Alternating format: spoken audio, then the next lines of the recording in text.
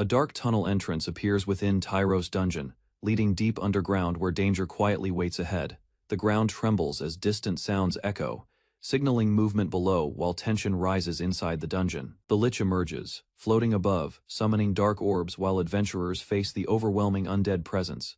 The Lich continuously summons minions, overwhelming forces, while the group realizes endless enemies threaten survival. Princess Yuika commands attack relentlessly, directing allies forward as they attempt breaking the Lich defense together. Yuika charges forward alone, her hair flowing as she prepares a desperate final strike. The Lich confronts her power, while Yuika is revealed as the Black Princess attacking fiercely. The dungeon's rocky interior shows harsh terrain, emphasizing danger surrounding those who venture deeper inside. A lone Sherpa walks carefully through ruins, carrying supplies while guiding explorers into unknown darkness. Earlier, the team struggled underground, battling creatures as collapsing tunnels forced them to keep moving. Two adventurers are thrown back by impact, coughing as debris scatters from a sudden violent collision. A stone creature charges forward, raising its arm while Yuika prepares magic and questions the vanguard's actions. A caster releases lightning, striking the stone enemy directly as sparks burst across its hardened body. The group retreats to a dungeon oasis, exhausted, while one drinks potion to recover mana. After resting, tension rises as companions criticize the vanguard, calling his performance ineffective during battle. A woman recalls past events calmly, while a companion reacts angrily, questioning her words during tension. The group argues further, ignoring surroundings, while another member watches quietly, believing their conflict cannot change. Ru, the dungeon Sherpa, approaches carrying supplies, warning them that loud voices may attract nearby monsters. Ro smiles calmly, despite tension, introducing himself while others begin recognizing his presence and role. He explains his task involves gathering herbs, while others mock his role as non-combat support. The woman defends Ro, explaining his importance calmly, while another mocks his role as easy income. Ru offers potions to the group, suggesting support if they run out during exploration. He displays multiple potions, explaining their high quality and undiluted nature to the surprised group, presents prices and effects, Ru offering healing and stamina recovery, while confirming they are not free. Tension rises as one member grabs Ru angrily, accusing him of unfair pricing inside dungeon. Ru explains dangers calmly, stating fighting is unavoidable and buying supplies now saves future losses. The leader argues over price, but others insist high-quality items are necessary for survival. Ru smiles politely, completing the transaction, while the leader angrily declares he will not rehire him. The story shifts to Tyros Town, a settlement built around the dungeon for adventurers' activities. Ru returns home briefly, then heads to the Sherpa Guild, continuing his work supporting dungeon explorers. Ru meets a guild worker, discussing veteran adventurers and the current status of the rowdy gang. The worker evaluates the group's strength, suggesting Ru join them despite their rough behavior. Ru leaves the guild, mentioning responsibilities, planning to submit reports while going to pick his sister. He walks through town streets, returning home as daily life continues peacefully around him. Marin runs happily toward Ro, greeting him warmly as he arrives, showing their close sibling bond. Ro greeting Marin, while she reacts shyly and clings to him closely. He thanks Mora for caring for Marin, speaking briefly before preparing to leave together. Ru holds Marin's hand, deciding to go home, while Marin quietly stays close beside him. Walking through town, Ru suggests gathering fruits and planning a simple picnic with Marin. Marin happily agrees, smiling brightly, while narration explains Sherpas support adventurers without directly fighting monsters. The dungeon's darkness shows danger, while narration explains risks and Ru's responsibility for his sister. Next day, Ru arrives at guild, submitting reports while starting another routine workday inside town. A big man suddenly appears before Ru, surprising him as she states she has been waiting. The guild master enthusiastically greets Ru, loudly presenting an important and promising new job opportunity. Ru reacts cautiously, realizing difficult work ahead, especially involving a request connected to the royal capital. The guild master explains the employer is from the royal capital, making this request unusually important. A confident woman enters, identified as member of Twilight Sword, Princess Yuika, drawing attention from everyone present. Ru observes her closely, recognizing her reputation, while others confirm she belongs to that famous party. The group's strength is described, showing powerful teamwork and achievements across many dangerous dungeon explorations. Ru realizes the leader matches rumors, understanding this request involves a young yet highly capable figure. Yuika introduces herself, declaring her goal to conquer Tyros dungeon while asking Ru for assistance. The guild explains dungeon depth, emphasizing unknown floors and difficulty, while Ru listens carefully. Ru accepts guiding duty, understanding responsibility of leading adventurers into dangerous, unexplored dungeon depths. Yuika and Ru face each other, formally recognizing their roles as adventurer and dungeon Sherpa. Their meeting marks beginning of journey, unaware of challenges and significant events awaiting them ahead. Deep within Tyros dungeon, terrifying monsters gather, representing true darkness lurking beyond unexplored dangerous depths ahead. Yuika requests Ru guide her party into deepest dungeon areas, explaining mission importance clearly. Ru politely refuses the request, acknowledging honor but prioritizing personal responsibilities over dangerous long expedition. He explains he cannot leave long worrying about his sister while guild leader pressures him. Others point out Ru's goal to support his sister, reminding him why he works hard. The guild leader presents rewards, emphasizing high payment, attempting to convince Ru to accept the job. Ru considers rewards, realizing they could support Marin's future while reviewing the proposed dive plan. Yuika explains her party operates independently, noting absence of additional members within their current team. Ru listens as Yuika describes risks, explaining other groups' increased danger, despite typical cooperative exploration. Yuika states her party's strength rivals top groups, emphasizing their consistent success, clearing dangerous dungeons alone. Studies the dive plan carefully, Ru beginning to understand expectations and responsibilities required for this mission. Ru accepts Yuika's request, introducing himself, while Yuika agrees and acknowledges working together. Formally, Yuika smiles gently, responding warmly, confirming their partnership while maintaining her composed, confident demeanor. She requests supplies, asking Ru to guide her to shops while he reacts to her change. Explains fame brings attention, she expressing discomfort while asking to avoid crowds during preparation today. Ru agrees to handle arrangements, noting equipment costs separately, while reflecting on difficulties of dealing with famous adventurers. Ru guides Yuika through market stalls, selecting supplies while explaining equipment needed for upcoming dungeon expedition. After shopping, Ru invites Yuika to dinner, confirming preparations complete, while she expresses appreciation calmly. Yuika meets Marin, observing the young girl introducing herself politely, while Ru watches closely nearby. Ru explains Marin is his sister, clarifying their relationship while Yuika processes their age difference quietly. Yuika greets Marin kindly, introducing herself and stating she will be working together with Ru. Ru informs Marin about upcoming dive, while they prepare meal together before starting next day. They eat together at home, sharing food, while Ru notices Marin acting lively after long time.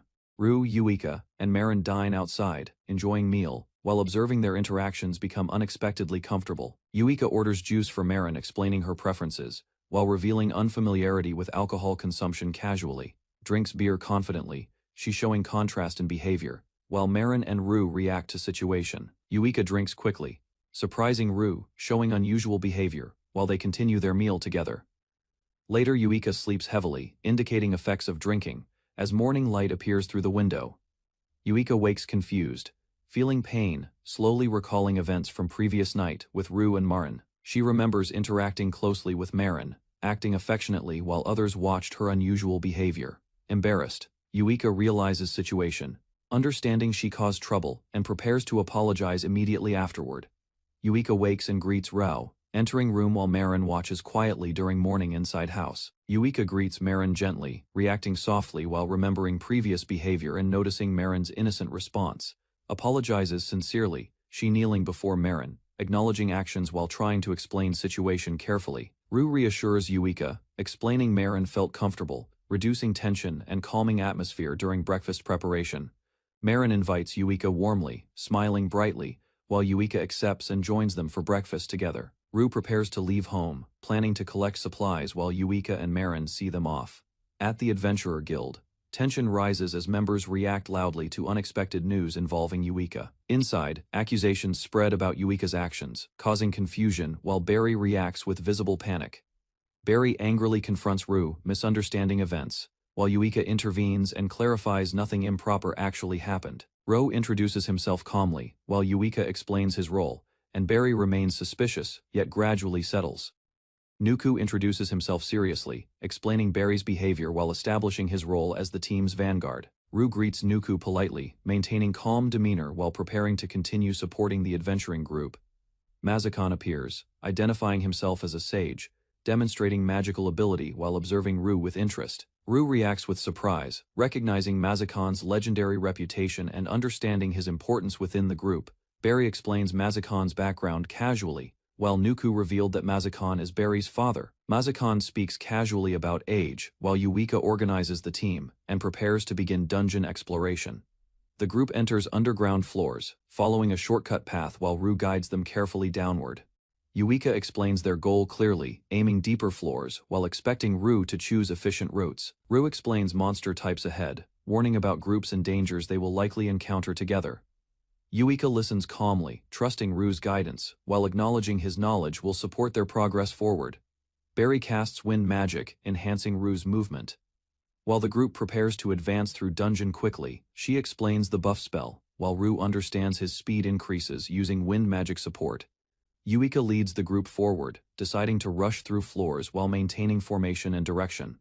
The team moves rapidly, carried by wind, as Ru struggles adjusting to sudden increased speed. Ru notices Mazakan's magic circle, questioning its purpose while observing faint light during movement forward. Mazakan explains protective magic while moving, and Ru listens as the group continues advancing forward. Barry criticizes Ru's stamina, while Mazakan casually warns him about exhaustion from unnecessary talking. A swarm of apple bees appears suddenly, surrounding the group with dangerous flying insect monsters. Yuika attacks swiftly, cutting through enemies while leading the group and maintaining control during combat.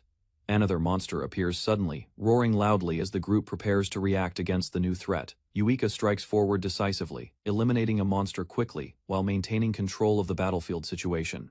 She continues attacking swiftly, urging movement while defeating enemies and keeping the team advancing forward. Ru observes the team's pace, giving directions calmly while guiding them through complex dungeon pathways ahead. Mazakan questions the route, but Ru explains the correct path while noticing something unusual nearby.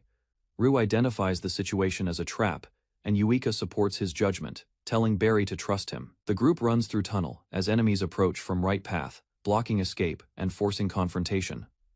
A group of goblins appears ahead, advancing aggressively while Ru realizes the threat closing distance.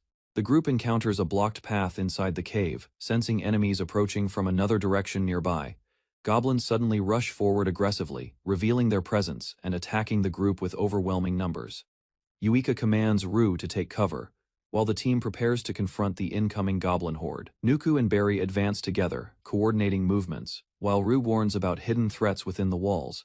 Yuika stays back confidently, trusting her teammates as they charge ahead to handle the goblin threat. Nuku signals the attack by whistling, preparing himself as he focuses on the incoming goblin group. He launches forward instantly, striking multiple goblins with powerful blows that scatter enemies across the area. Several goblins are defeated quickly, collapsing under the force, while others hesitate from sudden impact. Barry coordinates with Nuku, identifying remaining enemies above while maintaining control over the battlefield situation. She uses wind magic, sending explosive force upward, eliminating goblins positioned higher within the cave walls. Barry spots 3 goblins ahead, jumping down quickly to intercept them before they can attack.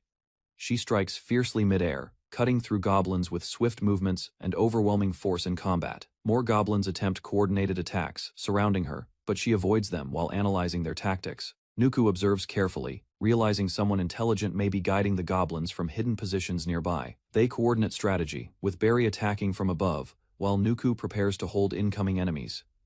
Barry leaps into battle, cutting through goblins, while Nuku attacks from below with precise strikes. Ru observes from distance, using terrain visibility to track movements and understand the ongoing battle clearly. Nuku and Barry coordinate efficiently, eliminating enemies while covering different ranges within the cave system. Barry withstands attacks safely, protected by equipment, allowing her to move freely within Nuku's attack range. Yuika analyzes their teamwork, noting how individual strengths combine effectively to form a powerful coordinated strategy. Barry dashes through the tunnel, cutting down fleeing goblins while maintaining speed and control. She notices a goblin wearing a necklace, realizing something unusual about this enemy's behavior. Barry attacks decisively, refusing deception, striking down the goblin that attempted to pretend being defeated. Another goblin tries escaping deeper, but Barry pursues quickly, intercepting and cutting it down mid-movement. She finishes the final enemy with precision, ending the encounter and securing the area completely. The team regroups after battle and reports successful completion, while Yuika confirms preparations with Mazakan. Mazakan reveals a prepared summoning circle, requesting Ru to move him closer toward trap mechanisms ahead. Ru carries Mazakan forward, placing him carefully while the sage prepares magic for upcoming action. Mazakan activates powerful spell, summoning earth structure as magical circle glows and energy spreads outward. The cave collapses heavily, sealing the path as rocks fall and block enemy pursuit completely. Barry urges movement forward, while Rue reacts, realizing the path ahead has been secured safely. The group proceeds deeper, confirming their next destination while maintaining formation inside the narrow tunnel. Rue asks about collecting items, but Yuika dismisses them, prioritizing progress over minor gains. Yuika leads steadily, explaining they will continue forward unless major threats or obstacles appear ahead. Rue looks thoughtful, preparing to speak as Mazakan notices and asks what he intends to say. Questions the current strategy, Rue considering whether Yuika's strength is being preserved during combat situations. Rue cautiously shares thoughts while moving forward, as Mazakan listens and acknowledges his observations calmly. Analyzes formation, Rue realizing current positioning limits effectiveness, leaving Yuika underutilized, while others handle most fighting. Mazakan praises Rogue's insight, noting Yuika's limited movement previously, confirming concerns about inefficient battle coordination.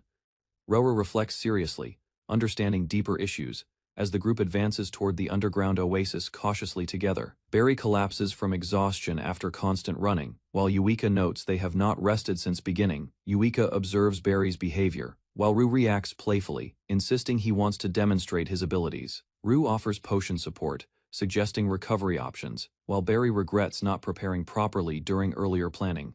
Reveals abilities, Rue explaining special gift, allowing perception, while Mazakan acknowledges and comments on its usefulness. Yuika calmly asks Rue about his gift, noting such information is usually private but important now. Rue reveals his single gift, explaining stamina restoration while others listen and consider its unusual nature. He explains further, stating his ability reduces fatigue buildup, making continuous movement easier during long expeditions. Barry reacts enthusiastically, praising usefulness, while Yuika questions simplicity and evaluates its importance for team stability. Yuika considers strategy, realizing Rue's presence changes pacing, reducing risks and improving overall expedition efficiency significantly. The group acknowledges Rue's value, understanding his endurance support ensures survival and prevents being left behind. Yuika laughs lightly, while Rue explains his duty, insisting he will not abandon his employer. Rue comments on Yuika's condition, noting she takes damage often, while she expected more from him. Yuika shifts focus quickly, asking about next destination, ignoring warnings about exhaustion and needed rest. Rue studies his map carefully, suggesting a safer route while explaining the next level's conditions. He lists expected monsters ahead, preparing the group with knowledge about threats they will encounter. Rue explains the Chimera as a level boss, while Yuika decides to proceed carefully. Nuku analyzes enemy numbers using his ability, while others consider avoiding confrontation with dangerous monsters. Yuika proposes a new plan unexpectedly, surprising Rue as she begins adjusting their current approach. The group enters level 23, moving through damp terrain while Rue warns about slipping hazards. Barry steps into slime accidentally, realizing monsters disguise themselves, confirming dangers hidden within the environment. Nuku explains limits of detection ability, stating monster essence is required while Yuika considers options. The group advances through sticky terrain, uncertain of enemies, until Nuku senses a presence ahead. A chimera appears, standing fiercely, as Yuika recognizes the threat and prepares confidently for battle. The team reviews roles, explaining Sage and Shortstop abilities, preparing coordination for upcoming dangerous encounter. They reach deeper level, encountering Chimera Boss, recognizing its strength and dangerous lightning ability immediately. Yuika analyzes situation carefully, noting Chimera's natural level and unusual behavior, indicating increased threat level. Yuika takes command, ordering Rue to hide while she prepares to confront the powerful Chimera. The team forms strategy, assigning roles as Barry distracts while Yuika and Nuku prepare attack. The Chimera roars loudly, displaying sharp fangs while asserting dominance over the battlefield before attacking. Yuika leads the charge, while Nuku activates Wind Dance and Barry prepares to support them. The team spreads out quickly, using mobility skills to approach while avoiding the Chimera's incoming attacks. Barry becomes trapped in slime, struggling to move while calling out as danger approaches her position. The Chimera turns toward Barry, preparing to strike as she remains stuck and vulnerable nearby. Nuku and Yuika leap across terrain, coordinating movements while the Chimera roars beneath their positions. Nuku launches ranged darts downward, striking toward the Chimera while maintaining distance from its attacks.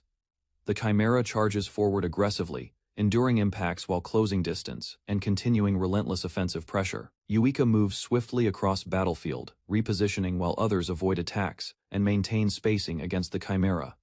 The Chimera unleashes lightning magic, forcing Barry to react as Mazakon prepares to intervene next. Mazakon casts Lightning Net while raising Earth Dome, combining magic to control battlefield against Chimera Nuku attacks from above, while Yuika advances. As Barry prepares support and observes their strategy carefully, the team attacks precisely, avoiding direct hits, intentionally guiding Chimera's movement instead of defeating it immediately.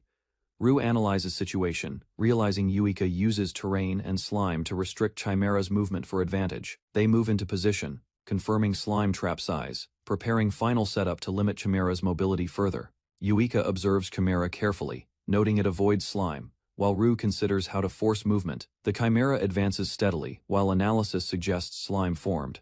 After intrusions disrupted its territory repeatedly, Rue deduces slime must have an exit, though finding it proves difficult within vast dark space. He notices glowing spores drifting, hinting at airflow direction, suggesting a hidden passage nearby. Rue studies map, identifying a single path, concluding it must connect to Chimera's movement route. Rue studies maps carefully, deducing hidden gaps between levels that cannot be easily identified normally. He proposes trapping Chimera using slime, directing team while pointing exact location for execution. The group observes unexplored area, considering unknown terrain while trusting Rue's judgment about hidden path. Others question his certainty, but Rue explains experience, and map reading allow him to predict unseen routes. Rue confirms confidently, stating his deduction comes from instinct developed through work as Dungeon Sherpa. Yuika accepts Rue's plan calmly, preparing to act while maintaining confidence in his judgment. The team advances together, chasing the Chimera, while coordinating movements to guide it toward target location. They reach designated area, confirming terrain, while Yuika asks Rue to verify correct position immediately. The Chimera charges forward, stepping into slime, losing balance as movement becomes unstable and restricted. Yuika leaps forward decisively, timing attack perfectly as the trapped Chimera becomes vulnerable to strike. Yuika strikes decisively with Phantom Sting, piercing Chimera while exploiting its trapped and weakened position. The Chimera collapses after impact, as Yuika lands calmly, confirming battle ended successfully with one strike. Suddenly, Chimera moves again, revealing survival, while Yuika remains composed, despite unexpected continued threat presence. Nuku explains Yuika's hidden power, revealing her title and unique ability connected to controlling monsters. The Chimera kneels before Yuika, submitting completely as her power forces obedience over defeated creature. Yuika names the Chimera Neko, asserting control while others react, surprised by her unusual decision. With Chimera subdued, Yuika declares it an ally, strengthening their group as they prepare advancing forward. The party resumes exploration, asking Rue for directions while continuing deeper toward their current objective level. They advance steadily, using Chimera's strength overcoming enemies, while adding useful monsters to their growing force. Eventually, their group expands massively, forming a large army of monsters as they continue deeper. Yuika expands her control, commanding multiple monsters, forming a powerful division supporting the Twilight Sword party. They encounter Minotaurus, the level 40 boss, unleashing destructive power while resisting attacks with overwhelming strength. The Minotaurus charges heavily, shaking ground while preparing to engage the advancing party head-on. Yuika coordinates with allies, using Nico and abilities to weaken enemies while launching decisive attacks. Rue observes battlefield progression, recalling earlier events as their growing army continues overwhelming dungeon threats. Rue reflects on Twilight Sword's strength, noting their unusual small party achieving impossible dungeon progress. Skeleton enemies appear in groups, but confidence grows as their strategy proves effective against coordinated threats.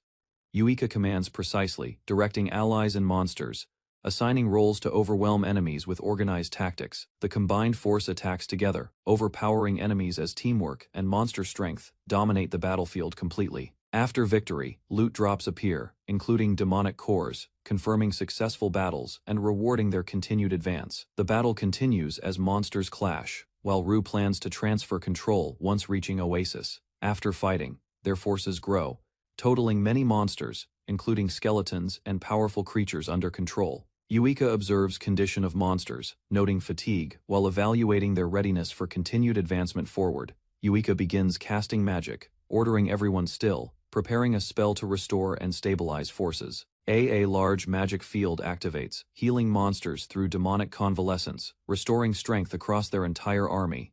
Maizakon explains Yuika's magic, identifying it as Dark Elemental Restoration, surprising. Ru observing formation carefully. The magic activates, restoring monsters' condition, while Ru realizes it only affects monsters, not humans. The Minotaurus recovers strength, rising again as restoration effect, reinforces its body and combat readiness. Yuika's abilities combine, controlling and restoring monsters, forming powerful synergy that greatly strengthens their overall force. The team acknowledges Yuika's leadership, showing loyalty and resolve while preparing to continue advancing deeper. Ru observes calmly, realizing every monster now follows Yuika's combined abilities, moving under her complete control. The party regroups at dungeon depths, preparing to descend further as Yuika leads everyone forward confidently. The party plans their dive, considering levels carefully while Yuika moves forward with determined focus. They review monster levels, comparing threats like minotaurs and chimeras, to ensure safe progression underground. Ru walks with them, noting their quick progress and preparing to report their efficient dungeon clearing. The group decides to establish camp at an oasis, organizing supplies before continuing deeper exploration. Suddenly, monsters charge forward, as the party faces overwhelming numbers after days of continuous hunting. Scylla creatures emerge, revealing monstrous forms with human torsos and serpent bodies, threatening the advancing party. Yuika advances confidently, acknowledging danger, while Ru warns these deep monsters can destroy entire groups. The party forms positions, ordering vanguards forward as enemies close distance, preparing for immediate confrontation. Scylla strikes suddenly, smashing defenses and shaking formation as frontline fighters struggle against powerful attacks. The Lich commands minions strategically, sending forces through flanks while ignoring poison effects during battle. Scylla attacks fiercely, striking vanguards while the party advances cautiously, maintaining formation under heavy pressure. A massive impact crashes down, suddenly overwhelming fighters, as Ru observes the destructive force unleashed. Barry and Nuku noticed movement above, realizing another threat is emerging from the ceiling unexpectedly. A prince slime descends, its body spreading dangerously, capable of dissolving anything it engulfs completely. Yuika orders retreat immediately as the slime crashes down, forcing everyone to avoid its deadly range. Yuika commands formation calmly, ordering distance attacks while enemies approach and tension rises among fighters. Scylla's breakthrough defenses, overwhelming a fallen member as Yuika redirects forces to engage immediately. Ru observes Yuika's strategy, noting how she adapts tactics by using enemy traits effectively.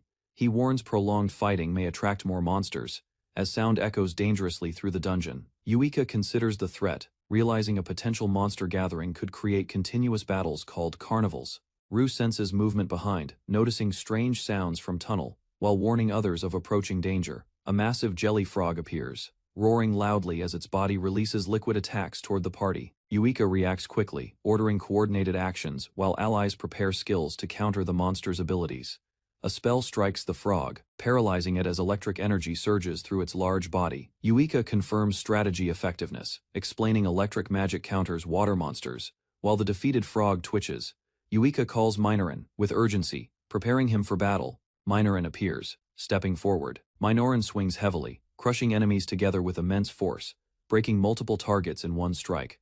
More enemies arrive suddenly, increasing pressure as the group realizes the situation is becoming dangerous. Yuika analyzes quickly, noting enemies can coordinate, forming stronger units that reduce weaknesses in combat. The team launches a combined attack, releasing powerful force together to eliminate approaching threats immediately. Sudden freezing magic spreads, immobilizing monsters while the party reacts to the unexpected environmental change.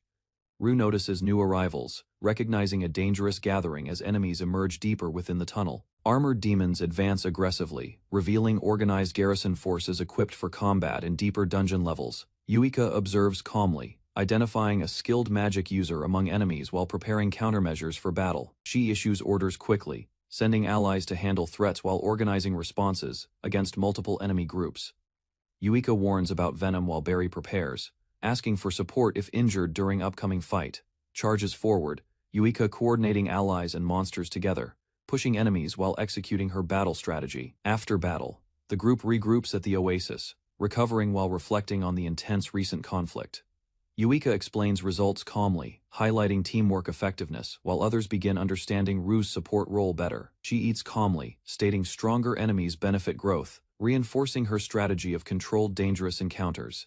Ru calmly enjoys soup, showing his cooking skills while Yuika acknowledges his helpful abilities warmly. The group rests, eating together, as Ru notes their fast pace and importance of proper nourishment. Ru serves hot tea carefully, supporting recovery, while maintaining group condition during their break inside dungeon. Yuika reflects on exhaustion, while Ru evaluates progress, noting their team has defeated many monsters already.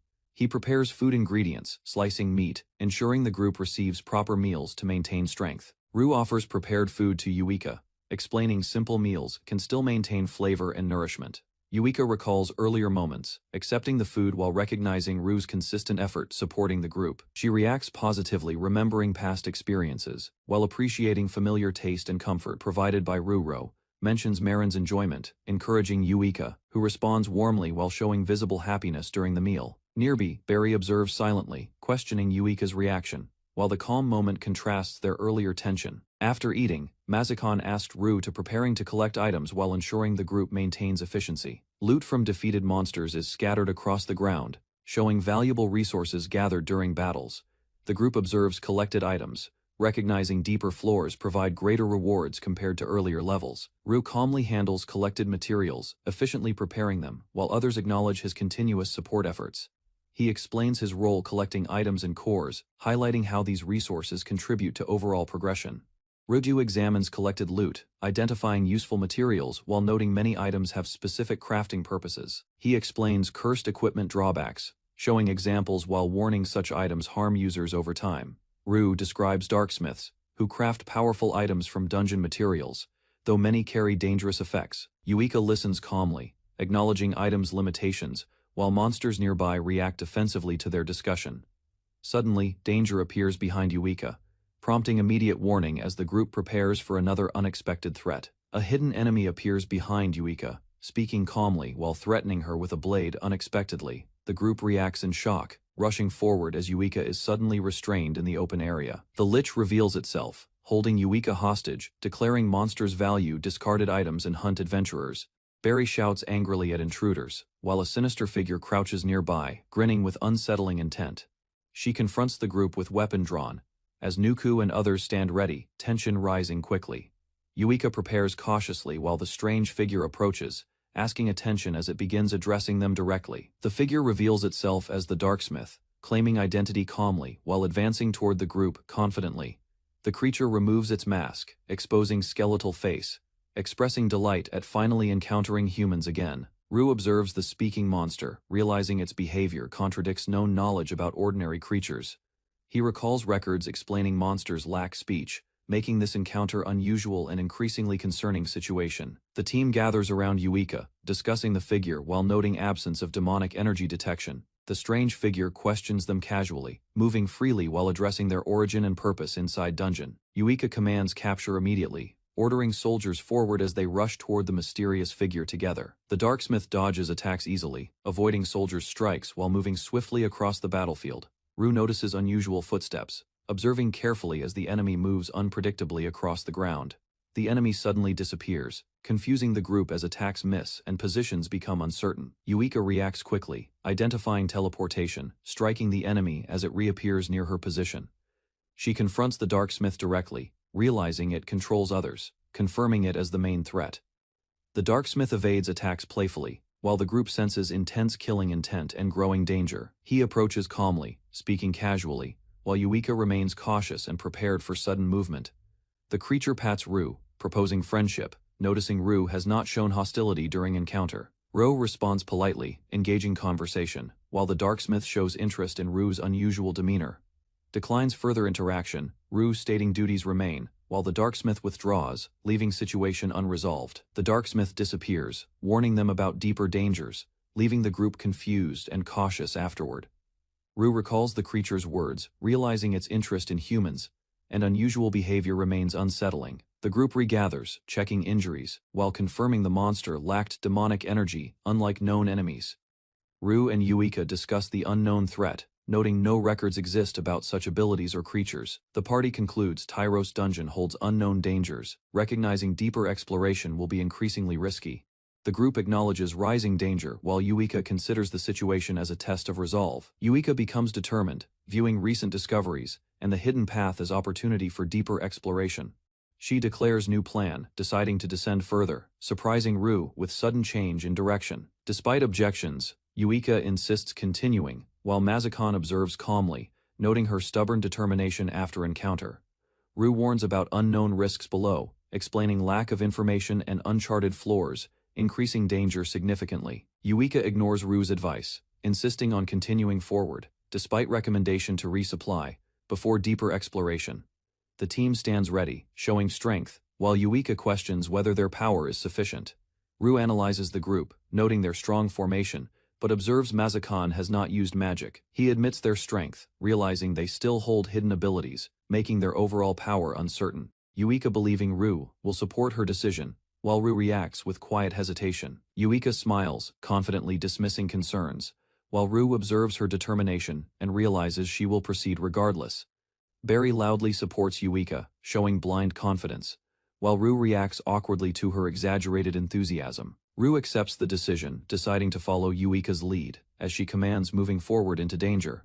The group reaches the 48th floor, encountering unfamiliar terrain filled with dense magical energy and large creatures. The party advances carefully, noting unstable ground conditions, as Ru warns about difficult footing ahead. Barry mocks Rogue's usefulness, while Ru remains calm, unable to act immediately within the situation.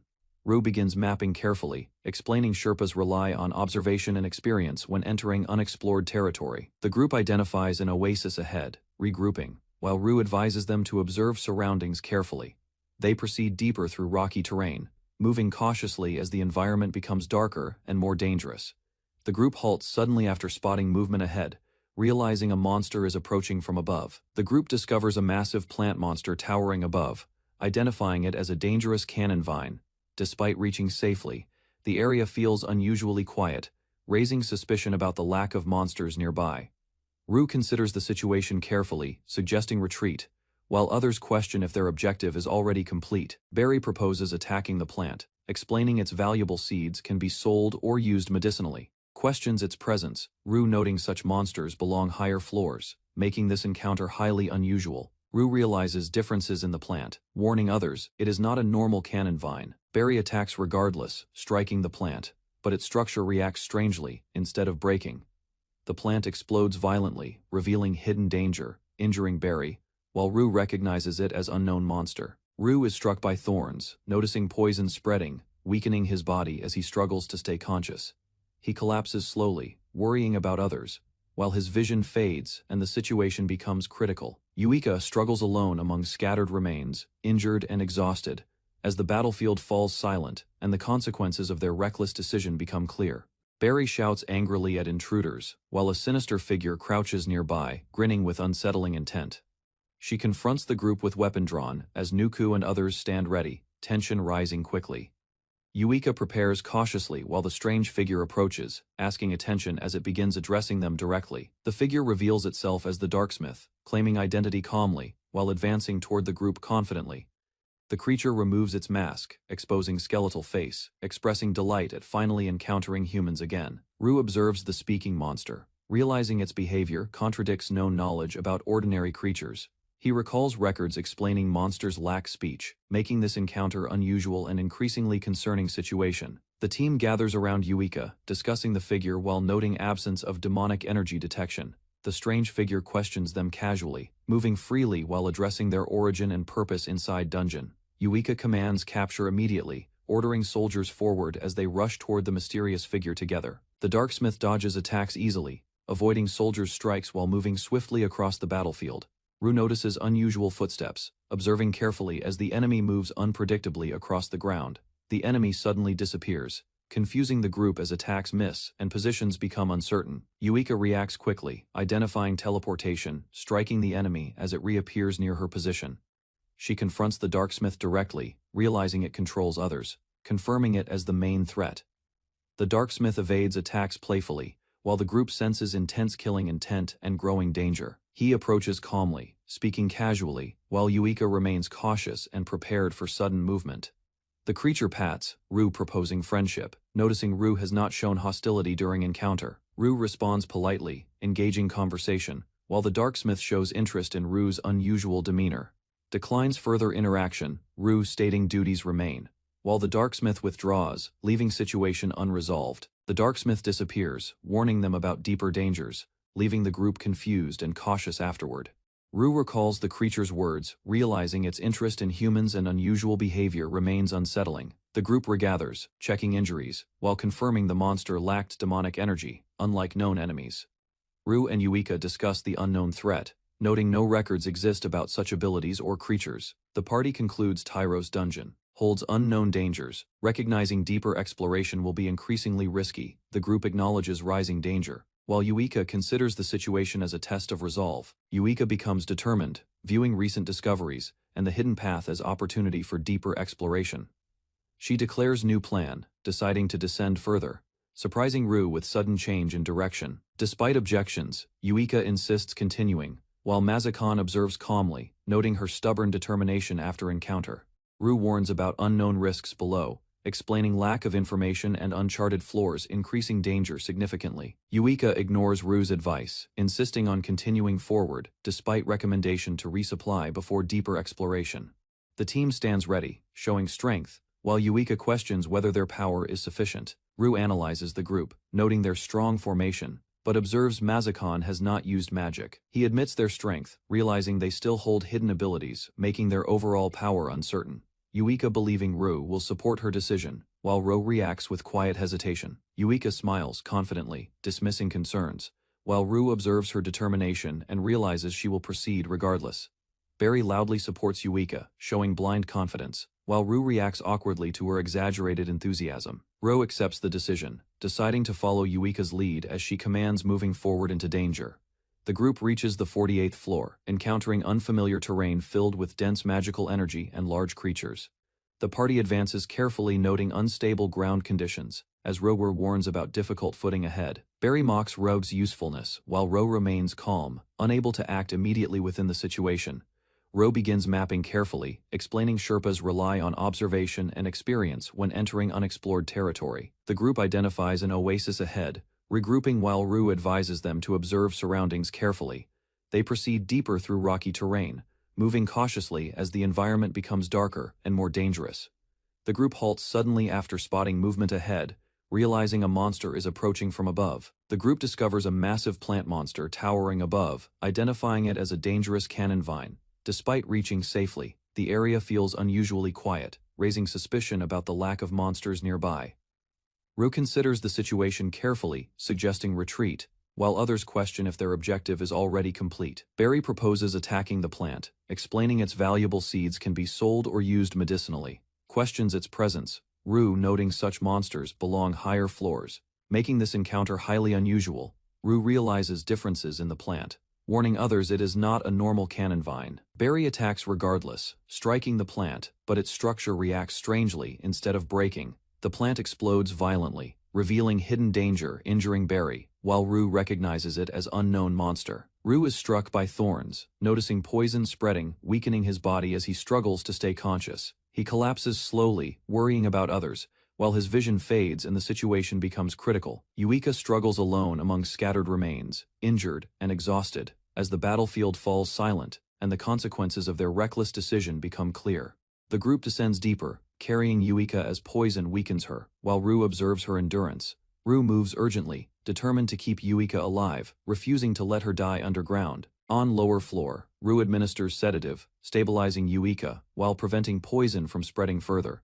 Nuku questions treatment, while Rue explains sedative slows blood, buying time against deadly poison effects. Yuika regains slight awareness, realizing condition remains critical, while the group waits cautiously for recovery. The group explains situation, carrying Yuika upward, aiming to reach surface healer from dangerous floor. Rue encourages Yuika gently, explaining survival depends on her will, while urging controlled breathing effort. HW praises Yuika's willpower, acknowledging her strength while maintaining calm focus during the dangerous journey. Nuku warns Rue about exhaustion, suggesting dropping heavy backpack to maintain speed while escaping danger. Rue refuses calmly, continuing to carry supplies and Yuika, determined to endure until reaching safety. Yuika weakly questions Rue, wondering why he continues helping her, despite the dangerous situation. Rue answers simply, stating he has no specific reason while continuing to carry her forward. He explains calmly that helping someone he likes needs no reason, maintaining steady movement forward. Yuika reacts with surprise, struggling to process Ru's words while remaining physically weakened from poison. Barry becomes angry, shouting at Ru, believing his words inappropriate, given the critical situation. The group continues moving, with Ru urging them forward, while ensuring everyone maintains enough stamina. Suddenly, Yuika awakens inside a clinic, confused by the unfamiliar surroundings after losing consciousness. The doctor reacts angrily to her confusion, insisting she recognize the clinic where she was treated. Yuika apologizes politely for intrusion, thanking the doctor while Mazakan remains uncertain about the situation. Yuika reflects calmly, realizing she survived, then asks Ru to explain everything that happened. Mazakan reflects calmly, explaining his guidance allowed them to return safely, despite Yuika's critical condition. He describes their escape, running from deep floors while avoiding combat, though they became separated. Mazakan apologizes formally, acknowledging Barry's recklessness nearly caused Yuika's death during the expedition. Yuika responds calmly, accepting responsibility as well, reducing tension between them after the dangerous incident. She recalls recent battles, recognizing Ru's guidance and support played crucial role in their survival. Mazakan explains Ru administered medicine directly, highlighting his efforts while Yuika listens with growing awareness. Yuika reacts in shock, realizing Barry counted each instance, making the situation more embarrassing. Mazakan casually moves on, discussing payment, while Yuika remains overwhelmed by the revealed details. Yuika reflects alone, questioning events, slowly understanding Ru's actions while recalling the medicine's taste. She concludes quietly, realizing her first kiss occurred unexpectedly, leaving her confused about her feelings. Yuika wakes, reflecting on events, feeling conflicted about Ru's actions, despite acknowledging he saved her life. She struggles to understand Ru's words, uncertain about his intentions while feeling increasingly self-conscious. Ru enters calmly, startling Yuika, who reacts nervously while trying to hide her embarrassment. He explains, others are resting, and confirms he stored their items safely after returning. As she gathers herself, Yuika asks Ru a question, preparing to understand his earlier actions. Yuika begins questioning Ru about his words, but Doctor interrupts, calling him away suddenly. The doctor dismisses them rudely, telling Ru to leave while continuing his careless drinking behavior after treatment. Yuika regains strength, thanking Doctor while Ru prepares to escort her outside. Outside, Ru explains he must retrieve his sister, while Yuika agrees and prepares to continue. As they walk, others notice Mazakan, recognizing him as a respected figure within the town. The mayor, Baramon, greets Yuika warmly, recalling past dinner while she responds calmly, addressing his concerns.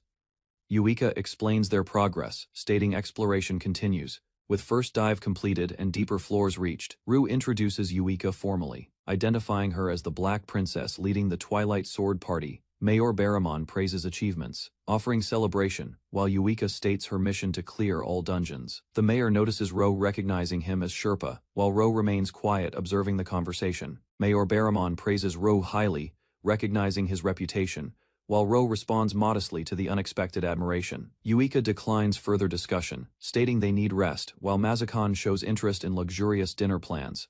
After parting, the mayor reflects silently, impressed by their rapid progress, reaching deeper unexplored dungeon floors. Later, the mayor visits the Sherpa Guild, greeting staff as he enters the building. Inside, he speaks with Miss Gima and Barry, continuing casual conversation while maintaining his usual demeanor. Mayor Baramon questions guild staff, learning Ru works with a fast-progressing party exploring the dungeon. He hears reports of their rapid descent, already reaching deeper floors with unusual speed.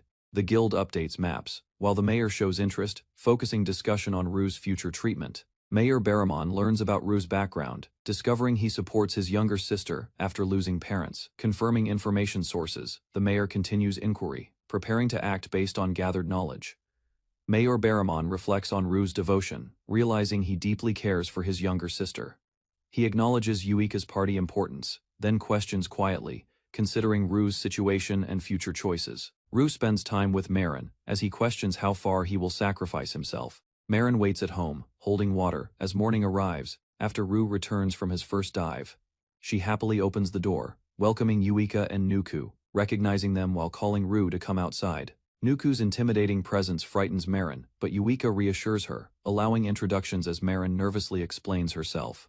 Politely bows deeply, Nuku thanking Marin, while Yuika observes, questioning his formal behavior inside Ru's home. Ru greets Yuika and Nuku outside, apologizing for early disturbance, asking their purpose while maintaining calm composure.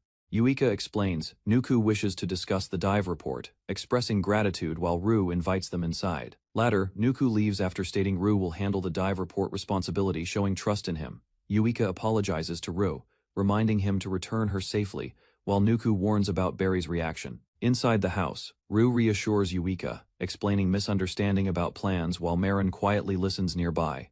He explains reporting rules, stating Sherpas and adventurers submit separate records, later compared for confirmation accuracy. Ru and Yuika stand inside discussing plans, while Marin listens nearby, noticing their conversation about upcoming work. Nuku explains strict rules about support and information gathering, emphasizing responsibility, while Yuika listens seriously beside him. Marin nervously invites Yuika to join them, while Ru agrees calmly, allowing the small gathering to continue. She happily thanks Yuika, showing excitement, while Ru observes, noting Marin's eagerness to spend time together. They walk into the forest, gathering fruits, while Marin runs ahead excitedly as Ru carefully guides them. Marin explains selling goods carefully, while Yuika listens, learning simple survival knowledge from her cheerful guidance. Yuika grows serious hearing Marin's words, while Ru reflects quietly, realizing her influence shapes Marin's understanding deeply. They rest together on a blanket, as Yuika and Marin fall asleep peacefully while Ru watches nearby. Mazakan explains Yuika's condition, revealing she stayed awake during the dive, forcing her to avoid longer expeditions. Later, Yuika recalls questioning Ru's kindness, wondering why he helps her so much without clear reason. Ru reflects on his words, believing he gave Yuika strength, though realizing other things could have been said. He watches Yuika sleeping peacefully, quietly admiring her beauty while sitting nearby under the calm forest shade. Ruko observes Yuika with Marin, noticing her kindness toward children, and recalling her efficient, serious behavior during missions. He understands Yuika's strong willpower, remembering her determination in the dungeon, finally grasping her true character clearly. Ru accepts his feelings, smiling softly while carrying Yuika, believing his words came naturally from his honest heart. Ru realizing they were genuine as he begins understanding his own feelings. But suddenly someone confronts him. It was Yuika, asking for truth, showing determination while closing distance between them during emotional moment. Ru nervously confirms his feelings, while Yuika processes his response, recognizing his words as a sincere confession. Yuika confidently declares they are now a couple, despite inexperience, taking control of the situation with firm resolve. Ru smiles uncertainly, sensing major changes ahead, realizing his life and relationship with Yuika will move forward. Yuika begins telling her past while sitting with Ru and Marin, describing life before becoming the Black Princess. She recalls her servant Tay, who advised her about relationships, encouraging understanding before accepting feelings and commitments. Yuika explains her upbringing in the capital, serving as a priestess connected to the goddess Galatica. Ru listens as Yuika mentions her rare features, explaining why people call her the Black Princess. Yuika describes receiving a divine revelation where priests declared her blessed, shaping her destiny and responsibilities. Yuika explains prophecy about her birth, describing duty to restore harmony and eliminate evil threatening the land, reveals dungeon cores have limits, explaining deeper structures, and their eventual collapse threatening the world. She describes disasters from destroyed cores, showing ruined lands where life vanished after magical contamination spread. Yuika states their mission clearly, explaining destroying dungeon cores before limits is necessary to protect the land. Ru understands divine purpose, realizing blessings grant people power, connecting Yuika's mission with greater responsibility ahead. Yuika recalls accepting her role as priestess, taking expectations seriously while beginning her path toward becoming adventurer. After learning about dangerous dungeon, Yuika decides she cannot remain passive, choosing to act despite risks. Yuika explains consequences clearly, stating destruction threatens entire land, while Ru listens beside Marin during quiet discussion, expresses calm determination. Yuika accepting burden of saving world, while Ru reacts, realizing scale of responsibility ahead. Yuika smiles warmly, explaining meeting Ru and Marin gave her stronger reasons to continue protecting the world. Ru reflects on Yuika's feelings, surprised someone saving the world could genuinely care about him personally. Days later, Ru reassures Yuika of support, strengthening their bond while Marin rests nearby during peaceful moment. News spreads across town about discoveries, drawing attention as adventurers gather to discuss important report findings together. Guild members celebrate updated information, anticipating increased requests, while leaders acknowledge success of recent expedition achievements proudly. The crowd cheers enthusiastically, spreading excitement as everyone prepares for future challenges influenced by new discoveries and updates. Ru considers Yuika's mission, realizing success could bring profit, yet failure risks leaving the town vulnerable. Adventurers surround Rue excitedly, questioning his connection to Twilight, expressing admiration while overwhelming him with curiosity. Guild members explain selection criteria, stating Rue uniquely qualified. While discussing how Twilight carefully chose their Sherpa, others discuss Twilight's reputation, noting secrecy and calm leadership, explaining their discreet arrival to avoid attention. Guild Master questions Rue, seriously, warning upcoming dive will cause major attention, testing his confidence and resolve. She questions Rue about Eastern heroes, asking if they can conquer the dangerous dungeon in town. Rue responds calmly, stating the Twilight Party is most capable, based on his experience observing many adventurers. Guildmaster accepts Rue's answer silently, while others celebrate loudly, praising Twilight and raising excitement among townspeople. Sudden silence spreads afterward, creating tension as Rue notices uneasy atmosphere forming among gathered people nearby. Rue senses something wrong, recalling a name, feeling uneasy as a strange premonition quietly forms within him. Rue reflects quietly outside his home, unable to understand the old woman's warning, despite growing unease inside. Rue arrives at Murao House, knocking door while Barry follows quietly carrying small belongings behind him. Rue apologizes for lateness, offers food, while Guardian scolds gently, and Barry reaches curiously toward bag. Inside, family already eating dinner, inviting Rue and Barry to join, despite arriving noticeably late together. Rue greets Dashi politely, hearing news about Eastern heroes requesting him, while family listens during meal. He explains receiving biggest payment, sharing success proudly as family gathers around table, continuing warm dinner together. During dinner, Dashi explains monthly gathering, celebrating bonds, while pretending they are relatives together happily. Rue calmly describes earnings and assets, explaining savings while others listen with interest during dinner. Family continues eating, reacting to Rue's explanation. While Barry and others express appreciation for meal, Rue thanks them sincerely, explaining their care for his sister allows him working peacefully without worries. Dashi laughs warmly, dismissing gratitude, while Rue smiles and Barry watches quietly beside him nearby. Discussion reveals caring for children without orphanage is heavy responsibility for everyone involved. Rue reflects quietly, noticing poor food quality, yet continues eating while thinking about obligations seriously. He recalls agreement about Marin's future, realizing he cannot abandon them despite difficult conditions surrounding them.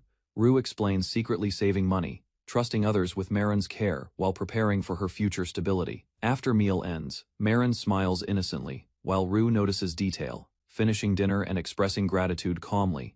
Rue prepares leaving, carrying sleeping Marin, thanking hosts politely while ending visit after dinner quietly. Walking outside, Rue apologizes to Marin, worrying others only see him as source of money. Marin sleeps peacefully on Rue's back, while he smiles softly, showing affection and protective responsibility. Next day, crowded adventurer guild fills with people gathering, creating loud atmosphere before important announcements begin. Guild staff requests submissions, announcing dungeon report regarding Twilight's sword, drawing attention. Guild reception becomes chaotic as Anne carries documents while Sura struggles handling impatient adventurers. Crowd pushes forward aggressively, demanding faster service, causing tension as Sura reacts to disorder quickly. Sura shouts firmly, warning against cutting lines, threatening punishment to maintain order among noisy adventurers. Crowd immediately obeys, stepping back into formation, acknowledging Sura's authority and restoring control inside guild. Sura regains composure, instructing Anne efficiently, while Anne responds enthusiastically. Rue enters crowded guild, noticing long lines, wondering if he can find Yuika among people. Inside, Anne and Sura rush frantically, overwhelmed by paperwork, while Rue observes their busy situation. Sura notices Rue, reacting sharply, while Rue greets casually, explaining he is meeting someone today. Sag approaches Rue confidently, recognizing him, then suddenly grabs him, asserting dominance over situation. Sag belittles Rue, warning him not to act important, treating him as simple baggage carrier. Sag's group surrounds Rue, mocking him while demanding information, confident they control situation completely. From above, Anne and Sura watch carefully, questioning Sag's behavior and wondering about adventurers' abilities.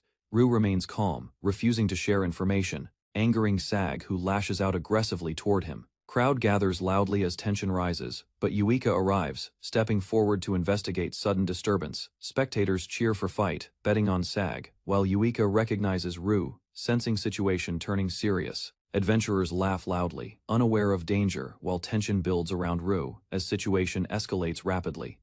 Yuika approaches firmly, ordering everyone aside, her presence immediately silencing nearby adventurers with authority. Sag grabs Rue aggressively, but both hesitate as Yuika's aura overwhelms them during confrontation.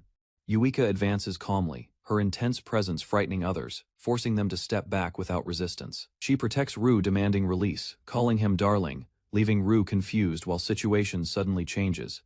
Yuika shouts forcefully, demanding immediate action, her authority overwhelming everyone. Sag is thrown back instantly, releasing Rue, while others react with shock at sudden power. Yuika stands beside Rue, warning others, her presence intimidating crowd as tension quickly disappears. Crowd realizes Yuika's identity, reacting with awe, excitement, and fear at famous leader appearing suddenly.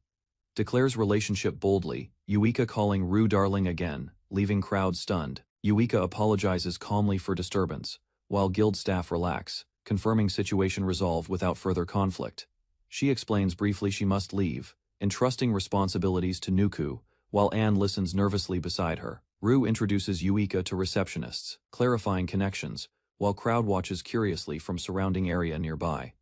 Anne and Asura introduce themselves formally, explaining roles, while maintaining composure despite earlier chaotic situation. Yuika declares her identity proudly, thanking them for helping Rue, reinforcing claim and surprising everyone present. Anne nervously asks about relationship, while Asura reflected of the words, darling. Yuika boldly claims they are dating, describing confession, while Rue stands quietly beside her calmly. Crowd reacts dramatically, shocked and excited, discussing confession details while rumors spread quickly among adventurers. Anne becomes enthusiastic, praising romance, while Asura tries calming her excitement during conversation at desk. Rue suggests leaving, while Yuika agrees meeting later, planning discussion over meal with guild staff. Rue and Yuika leave guild, while staff watches, relieved situation ends without further trouble. Anne excitedly discusses romance, while Asura listens, mentioning invitation to share meal together later. Walking outside, Yuika explains calling partners darling, while Rue questions her reasoning behind choice. Yuika describes married couple example, explaining love behavior, while Rue listens carefully during conversation. Explains belief in love, she describing devotion, while feeling confident about relationship she declared earlier. Yuika reflects seriously, realizing she lacks understanding of love, despite confidently claiming relationship earlier publicly. Rue observes Yuika, noting her logical nature yet, recognizing imbalance between knowledge and real experience. Yuika decides to act, suggesting physical closeness while Rue hesitates, unsure about her sudden behavior. They begin walking together, Yuika linking arms with Rue, attempting to imitate lovers naturally outside. Yuika explains action simply, calling it linking, while Rue questions situation, still confused by her intentions. Rue smiles casually, while Yuika studies him, realizing relationships differ and observing his natural behavior. Yuika reflects deeply, concluding happiness matters most, even without understanding love fully through experience yet. Walking together, Yuika suggests matching steps, trying to improve closeness while continuing learning about relationships. At the shop, Barry thanked the merchant as the merchant asked her for buy again next time. Suddenly, Barry notices Rue and Yuika together, shocked and confused, questioning situation. Yuika notices synchronized movement, questioning situation as two figures walk closely together, inside busy street. Barry rushes forward, calling princess, but suddenly distracted when Cat jumps onto her unexpectedly nearby. Barry loses sight of targets, holding Cat awkwardly while apologizing, realizing she failed following them. Rue arrives at house, knocking door, explaining visit while Yuika stands behind observing quietly outside. Inside, Doctor lies unconscious surrounded by bottles, while Yuika realizes situation, urging him wake immediately. Yuika and Rue find Doctor unconscious, requesting help while room appears messy. Doctor awakens slightly, confused, while Yuika remains composed and Rue explains situation calmly beside him. Yuika requests medicine, insisting firmly, while Rue offers gift, trying to secure cooperation from Doctor. Doctor agrees, providing recipe reluctantly, while mentioning conditions about alcohol, showing his questionable habits clearly. Outside, Yuika learns antidote purpose, understanding it counters poison from monster called bomb vine discovered earlier. Rue explains Doctor's analysis ability, while Yuika listens, understanding antidote depends on poison source collected. They discuss Doctor's behavior, noting flaws, yet Yuika acknowledges his skill and decides trusting him. Rue plans selling antidotes later while Yuika questions him, wondering his priorities during dangerous rescue earlier. Yuika praises Ro, satisfied results help future dungeon exploration. While they decide returning home after shopping, they stop briefly, then return home, where Marin welcomes them happily, reuniting with warmth together again. Yuika gives Marin a book, making her happy. Marin thanks her and holds it tightly, smiles warmly. Yuika, pleased Marin, enjoys gift, while Ru prepares dinner and suggests reading together. They share meal peacefully, bonding like family, as Marin enjoys time while Ru and Yuika watch.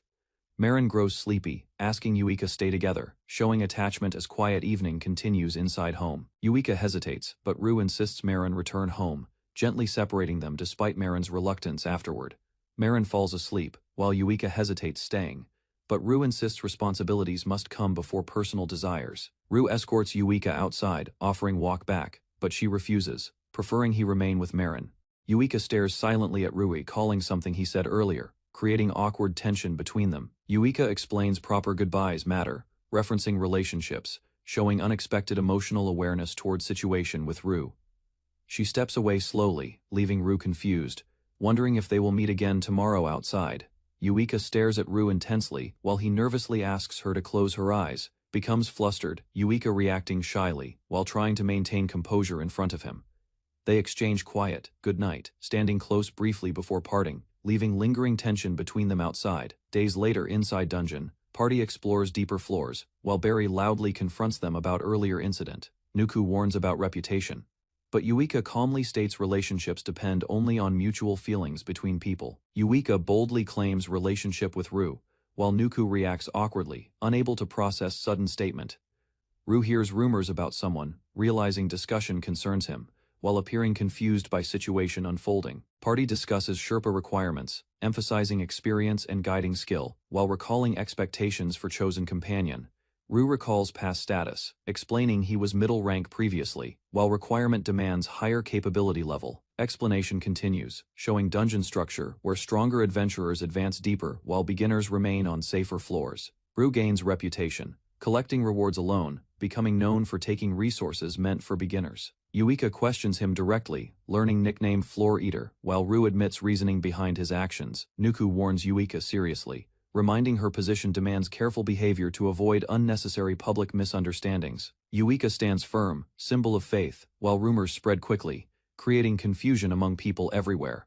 Gossip spreads widely across society, involving church, guild, and nobles, causing restrictions placed on members. Nuku worries about rumors, while Yuika insisting misunderstandings caused exaggerated gossip spreading everywhere. Nuku proposes conditions, asking Yuika limit behavior publicly and maintain professional boundaries. Yuika questions restrictions, confused about relationships, while others explain meanings, increasing her frustration about situation. Yuika rejects concerns entirely, declaring indifference, while others react strongly to her stubborn response during discussion. Mazakan observes calmly, commenting on situation, finding their emotional conflict amusing. Nuku questions their roles, while Mazakan jokes and Yuika stops teasing, keeping discussion focused seriously. Barry protests strongly, arguing danger is constant, questioning why restrictions should limit their actions unnecessarily. Agrees reluctantly, Yuika accepting conditions, while Ru asks next steps, shifting focus back toward their mission. Yuika insists privately calling Ru darling, as Barry annoyed. Nuku accepts situation, deciding focus on dungeon. Party advances deeper, reaching lower floors, engaging monsters together, as exploration continues with coordinated teamwork. Yuika faces flying imps using magic circles, preparing defense while enemies gather overhead threatening attack. Commands quickly, Yuika launching coordinated magic arrows while ordering allies to retreat and reposition safely. Arrows rain down across battlefield, striking enemies while party holds formation on dangerous lower dungeon floor. Ru attacks nearby salamander, striking precisely while creature attempts counterattack using its natural fire ability. Yuika identifying enemies and organizing team, while Nuku warns about additional monsters approaching rapidly. A massive bushy giant appears suddenly, forcing party members to dodge quickly to avoid heavy impact. Creature roars loudly, revealing thick fur defense, making normal physical attacks ineffective against its body. Yuika commands Sara, ordering powerful fire attack to exploit weakness and test her combat ability. Fire attack strikes giant directly, engulfing its body, overcoming fur defense, and dealing significant damage. Yuika praises Sarah's success, instructing precision, while Sarah responds confidently after executing effective attacks successfully. Party reaches dangerous unexplored 48th floor, moving carefully as environment shifts and hidden threats surround them. While mapping area, group advances cautiously, but sudden movement alerts them as something unusual appears ahead. A mysterious figure emerges wearing skull, announcing discovery confidently, signaling new danger approaching unexpectedly nearby. Yuika's party enters deep dungeon floor, while unseen creature watches, considering humans.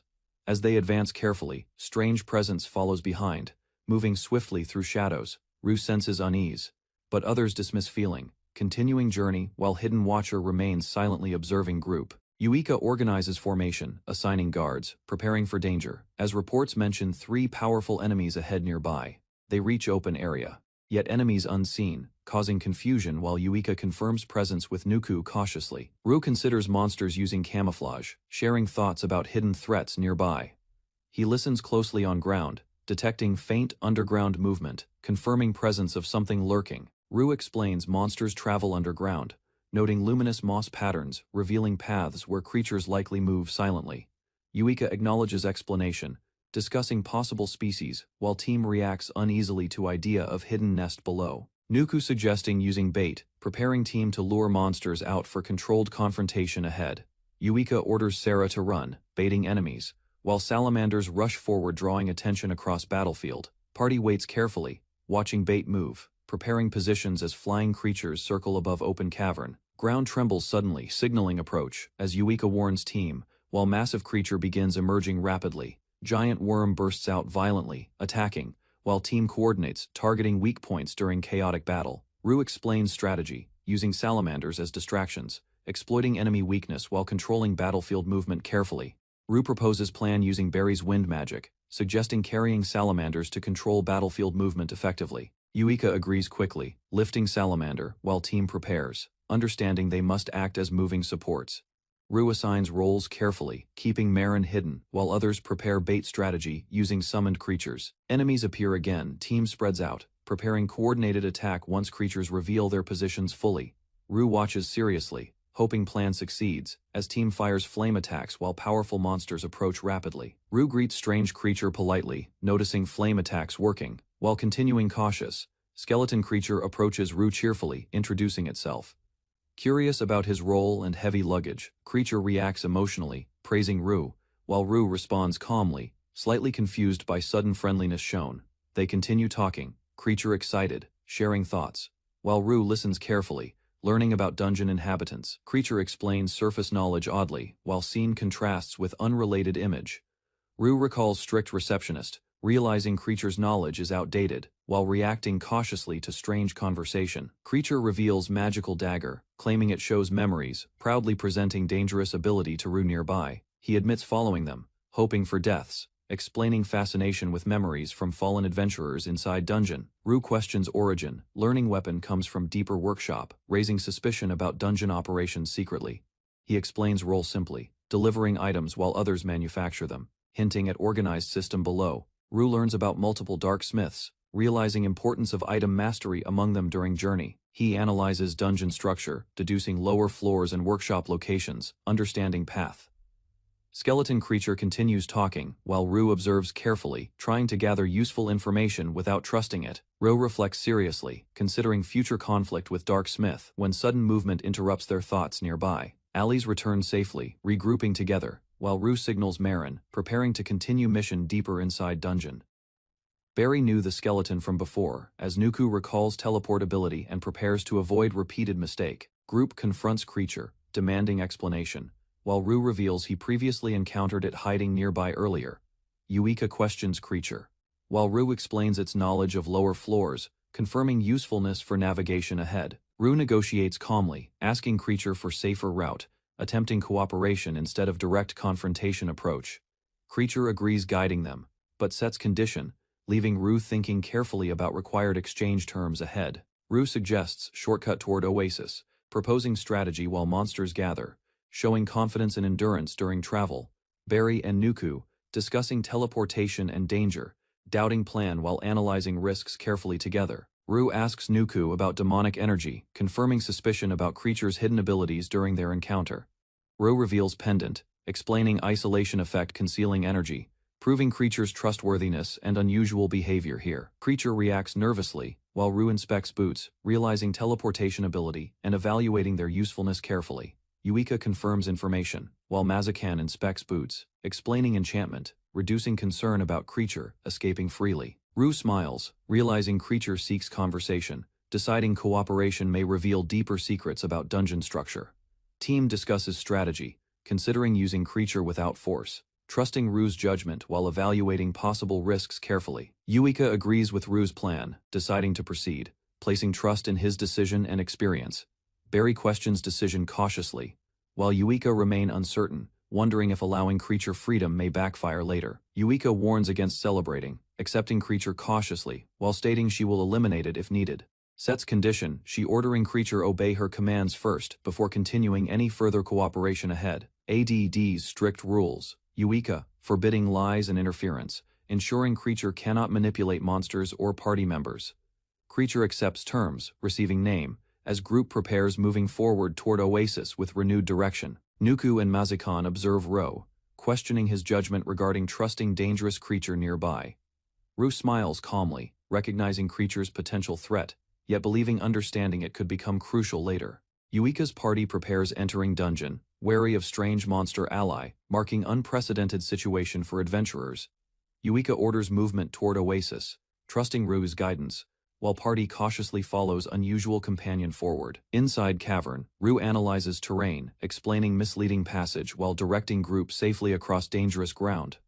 Skull-masked monster explains looping floor, warning about Owen traces, revealing complexity of dungeon structure. Ro identifies hidden path within crevice, guiding party carefully, while others acknowledge danger surrounding first exploration.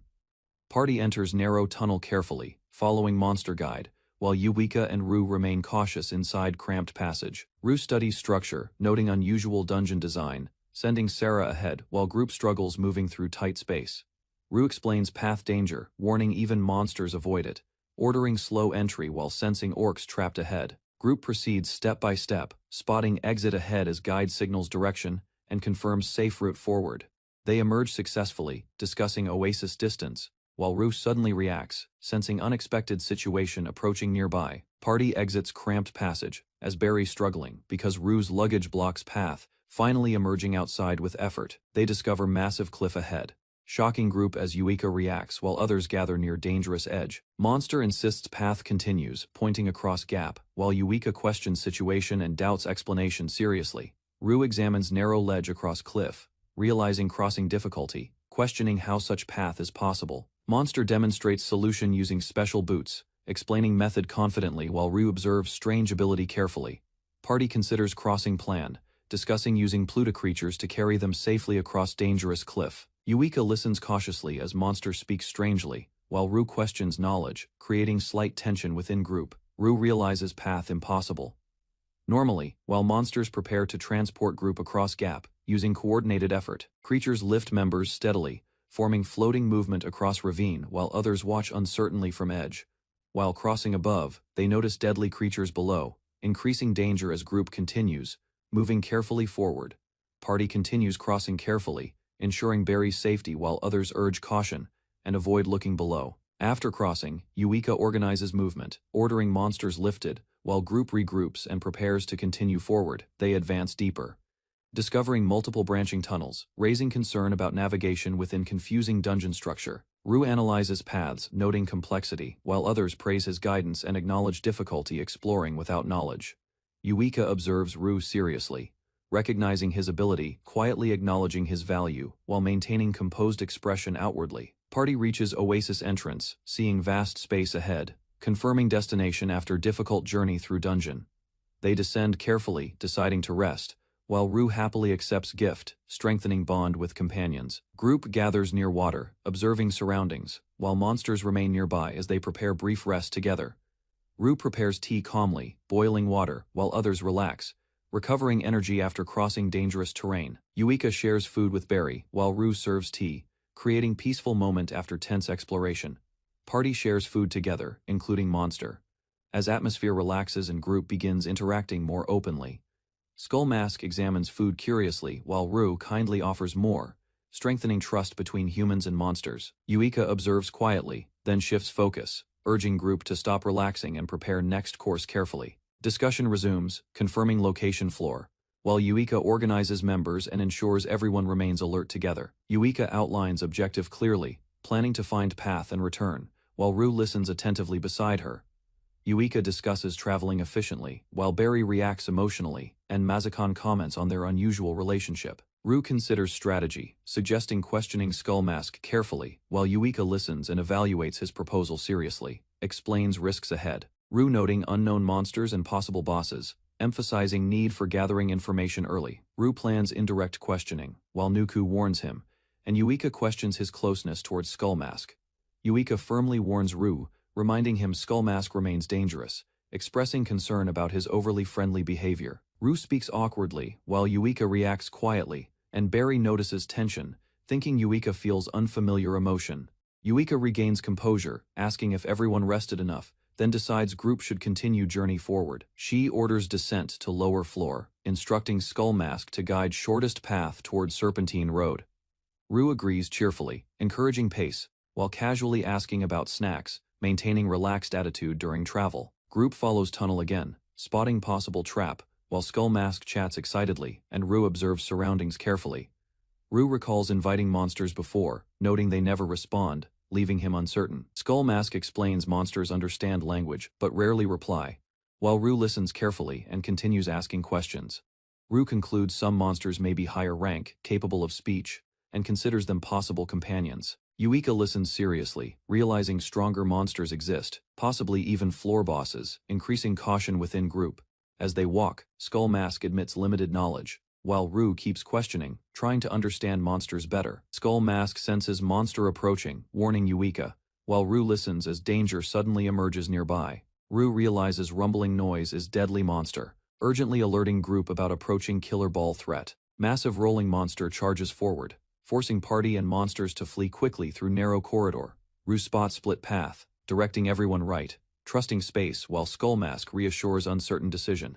Killer Ball follows path, turning direction, while Yuika notices its movement and questions its unusual behavior. Rue explains rare survival method against killer balls, recalling knowledge, while group processes dangerous situation. Yuika praises Rue proudly, showing affection, while Skull Mask reacts impressed and Barry notices unusual behavior. Group moves forward briefly relaxed, unaware Shadow follows silently, signaling new danger approaching within dungeon. Yuika warns group about approaching enemy, ordering companion to hide while others prepare cautiously. A massive slime appears, revealing strong resistance, as adventurers gather below facing overwhelming threat together. Yuika analyzes quickly, realizing multiple presences merged, while Nuku confirms several enemies approaching from within. Adventurers attack together, climbing and burning slime, coordinating efforts to weaken and divide creature effectively. Nuku commands defense, noticing additional monsters approaching, as team prepares weapons and protects formation carefully.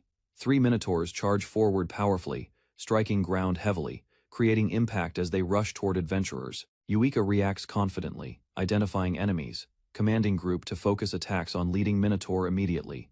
She organizes teams quickly, assigning roles, directing fighters and Barry to control slime movement strategically. Nuku receives orders, coordinating support units, while summoned creatures prepare to follow commands without hesitation. Yuika draws sword calmly, signaling final push, preparing to end battle with decisive coordinated attack. Skull Mask hesitates nervously, keeping eyes closed, unsure if safe, asking others before reacting to surroundings. A defeated enemy collapses, revealing impact, while others decide to ignore him and continue battle forward. Rue observes carefully, noting slime splitting under flames, while Barry controls imps to restrain movement. Yuika strikes swiftly, hitting enemies, reducing numbers, though remaining Minotaurs still pose immediate threat nearby. Slime creatures move unexpectedly fast, forcing group to stay alert as battle continues intensely. Yuika commands slime creatures, directing them to restrain Minotaurs using extended tentacles during battle. Tentacles strike swiftly, binding Minotaurs tightly, restricting movement while other monsters react to sudden restraint.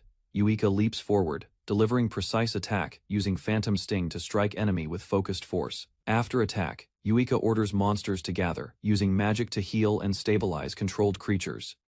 Rue analyzes battlefield, identifying monster types, understanding strengths and weaknesses as situation becomes controlled. Yuika reflects calmly, realizing their offensive strength is insufficient. Despite controlling monsters during battle situation, team regroups, carrying unconscious member, while Yuika orders continuation and others question recent strange incident. They proceed deeper, delaying rest until reaching Oasis, while companions remain energetic and continue moving forward.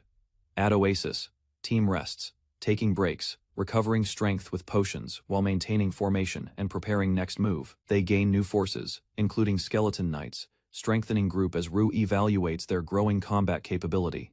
The party reaches 50th floor, gathering cautiously at cavern entrance after long journey through dungeon depths. Rue studies information carefully, realizing current floor difficulty exceeds expected level, raising concern about dangerous situation. Yuika discusses strategy, planning rest and recovery, while warning enemies continue increasing despite careful resource management. Skullmask senses familiarity, questioning surroundings, suggesting possible memory connection while others consider being lost inside dungeon.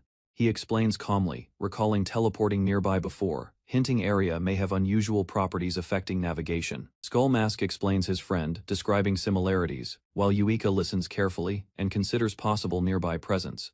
The group reaches clearing, finding area empty, while Skullmask notes this location where he usually meets them. Rue notices hoof sounds approaching, sensing danger, while others realize visibility is limited in dark surroundings. Skullmask panics, revealing enemies approaching, explaining they are hostile, while Rue prepares for incoming confrontation. He fears for his hair, recalling past encounter, while tension rises as enemies draw closer. Skullmask flees quickly, returning belongings, warning others, while enemies approach, leaving group to face danger alone. Rue reflects calmly, accepting possibility of future conflict, acknowledging monster's duty to protect dungeon from intruders. Yuika assesses situation, confirming enemy numbers with Nuku, while noting Skullmask escaped and threats approach together. Orders formation, Yuika arranging slime creatures defensively, positioning team behind them to prepare against incoming enemies. Slimes combine into larger mass, while Yuika assigns roles, commanding allies to defend, attack, and protect positions. Hoof sounds echo loudly as monstrous beasts approach rapidly, causing group to brace themselves for sudden confrontation. A herd of bicorns charges forward aggressively, kicking dust, their leader advancing fiercely toward waiting adventurers. Rue warns others about bicorn attacks, explaining danger of horns, urging immediate caution against their strikes. Yuika commands slimes forward, forming barrier, intercepting bicorns mid-charge to protect team from impact damage. Slimes stretch and engulf charging bicorns, trapping them inside, preventing movement while team observes successful defensive maneuver. Trapped bicorn struggles violently inside slime, unable to escape as creature compresses and restrains its movement completely. Yuika observes calmly, noting slime effectiveness, recognizing their improved defensive capability against multiple enemies simultaneously during battle. Yuika attacks decisively, striking bicorn with phantom sting, defeating it while naming targets to track controlled enemies. Remaining bicorns regroup under command, but Nuku warns others as new enemies begin approaching from darkness nearby. Skeletal enemies emerge suddenly, creating new threat, forcing team to prepare for continuous combat without rest. Yuika ordering coordinated charge towards skeletal enemies, using controlled monsters as primary attacking force. Bicorns crash violently into skeletons, shattering bones apart, overwhelming enemies with brute force and speed simultaneously. More skeletons appear, but Yuika remains confident, observing battle while Nuku reports increasing enemy numbers nearby. Rue questions situation, while bicorns continue attacking, smashing skeletons efficiently, despite lacking weapons or defensive armor. Additional skeletons emerge from darkness, forming larger wave, signaling prolonged battle as enemies continue arriving endlessly. Yuika commands bicorns relentlessly, smashing skeletons apart, maintaining pressure. Bicorns trample remaining skeletons, crushing bones easily, while more enemies appear, forcing continuous combat without pause. Yuika notices strange pattern, realizing enemies charge mindlessly, questioning unusual behavior. A magic circle appears overhead, alarming group, signaling new threat descending toward battlefield from above rapidly. Yuika reacts instantly, ordering slimes to shield everyone, as massive force descends, preparing to withstand incoming impact. A sudden loud noise echoes, startling Rue, as pressure builds and tension spreads across. Roaring sound intensifies, affecting everyone, causing pain and confusion while Yuika urgently orders goats to retreat. The goats vanish instantly, leaving empty ground behind, shocking Yuika as controlled monsters suddenly disappear. Dark presence slithers nearby, drawing attention upward, as fear spreads among group sensing overwhelming danger approaching. A hand emerges from darkness, releasing crushing pressure, overwhelming minds and bodies. A terrifying presence emerges from darkness, opening an underworld gate, spreading overwhelming fear that paralyzes everyone nearby instantly. A powerful lich appears, commanding undead forces, as Rue realizes highest-rank monster threatens their survival completely. A dark warning appears as a hand emerges ominously, signaling danger approaching while humans unknowingly face fear. Within the dungeon depths, Rao, Yuika, Barry and Nuku confront the 48th floor boss, a terrifying lich. As tension rises among the gathered adventurers, Mazakon secretly constructs a magic circle while Rue prepares an attack, signaling coordinated effort against the lich threatening everyone nearby. A powerful strike launches toward the lich, cutting through enemies as Rue advances, while surrounding adventurers witness the unfolding battle. The lich counters using a silent barrier, blocking attacks completely, revealing its overwhelming power and forcing the group into a dangerous situation. Mazakon realizes the lich barrier repels magic attacks, understanding their disadvantage while observing the failed strike and preparing next actions carefully. Yuika signals the start of combat as an explosion erupts, marking the decisive moment when the group begins coordinated attacks. Nuku advances forward while Barry follows, both moving quickly to engage enemies and protect their allies during the chaotic battlefield. Large skeletal beasts appear as additional threats, forcing the group to divide roles while supporting creatures push forward toward the lich. Rue throws mana potions toward Mazakon, ensuring continued magic support as the team pushes deeper toward the lich's position. Mazakon steps forward confidently, eager to fight, declaring his intent to take the front line, while gripping his staff firmly. Yuika organizes the team, ordering reserves back while planning an opening, as Rue urges caution and supports the coordinated strategy. Yuika leads the charge with Nuku and Barry, advancing quickly toward enemies, signaling a unified assault against the lich's forces. The group battles large skeletal creatures, striking them down while maintaining formation, pushing forward despite heavy resistance across the battlefield. The lich summons dark portals, releasing more undead, escalating the threat, and forcing the group into a prolonged and dangerous fight. The lich summons more skeletons, overwhelming the battlefield as Yuika commands allies to cut them down and push forward. Rue strikes through skeletons with force, clearing a path while enemies collapse under his attacks during the intense advance. Nuku swings his chained weapon powerfully, crushing skeletons apart, maintaining control while supporting the team's forward momentum in battle. Explosions erupt as the group breaks through enemy lines, advancing closer toward the lich, despite continuous resistance and incoming attacks. The lich raises its hands calmly, beginning another spell, signaling a dangerous escalation as the battlefield prepares for the next attack. The lich unleashes a massive spell, striking the ground violently as destructive energy spreads outward, shaking the battlefield and threatening everyone nearby. Yuika and the others cover their ears in pain, struggling to endure the attack's effect while maintaining their positions under pressure. Rue warns the group about a deadly spirit attack, as the lich launches dark slashes capable of destroying souls instantly. The lich releases sweeping attacks across the field, forcing Ryu, Yuika, and allies to dodge quickly to avoid fatal strikes. Barry, Nuku, and Yuika react defensively, bracing themselves, while evading the incoming attacks, preparing to continue the desperate battle. Yuika warns Barry of an approaching attack as a dark slash sweeps past, forcing Barry to react quickly under pressure. Barry strikes a skeleton behind her, narrowly avoiding danger while maintaining focus, despite being surrounded by enemies during the battle. Sarah rushes forward to assist Barry, intercepting another skeleton and preventing a direct hit while the fight continues intensely. Sarah unleashes a powerful attack, creating a swirling impact that destroys nearby enemies and clears space around Barry. Momentarily, Barry thanks Yuika and commands Sarah, preparing another attack as enemies collapse nearby, and the group continues advancing forward. Yuika commands the group to focus attacks on the lich's arms, forming a clear strategy while the team prepares immediately. Rue analyzes the situation, realizing distance attacks are dangerous because combined magic could instantly destroy everything within the targeted area. The lich stands protected by endless skeletons, preventing direct approach while the group searches desperately for an opening to strike. Nuku throws a heavy projectile forward, aiming to disrupt defenses as the team coordinates actions to create a chance. Activates a barrier again, the lich revealing it blocks both magic and physical attacks, forcing the group to rethink their plan. The lich rises again, with multiple arms while Nuku prepares himself, tightening his grip and focusing on the next coordinated strike. Barry commands her familiar salamander, preparing a powerful flame attack, while positioning carefully to support the group's plan. The salamander releases a barrage of fire toward the lich, but the barrier blocks the attack, preventing direct damage. The flames explode against the barrier, creating impact but failing to penetrate, as the lich remains protected and continues resisting attacks. Yuika orders an attack on the lich's arm, as Barry commands her familiar, preparing a focused strike to break defenses. Urges Nisuke to stand, Yuika noticing his condition, while the battlefield shakes and danger continues escalating around them.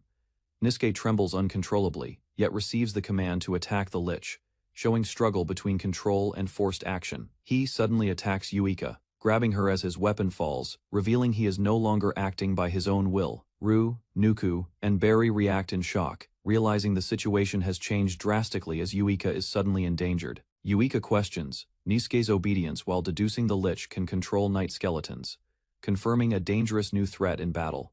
Ru intervenes quickly, ordering restraint as Nisuke remains controlled, stepping in to stop Yuika from being further harmed. Yuika forces Nisuke off balance, creating space as his grip loosens, allowing her to regain control of the situation briefly. Regains composure, Yuika issuing orders to continue advancing while acknowledging their weakening strength and the toll of prolonged combat. The lich summons more skeletons again, overwhelming the battlefield further, causing Yuika to realize the endless nature of the threat.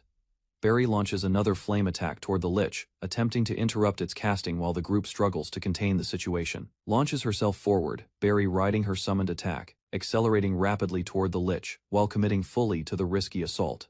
Her attack crashes against the lich, creating a massive impact, but the enemy remains standing, showing resilience against the force. Yuika continues commanding the battlefield, directing allies to handle skeletons, while maintaining pressure and ensuring the advance does not stop. Mazakan prepares another spell while the lich summons more undead, increasing pressure as both sides escalate their magical efforts. A lightning attack descends upon the battlefield, striking through enemies as the group attempts to break the lich's overwhelming control. Mazakan observes the lich calmly, noting its agility while remaining composed, recognizing the enemy's strength and preparing his next move carefully. The lich descends rapidly through the air, closing distance as tension rises, forcing the group to react quickly against the approaching threat. Yuika warns the team as another shockwave erupts, spreading destructive force outward while the lich continues unleashing powerful attacks. The battle continues dragging on, exhausting the group, while Ru develops a sudden idea based on his observations and intuition. Ru concludes their usual tactics will not work, realizing a new strategy is required to overcome the lich's overwhelming defenses. The lich unleashes another massive attack, shaking the battlefield violently as the group braces themselves against the continuing destructive force. The party enters a dark arena where a six-armed lich prepares attacks, combining sword techniques and magic, creating overwhelming pressure.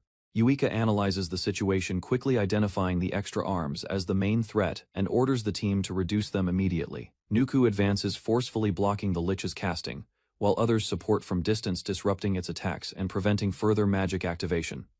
Coordinated strikes land successfully as weapons hit repeatedly, breaking multiple arms, while the team maintains formation and pressure against the lich. The lich recoils as damaged arms dissolve, releasing energy, while the party gains advantage and prepares to continue the battle decisively.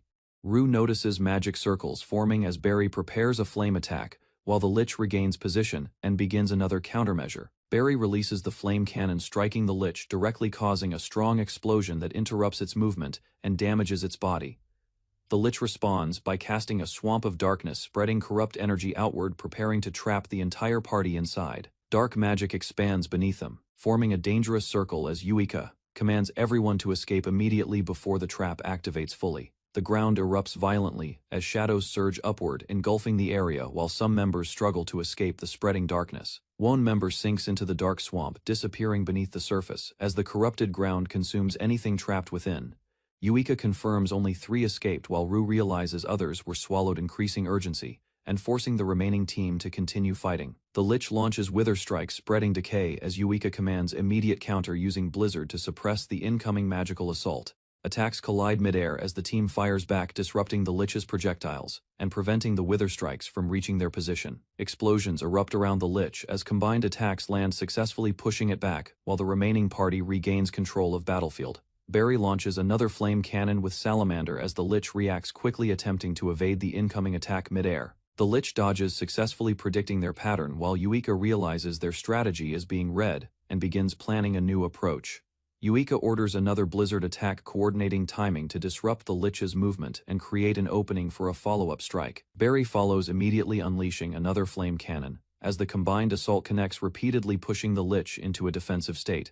The Lich reacts, suddenly shifting position mid-attack, attempting to counter the coordinated assault while maintaining balance despite continuous pressure from attacks. Yuika stays confident as Barry reports another dodge, confirming the plan is progressing. While the team continues executing their coordinated strategy, the Lich moves again, stepping into position as expected, reacting to attacks and unknowingly following the pattern set by the party. Barry realizes the slime slowed the Lich, while Yuika confirms the trap and calls Mazakan to begin the final sequence. Mazakan activates magic, releasing Moonlight Blade as a powerful strike descends toward the Lich. With precise timing and control, the attack connects with a resonating impact, sealing the Lich's movement, as the Bell of Silence effect suppresses its remaining power. Mazakan activates Duplicate spell, instantly recasting his previous attack, doubling mana cost, while reinforcing pressure against the weakened Lich. The duplicated strike lands heavily, slashing through the Lich's body, as the combined force breaks its defense and disrupts its structure. The Lich's body fractures further as the party reacts, confirming success, while its remaining strength collapses under continuous coordinated attacks. Mazakan lands safely, then drinks a mana potion, restoring energy, after heavy casting, ensuring he can maintain support if needed. He observes calmly, noting only 2 arms remain, showing the Lich is severely weakened. While the battle nears its conclusion, Ryu explains the advantage gained while noting limitations of silence magic and the slime allies' resistance affecting control over the Lich. Yuika commands Minakin forward, urging the team to maintain pressure as the front line prepares to continue attacking the weakened enemy. The Lich retaliates, launching Wither Strikes again, sweeping attacks across the battlefield, attempting to overwhelm the party with relentless magic. Ryu observes the attack path, warning it is unpredictable, while Yuika orders protection for key members, ensuring formation remains intact. The strikes pass across the ground as defenders brace and hold position, preventing casualties while maintaining control despite the Lich's aggressive assault. Yuika orders Nuku to switch equipment, using shields for defense while the team stabilizes formation against the Lich's ongoing attacks. Yuika commands Minakin to target the Lich's right arms while confirming allies remain unharmed, maintaining focus on weakening the enemy further. Minakin charges forward, clapping forcefully and dashing into position, preparing to strike the Lich with full strength and momentum. The Lich counters by slamming the ground, casting burial magic, causing destructive impact waves that crack the battlefield and disrupt movement. Minakin endures the attack, then retaliates, swinging his weapon, while the Lich launches Wither Strike, attempting to stop his advance. Yuika issues a direct command, ordering Minoran to target the Lich's right arm, as the team prepares for a decisive strike. Minoran charges forward, stomping heavily, then lands a powerful blow, crushing into the Lich's arm and damaging its structure significantly. The Lich retaliates, violently striking back and tearing through Minoran's body while continuing to maintain its offensive, despite heavy damage sustained. Yuika acknowledges the loss but confirms another arm destroyed, while Barry reacts to Minoran's death as the battle continues without hesitation. Ryu observes calmly, noting Yuika's monsters never retreat, continuing to fight regardless of danger, showing unwavering obedience and sacrifice. The Lich prepares another attack, raising remaining arms, while Yuika immediately orders freezing one arm to limit its offensive capability. The targeted arm freezes solid as ice forms, rapidly stopping its movement and reducing the Lich's ability to execute coordinated attacks. Mazakan casts Earth Fort, creating a massive structure that rises beneath the Lich, disrupting its balance and forcing it into a vulnerable position. The Earth Pillar slams upward, lifting the Lich as the party below prepares to capitalize on the opening created by the sudden impact. Nuku charges forward at Yuika's signal, closing distance quickly as the Lich is struck again, maintaining pressure and preventing recovery. The Lich is thrown against rising earth as its arm cracks under pressure, while the party maintains coordinated offensive momentum. Yuika leaps forward, closing distance quickly, preparing to strike. As the Lich struggles to recover balance from the previous impact, she unleashes Reap, cutting through multiple targets as slashing energy spreads across the Lich's body, dealing widespread damage simultaneously. The Lich loses additional arms as attacks connect, while it attempts to cast darkness again, showing desperation despite its weakening condition. A swamp forms beneath allies, again as Yuika urgently orders escape, preventing them from being trapped while maintaining control of the battle. Another ally sinks into the dark swamp as Yuika calls out urgently, but the figure disappears beneath the surface completely. The slime ally is struck by wither magic and collapses, while Ryu realizes nearly all summoned allies have been eliminated. Yuika advances alone, activating Spring Hair, preparing a final decisive move as she closes distance toward the Lich without hesitation. Both sides move simultaneously as Yuika accelerates dramatically while the Lich prepares a counter, creating a critical moment deciding the outcome. She smiles, calmly accepting the risk as she commits fully to the strike, aiming to end the battle in that instant. Yuika closes distance, instantly thrusting her blade into the Lich's skull as both attacks collide in a decisive close-range exchange. The Lich attempts to cast again, but Yuika activates Phantom Needle, freezing its movement and preventing any further spell from forming. Yuika strikes again, delivering a final blow, destroying the Lich's head, while declaring its new name, marking control over its defeated form. The Lich's body rises again under Yuika's command, transforming into her servant as the battle ends with complete domination achieved. Yuika defeats the Lord of Hades, decisively ending the battle as the Lich collapses, and her authority dominates the battlefield completely. The party regroups after victory, assessing losses and confirming many allies were defeated, while recognizing the Lich as a dangerous boss. Yuika plans next steps, deciding to rest, while considering rebuilding their numbers as Rue notices unusual movement beneath the ground. Sudden tremors shake the area, causing confusion as the party reacts quickly, suspecting a new threat or environmental danger emerging nearby. The ground collapses violently beneath them, triggering a massive cave-in as the party falls uncontrollably into darkness, losing stability and position. The ground collapses further as Yuika warns the team to stay close, while cracks spread rapidly, threatening to split everyone apart. Yuika rushes forward, attempting to rescue Barry as the terrain shifts violently, but falling debris and movement disrupt her approach. The hole begins closing as Barry is separated below while Yuika struggles to reach her through collapsing ground and unstable terrain. Yuika stands frozen, realizing Barry is lost as silence replaces chaos, leaving the remaining members shocked and unable to respond immediately. Barry appears elsewhere, reflecting calmly, suggesting a dreamlike state while questioning purpose and motivation after becoming separated from the group. Barry recalls being saved by Yuika and remembers the party disbanding while reflecting on past moments and her connection to them. Yuika declares her goal to clear dungeons and protect the world, showing determination as she plans to head toward the unknown region. Barry admires Yuika deeply, seeing her as hope and inspiration, shaping her desire to follow and support her above anyone else. She awakens suddenly as someone approaches, bringing light, while she reacts in confusion, recognizing a familiar presence nearby. Overwhelmed by brightness, Barry covers her eyes, shouting in discomfort as the light source disrupts her vision and pulls her from the dream. Barry regains consciousness in a cavern as Rue explains the collapse created new pathways while questioning her reckless actions earlier. They observe the area, noticing a straight path without monsters, suggesting temporary safety, while Barry steadies herself after waking. Barry insists on searching for Yuika, despite warnings about danger, believing she might still be nearby and preparing to move forward. Rue reasons Yuika is likely with others, analyzing their separation while urging careful planning before acting in the unstable environment.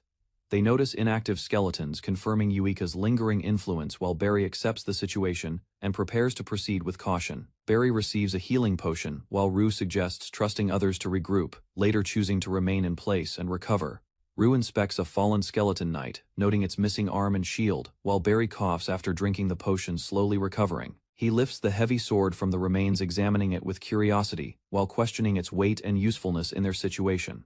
Barry considers the weapon requirements while Radu tests the surroundings, realizing the softened walls can be broken after the collapse. Rue creates an escape hole, carefully deciding it cannot be used immediately, but will serve as an emergency route later. Then Rue gathers Barry and Mazakan, asking to discuss tactics as they settle near the tunnel, focusing on planning their next actions. They agree to share abilities, forming a temporary party, while Barry reacts with surprise, learning Rue possesses a high-grade regeneration gift. Rue asks Barry to keep his ability secret, explaining its rarity while she processes the information and acknowledges its unusual classification. He explains his growth strategy, showing his strength level and how his choices allow him to rival higher-ranked adventurers. Rue asks about Barry's abilities while she feels overwhelmed, realizing the gap between them, and begins reconsidering her own capabilities seriously. Barry resolves to survive and reunite with Yuika, despite fear, while Rue considers a plan, knowing direct combat would be difficult. Rue proposes using Wind Dance to boost his strength, allowing him to handle the heavy sword, despite not meeting requirements. Barry casts Endurance Recovery, supporting Rue while warning about strain as he prepares to fight using enhanced strength and stamina. Rue assigns roles, acting as frontline while Barry supports from behind, trusting her timing and placing his life in her hands. Barry accepts the responsibility, realizing their survival depends on cooperation, and prepares mentally to support Rue in the upcoming battle. Heavy footsteps echo as Rue and Barry notice a new presence approaching quickly from the darkness, signaling an incoming threat. A minotaur appears glaring at them, aggressively establishing immediate danger, while both prepare themselves for an unavoidable confrontation. The minotaur charges forward with immense speed, swinging violently as Rue braces himself, gripping the sword and preparing to intercept. The attack lands heavily, knocking Rue back as the force impacts the ground, showing the monster's overwhelming strength and destructive power. Barry realizes their disadvantage, understanding they cannot defeat the minotaur alone, while feeling the pressure and intensity of its attacks. A massive minotaur approaches heavily as Rue positions himself ahead, preparing to intercept its attack, while others remain behind, observing carefully. Rue blocks the minotaur's strike with difficulty, enduring immense force as Barry watches, shocked, realizing he withstands a powerful enemy. The minotaur swings again with overwhelming strength, forcing Rue backward as his defense struggles against the continuous heavy assault. Rue counters with a precise upward strike, clashing against the minotaur's weapon, creating an opening. Despite the difference in strength, Barry calls out to Rue with urgency, recognizing the danger as the confrontation intensifies and the battle shifts into close combat. Barry leaps upward, spinning rapidly, activating Reap as she descends toward the minotaur, aiming to strike with full momentum. Her attack lands, repeatedly slicing across the minotaur's body as the Reap ability deals continuous damage with each passing strike. Barry realizes the minotaur's durability is extremely high as her strongest attack fails to inflict decisive damage against its body. Rue directs the team to focus attacks on one-point, coordinating efforts, while encouraging Barry to continue striking the same target. Combined attacks hit the chosen spot, causing visible damage as the minotaur reacts in pain, while the team begins breaking through its defense. Rue continues blocking the minotaur's attacks, enduring repeated strikes, while maintaining position and creating opportunities for Barry to act. Barry attacks again, using Reap as Rue signals timing, allowing her to strike the same weakened area with improved precision. She confirms deeper damage this time, showing their focused strategy is working as the minotaur's defense begins to weaken gradually. Rue maintains pressure while Barry repositions as their coordination improves, steadily allowing smoother transitions between defense and attack phases. The battle continues as a prolonged struggle with both sides enduring damage, while the team slowly gains advantage through consistent focused attacks. Rue's weapon breaks under pressure as the minotaur roars loudly, while Barry reacts quickly, realizing their defense has been compromised. The minotaur unleashes a powerful strike, causing a large explosion, forcing Barry to retreat as Rue remains exposed without his weapon. Rue blocks desperately against continuous swings while the minotaur presses aggressively, attempting to overwhelm him with relentless attacks and strength. Barry rushes forward, deciding to re-engage despite danger, while Rue notices her movement, preparing to support her next attack attempt. She strikes the minotaur again, using Reap alongside Rue's support, targeting the weakened area to continue breaking its defense further. Rue continues clashing with the minotaur, sliding under pressure while maintaining defense and creating space for Barry to prepare another attack. Barry struggles to understand Rue's endurance, as he entrusts his life to her, strengthening their coordination and commitment to the plan. Rue advances again, drawing attention while believing in Barry's strength, forcing the minotaur to focus entirely on him during combat. Barry charges forward with determination, breaking through resistance and delivering a powerful strike aimed directly at the weakened target point. The minotaur retaliates fiercely, despite injuries, swinging wildly, as both sides continue exchanging heavy blows with no immediate resolution. The minotaur staggers heavily from accumulated damage, losing balance as its body weakens under the team's continuous focused attacks. Rue remains ready, observing carefully as the minotaur collapses, showing signs of exhaustion and inability to continue fighting effectively. The minotaur falls completely as Barry celebrates their victory, realizing they successfully defeated a powerful enemy through teamwork and persistence. Rue breathes heavily, showing fatigue, while Barry notices his condition and realizes the extent of strain he endured during battle. Barry approaches Rue, offering healing while checking his condition as the battle ends and the team begins recovering from the intense fight. Rue thanks quietly while collapsing from exhaustion after battle, as relief sets in, knowing their plan succeeded and both survived the dangerous encounter together. After the battle ends, Rue receives supplies and healing support, while exhaustion remains evident, and the group prepares for what lies ahead. Barry offers further treatment while attempting to help Rue remove his coat, showing concern as the team recovers from the intense fight. She struggles lifting the coat, realizing its extreme weight as Rue falls slightly due to imbalance, revealing something unusual about it. The coat's weight is explained as heavy silver plates sewn inside providing high resistance to magic, despite being considered inefficient equipment. Rue explains calmly he intentionally used the plates despite drawbacks, showing his unique approach and mindset toward survival and preparation. Rue and Barry rest after battle, sharing supplies while exhaustion eases slightly and their mood lightens, despite the recent danger. They discuss silver plate's origin, linking them to the 13th floor, while questioning Rue's past title and deeper involvement there. The story reveals the Owlbear, a dangerous boss on that floor responsible for many novice adventurers losing their lives. Rue's past efforts are explained, showing he prevented the Owlbear's revival by blocking magic flow after years of tracking it. Barry reacts, realizing Rue's actions were misunderstood as selfish, while others judged him harshly without knowing his true intentions. Rue explains calmly that others misunderstood his actions while hunting owlbears and collecting silver plates without expecting recognition from anyone. A memory shows others criticizing his equipment, while he endured heavy attacks, proving the coat's weight and protection were not useless. Barry reacts with surprise, calling Rue strange, while he smiles, accepting it, and feeling relieved, he can finally explain himself openly. Rue reflects happily as they sit together, acknowledging adventurers are unusual people, while their shared experience strengthens mutual understanding between them. Their relationship improves quietly, but tension rises, suddenly hinting that their brief peaceful moment will soon be interrupted by danger. Rue detects sound through a wind chime spell, realizing something approaches from the same direction as the previous enemy threat. A gargoyle descends rapidly from above, targeting them as its stone body resists normal weapons, making direct attacks ineffective.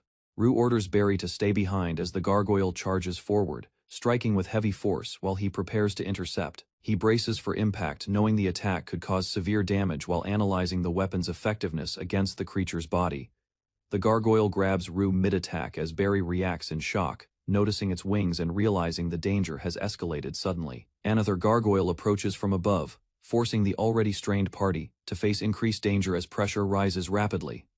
Barry warns Rue, but cannot cast spells in time, forcing immediate reaction as the incoming attack closes distance quickly. The gargoyle crashes into the ground with force, creating impact shockwaves, while another circles nearby, maintaining constant threat over them. Rue checks on Barry, seeing she is down while he struggles to recover from damage and regain control of the situation. The gargoyle restrains Rue, tightly lifting him as he resists, physically showing the battle turning against them under overwhelming pressure. The gargoyle drags Rue violently across the ground and throws him away as he loses control and struggles to stabilize himself. Rue crashes heavily but quickly regains focus, realizing the gargoyle will return, while prioritizing moving Barry to safety immediately. Barry reports multiple approaching sounds as Rue hides her inside a dug cave, preparing for a larger incoming threat from all directions. Rue instructs Barry to support him with magic while he prepares outside. As enemies close in and their situation becomes increasingly dangerous, numerous monsters gather surrounding Rue, forming overwhelming numbers, as he recognizes the scenario as a deadly situation about to unfold. 2 days pass after the collapse as Yuika, Nuku, and Mazakan continue searching tirelessly for Rue and Barry without success. Nuku leads, using enemy detection, sensing demonic energy, but unable to locate allies while noticing a strange divine presence nearby. The group moves cautiously, following limited clues, as frustration grows, and no clear signs of Rue or Barry appear anywhere. They worry about exhaustion and survival, discussing Rue's backpack as a trace, while tension rises among members under worsening conditions. Mazakan expresses concern for Rue's safety while hinting at deeper priorities, revealing underlying conflict within the group's true intentions. The group advances through the cave, discussing Barry's safety while maintaining pace, though concern grows about their missing companions. They encounter the Lich unexpectedly as it approaches, calmly confusing Nuku with an unusual gesture instead of immediate hostility. Nuku senses monsters ahead and regains focus, leading the group forward, while questioning the Lich's strange behavior during encounter. A Cerberus appears, threatening the group as Yuika commands an immediate attack, preparing to eliminate the danger. Without hesitation, the Lich casts Swamp of Darkness, instantly trapping the Cerberus, showing its overwhelming power, while the group witnesses its abilities again. The Lich stops attacking and apologizes, explaining it miscounted, while Yuika questions the situation and the sudden change in behavior. The Lich gently pats Nuku, showing unexpected gratitude, while the party watches cautiously, unsure of its intentions. After the intense battle, the Lich admits fault and speaks calmly, while Nuku reflects on emotions, realizing the Lich understands feelings, despite being undead. Yuika observes, quietly feeling an unfamiliar emptiness as the tension fades after battle, leaving uncertainty about the dungeon and its nature. She reflects on past journeys with Barry, acknowledging their bond while understanding that adventurers always face the risk of losing companions. Yuika reflects on her short time, with Rue believing their bond is shallow, and thinking she could accept losing him here. She senses danger ahead as reports mention a demonic carnival gathering, making her question the situation and the presence of unusual monsters. Fear grows within Yuika as she doubts her courage while Rue moves forward, confidently urging her to continue, despite the unknown threat. The party encounters lizardmen surrounding human corpses, confirming the danger while the environment shows evidence of recent violent activity within dungeon. Yuika concludes that an adventurer and Sherpa alone would struggle here, realizing the situation exceeds normal expectations and requires stronger resolve. Mazaken warns Yuika to get down as monsters charge while he releases Moonlight Blade, cutting through enemies to protect her. The attack hits heavily, smashing enemies into the wall, while Yuika watches in shock as dust and debris fill battlefield. Yuika panics, fearing Rue might die, realizing her feelings, as she refuses to accept losing him in this dangerous dungeon. Mazakan uses duplicate spell against a phantom jellyfish while shouting for Yuika to dodge quickly as another attack approaches dangerously. Yuika regains focus using spring hair to move quickly while reminding herself to stop thinking negatively and continue fighting with determination. Yuika trusts Rue's skill as he moves precisely through attacks, proving his ability to survive while protecting the group effectively. A bumphead monster appears, attacking aggressively, forcing the party to react quickly. As its strange form and speed increase danger, Yuika moves swiftly, using spring hair striking the enemy, while holding back emotions, focusing entirely on battle and maintaining control. She regains confidence, believing Rue is alive, strengthening her resolve as she stands firm, preparing to continue fighting without hesitation. A massive explosion erupts, destroying enemies nearby as the party's combined attacks push forward, clearing space and regaining control of battlefield. Yuika charges forward using spring hair, striking a bighorn monster, while calling Rue, showing urgency and determination during the intense fight. She follows with Phantom Sting, attacking relentlessly, while remembering Rue's words as she continues fighting and pushes deeper into the battlefield alone. Yuika reaches a cave and finds Rue standing wounded but still alive, facing enemies alone, continuing to fight despite heavy damage. She reacts in shock, seeing Rue's condition as he prepares another attack, showing his resolve while enduring severe injuries without retreating. Yuika observes Rue's damaged equipment and body, realizing he endured multiple spells alone, confirming his effort to survive and protect others. Rue stands barely conscious, covered in blood, yet still guarding as his body moves despite exhaustion, showing unwavering determination to survive. Yuika breaks down crying, realizing her feelings were real, admitting she cannot accept losing Rue, regardless of how short their time together. She approaches Rue, declaring her feelings strong, despite little time, while he staggers toward her. Still trying to remain standing, Yuika embraces Rue, assuring him the fight is over, expressing her love and relief while holding his injured body carefully. Rue weakly responds, warning about Barry inside the cave, revealing her injuries and danger, while after the battle ends, Rue receives supplies and healing support, while exhaustion remains evident, and the group prepares for what lies ahead. Barry offers further treatment while attempting to help Rue remove his coat, showing concern as the team recovers from the intense fight. She struggles lifting the coat, realizing its extreme weight as Rue falls slightly due to imbalance, revealing something unusual about it. The coat's weight is explained as heavy silk. 2 days pass after the battle, as survivors return to surface and rest begins at the Adventurer Hospital near dungeon entrance. Rue wakes inside a luxurious room placed in a high-level lodge, showing he is being treated as an important patient. He receives excessive healing treatments, including potions and magic, which restore him quickly but overwhelm him with their intensity and constant attention. Medical staff refuse discharge, explaining strict orders require full recovery before release, despite Rue insisting he already feels completely fine. Rue considers resting again when someone knocks and the door opens, suggesting an unexpected visitor has arrived to meet him. Yuika arrives at Rue's room, asking to enter while he recognizes her voice and allows her inside without hesitation. She steps in wearing a white dress different from her usual armor, surprising Rue as she stands calmly at the doorway.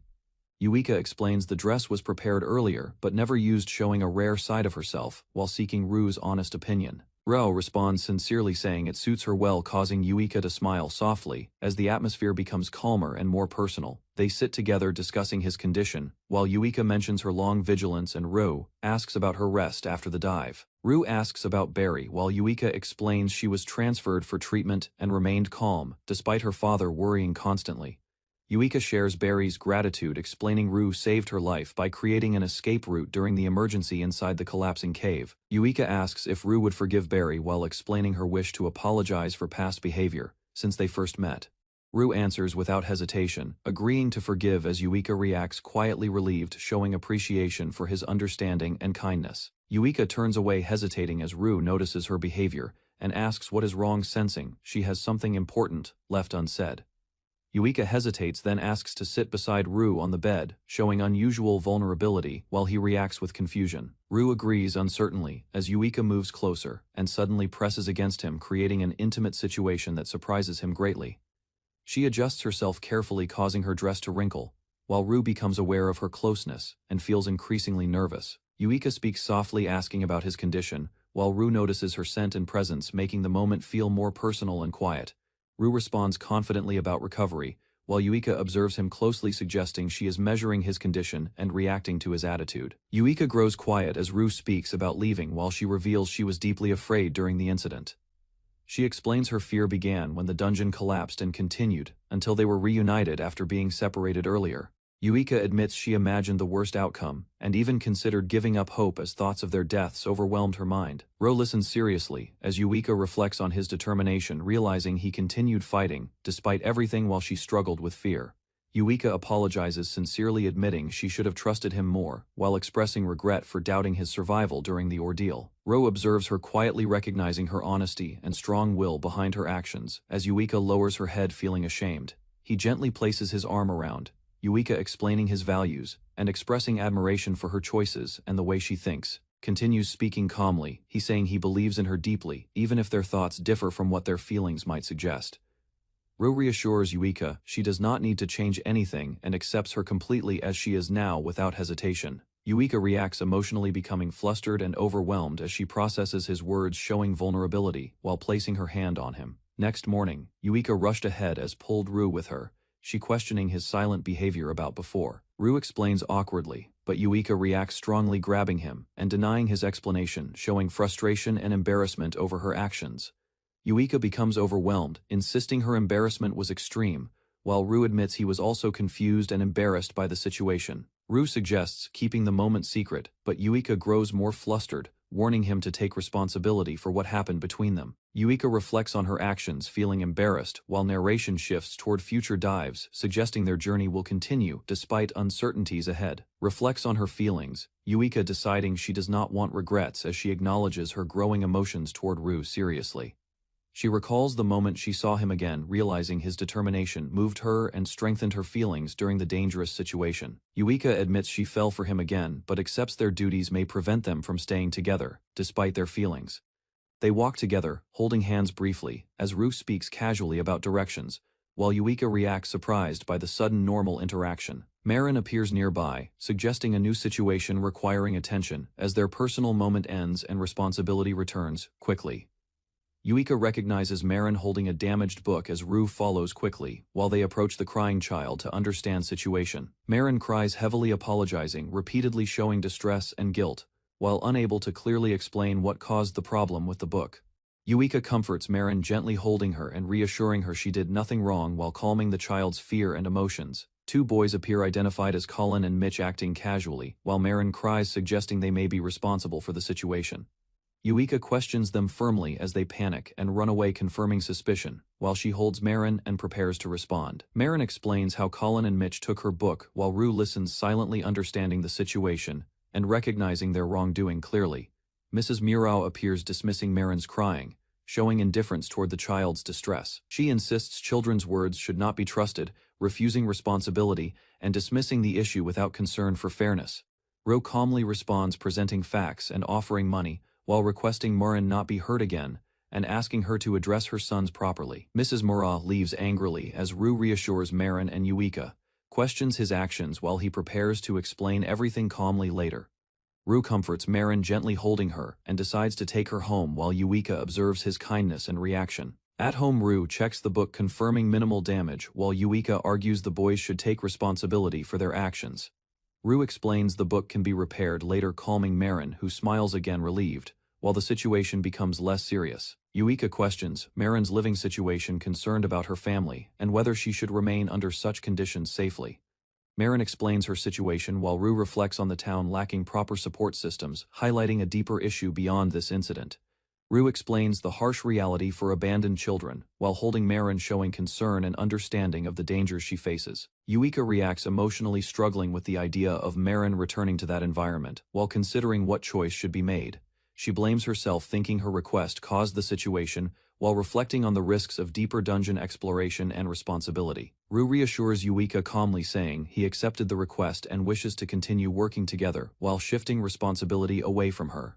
He firmly states the issue is his responsibility alone, causing Yuika to react with surprise at his resolve and personal decision. Rue reveals he already planned to relocate, while Yuika realizes his actions were meant to protect her from responsibility. He explains he saved money to move cities and provide Marin with better education and a safer environment for her future. Yuika considers his reasoning and offers support, but recognizes Rue's independence and determination to achieve his goal through his own efforts.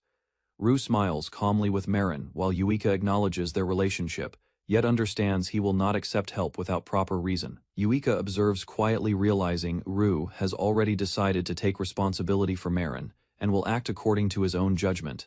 Yuika reflects on Rue's future, with Marin realizing she is not part of the life he plans to build moving forward. She acknowledges their connection, but concludes she is only his lover, not family, deciding she should not interfere in his responsibilities.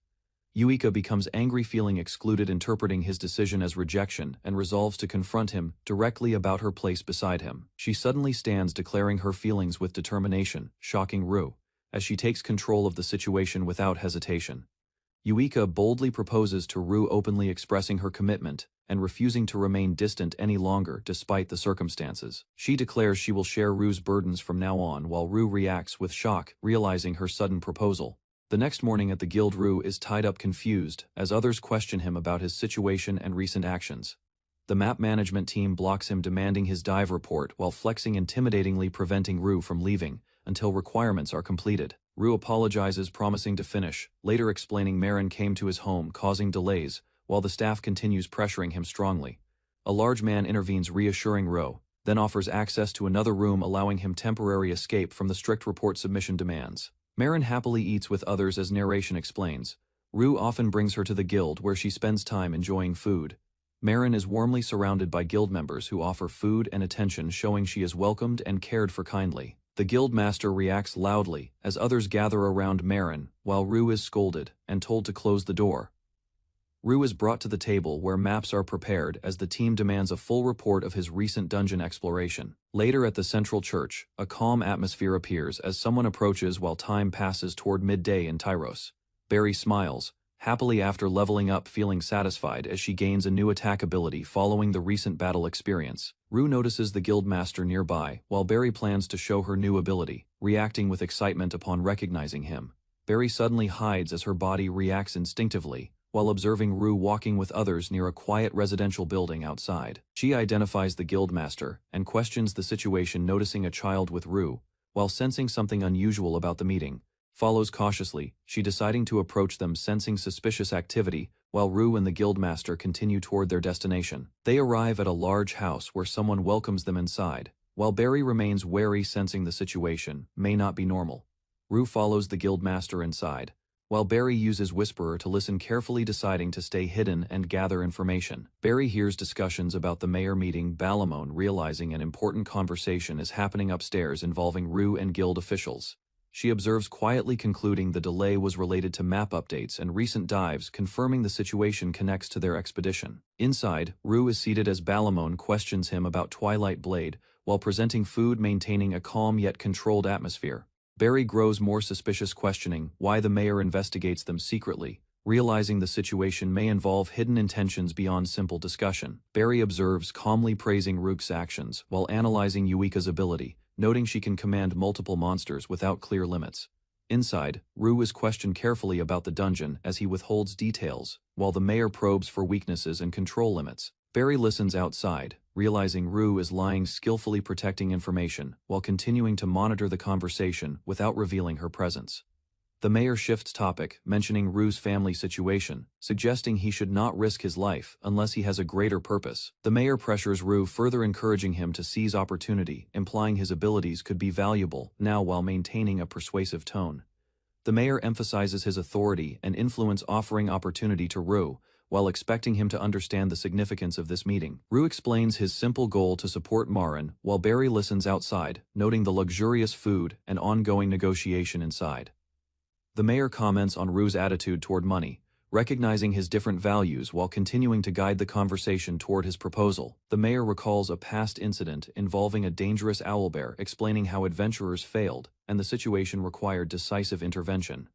Barry analyzes the story, concluding the reward was too low for the danger, understanding Ru was the only one willing to accept. The mayor explains Ru's past achievements, defeating the owlbear and securing lower floors, showing his persistence and long effort. He reveals Ru gained a bad reputation as others misunderstood his actions, while the guild concealed details to protect its image. The mayor concludes Ru accepts any task for money, shaping his reputation, while Ru listens silently without reacting to the claims. Ru understands the implication, realizing the mayor wants a discreet job, and directly questions if another dangerous task is being offered. The mayor confirms, calmly raising his glass, approving Ru's response, and prepares to negotiate details while insisting the matter remains confidential.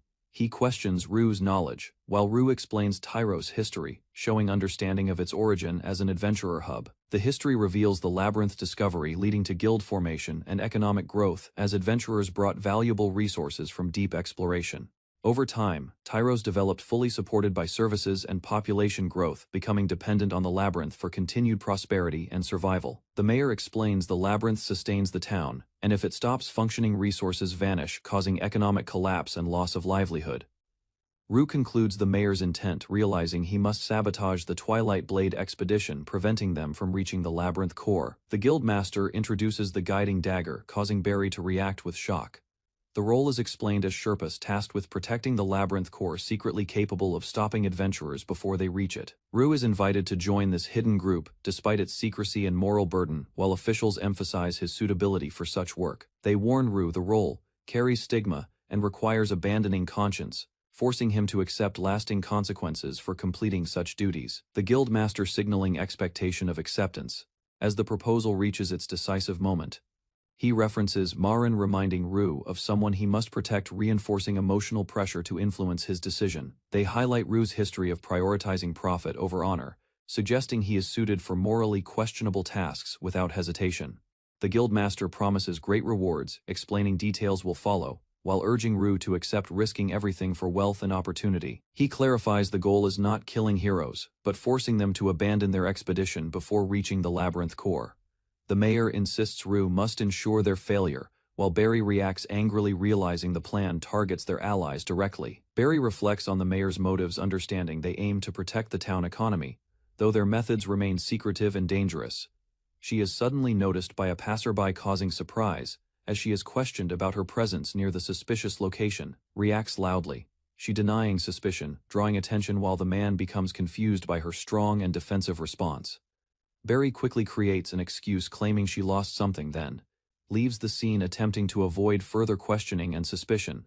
She realizes she can no longer hear the conversation, feeling frustrated as the opportunity to gather information is suddenly lost. Barry hesitates, wondering whether to tell others, but worries revealing details might harm Ru's reputation, so she remains uncertain.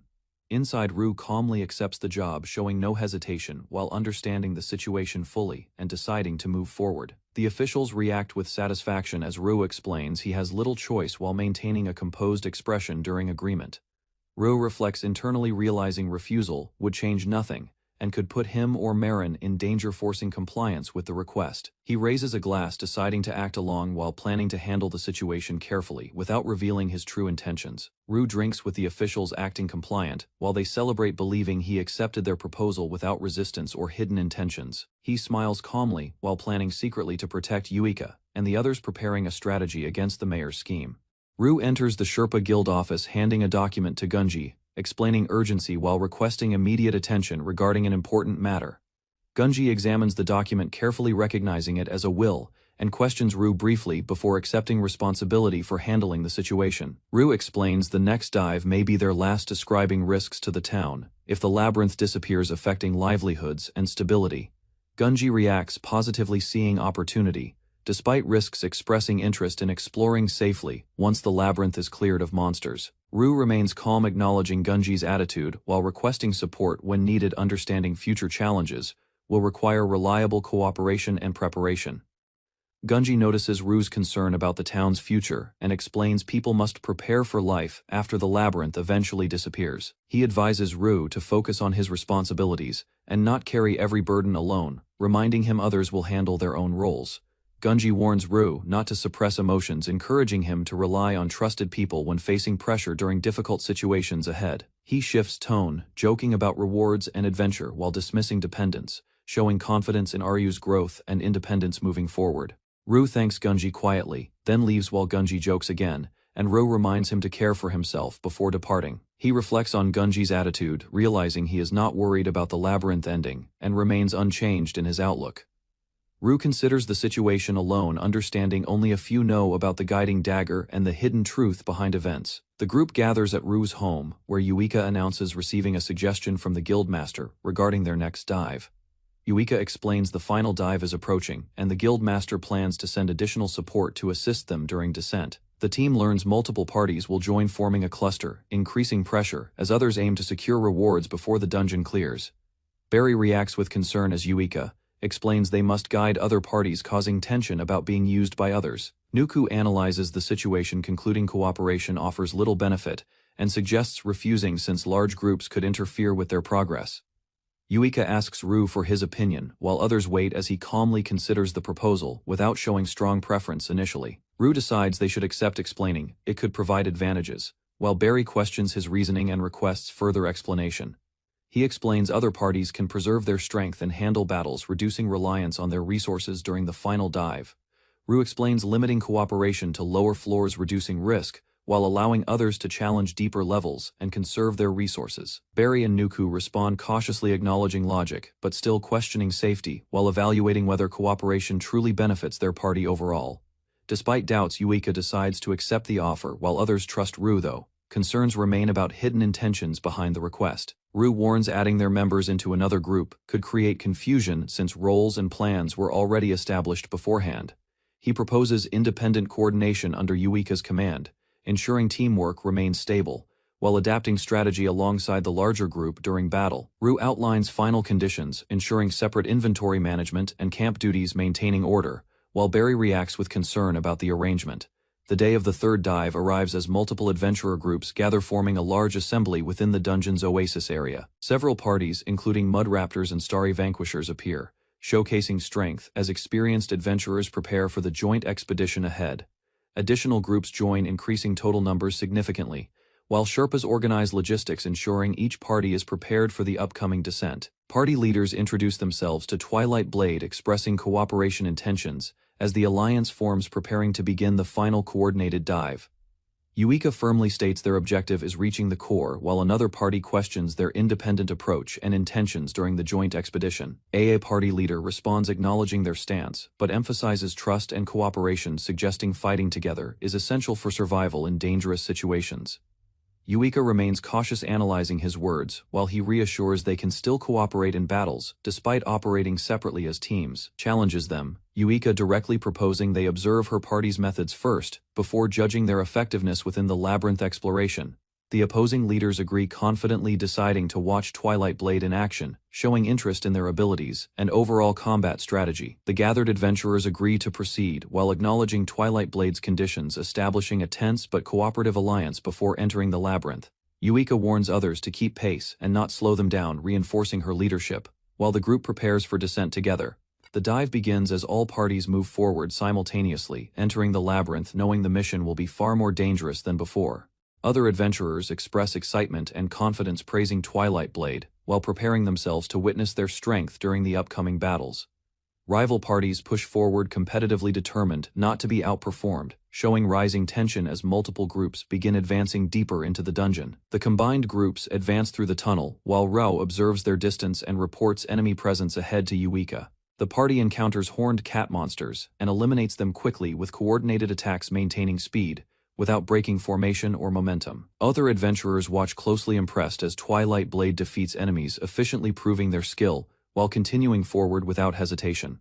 Yuika reminds others to move quickly and not delay for rewards, emphasizing strict pace, as weaker members struggle to keep up behind. Ahead, hidden monsters are detected, despite silence, as the ground suddenly breaks open, signaling an ambush, waiting within the tunnel.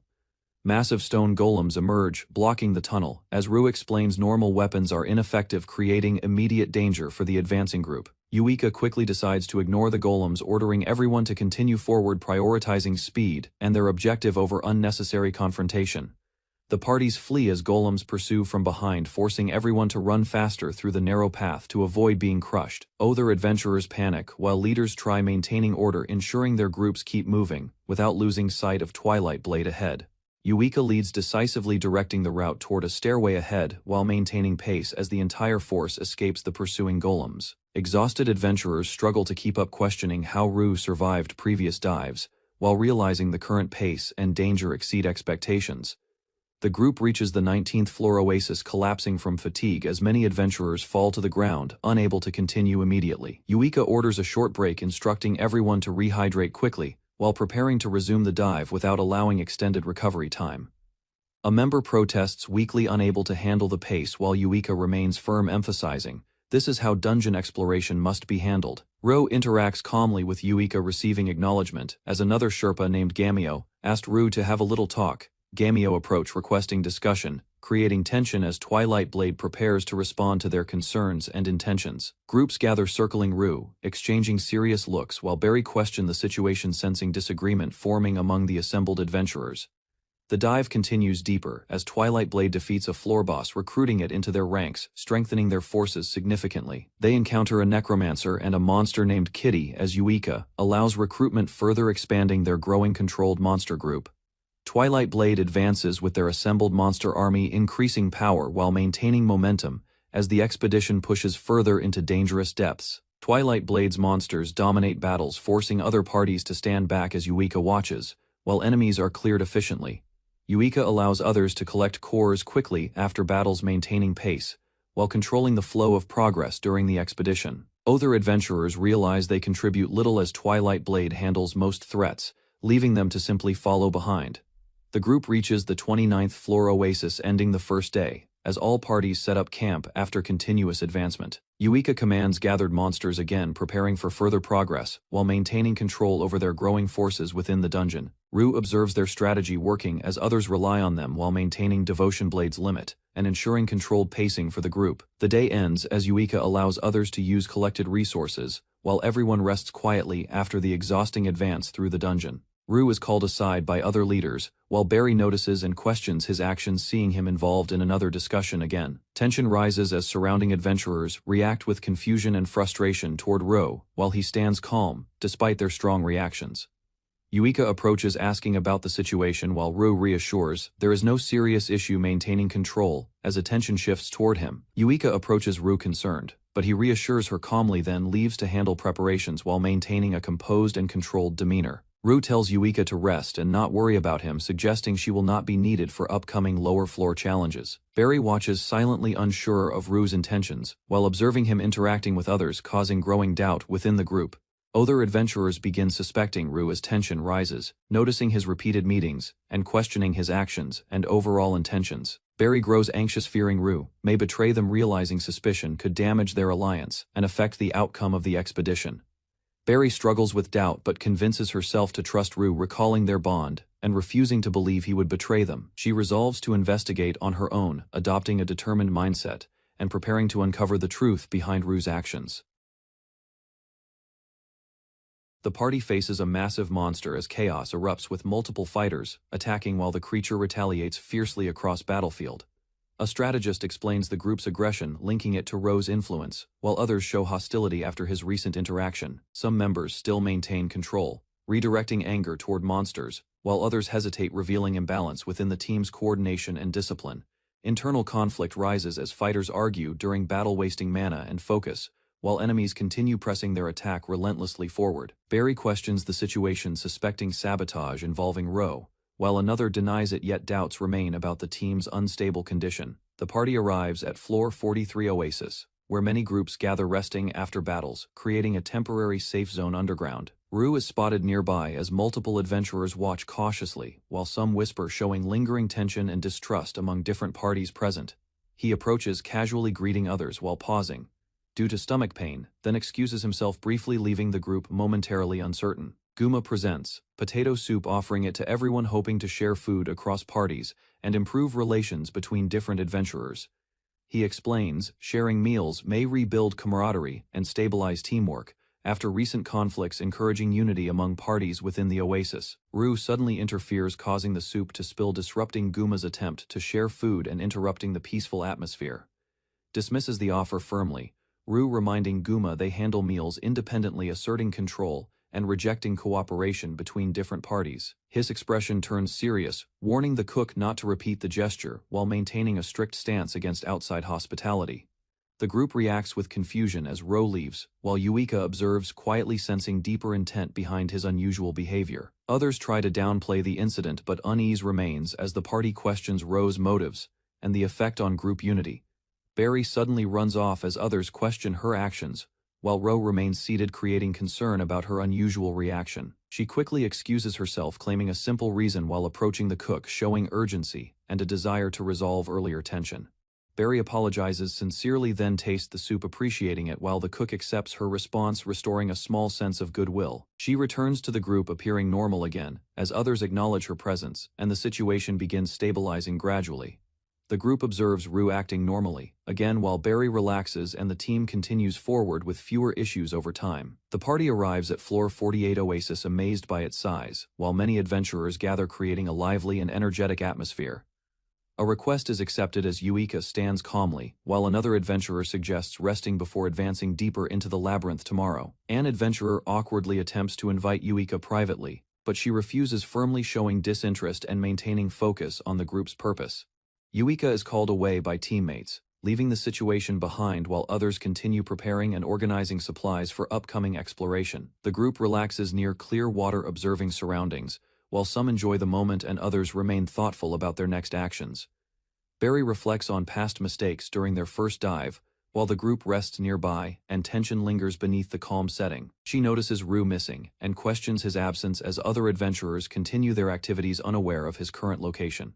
Barry secretly follows Rue and the cook, observing them entering a narrow passage while attempting to listen from a distance. She struggles to hear their conversation clearly as distance and interference block the details, leaving her uncertain about their intentions. Suddenly a voice contacts Barry, directly revealing knowledge about Rue's actions, warning him to stop, causing her alarm and suspicion. The guild master explains some Sherpas protect the labyrinth core, while Barry listens, realizing Rue may have a secret responsibility.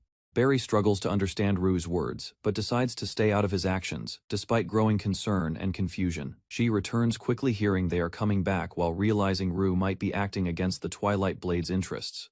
Barry knew Rue's situation, including his responsibilities and family burden, suggesting his actions may be driven by necessity. She refuses to accept betrayal, believing in Rue, while others insist he has chosen his path, creating conflict within her thoughts. A hidden figure discusses suspicion and betrayal, suggesting evidence against Rue, while the group remains unaware of the looming accusation. Barry steels herself, deciding to protect both the group and Rue, despite growing tension and uncertainty surrounding the situation. Rue appears injured, but smiles calmly, dismissing concern, while others notice something unusual and begin questioning his condition and behavior. Barry approaches, offering drinks, while observing Rue closely, realizing his condition may not match his explanation and suspecting hidden damage. She accepts the drink cautiously as Rue warns about bitterness, maintaining composure, while the group remains unaware of the deeper issue. Barry inspects the drink carefully, while others watch as she hands it to Rue, testing his reaction and confirming her suspicion. Rue examines the contents closely, recognizing signs of poison, as his expression changes, revealing the seriousness of the situation immediately. Barry accuses Rue of betrayal, revealing what she witnessed, causing tension as the group reacts to the sudden and direct accusation. Rue calmly explains his actions, mentioning the meeting and hidden intentions, while trying to control the situation and avoid public attention. Nuku initiates a formal judgment, questioning the existence of a hidden organization, as the situation escalates into a serious trial.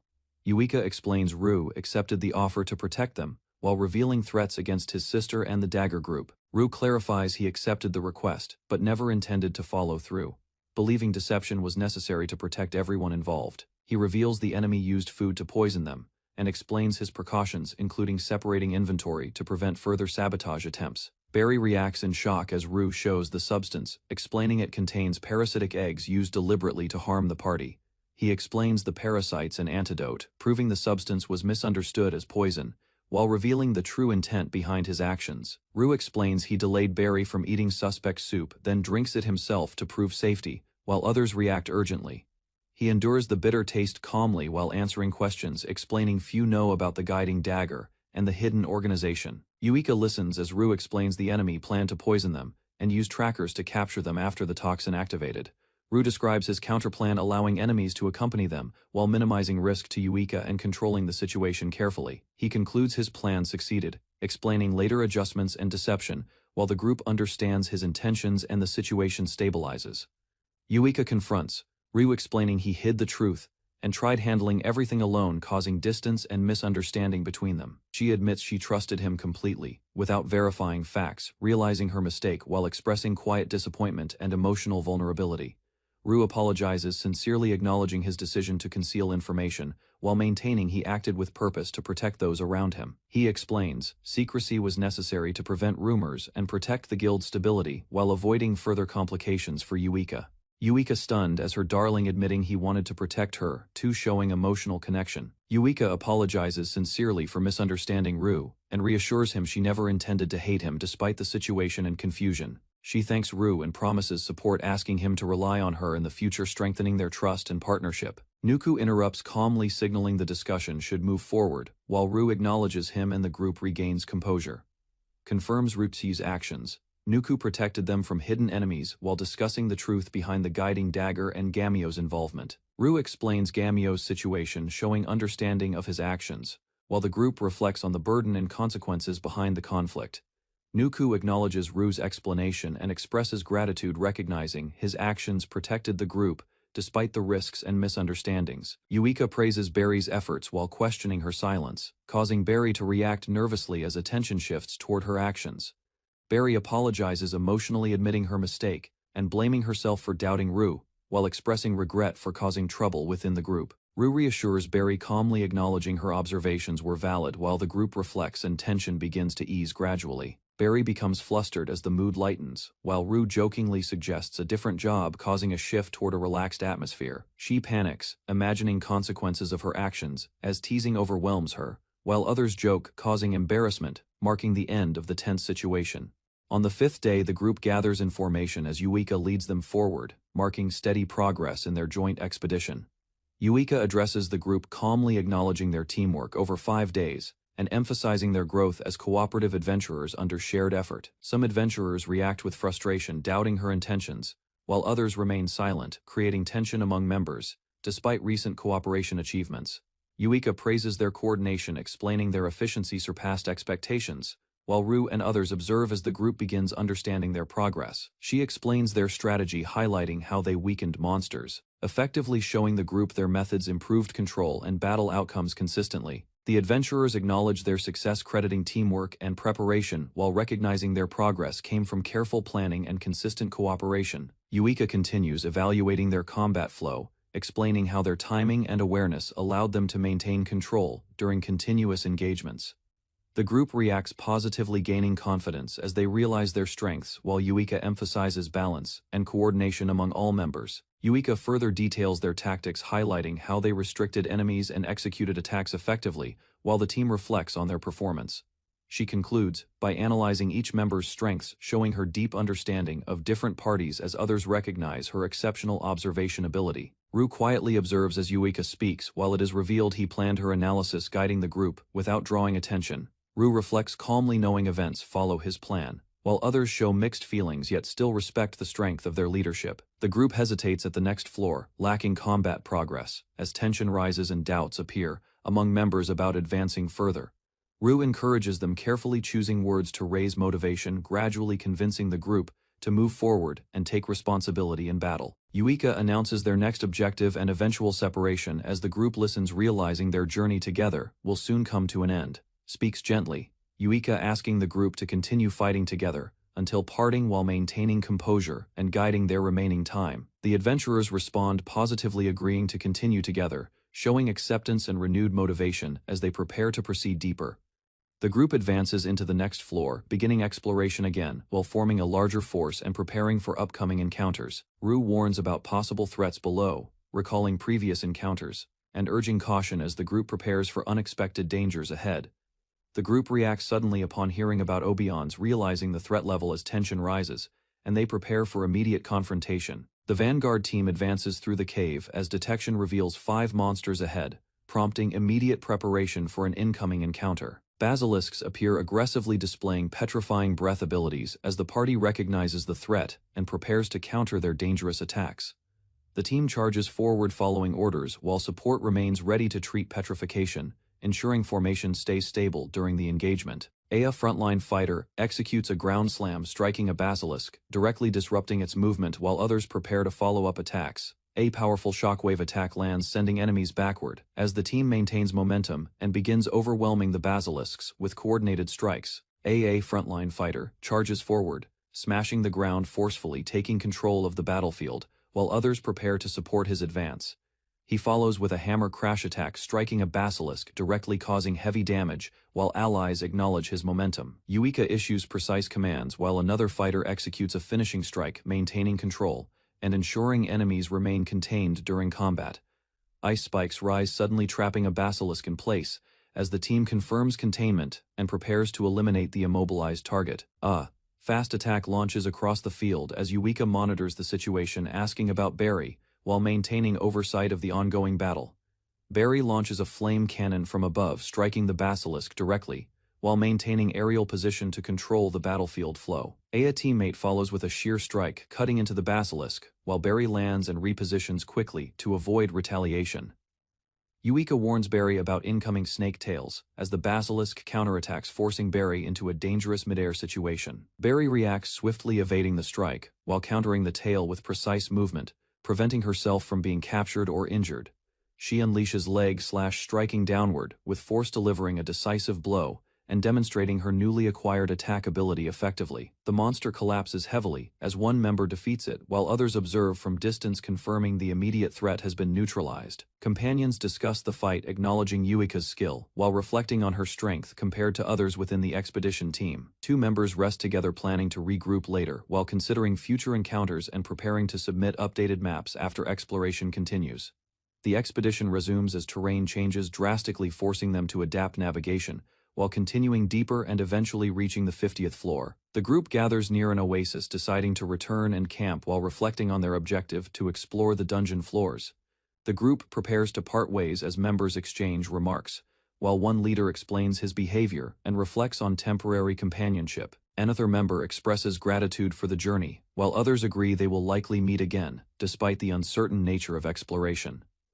Yuika suddenly declares her intention to marry Rue, surprising him, as she holds him closely, causing confusion among nearby companions. She explains they proposed before the expedition, stating their relationship improved during the journey while maintaining a confident and satisfied expression.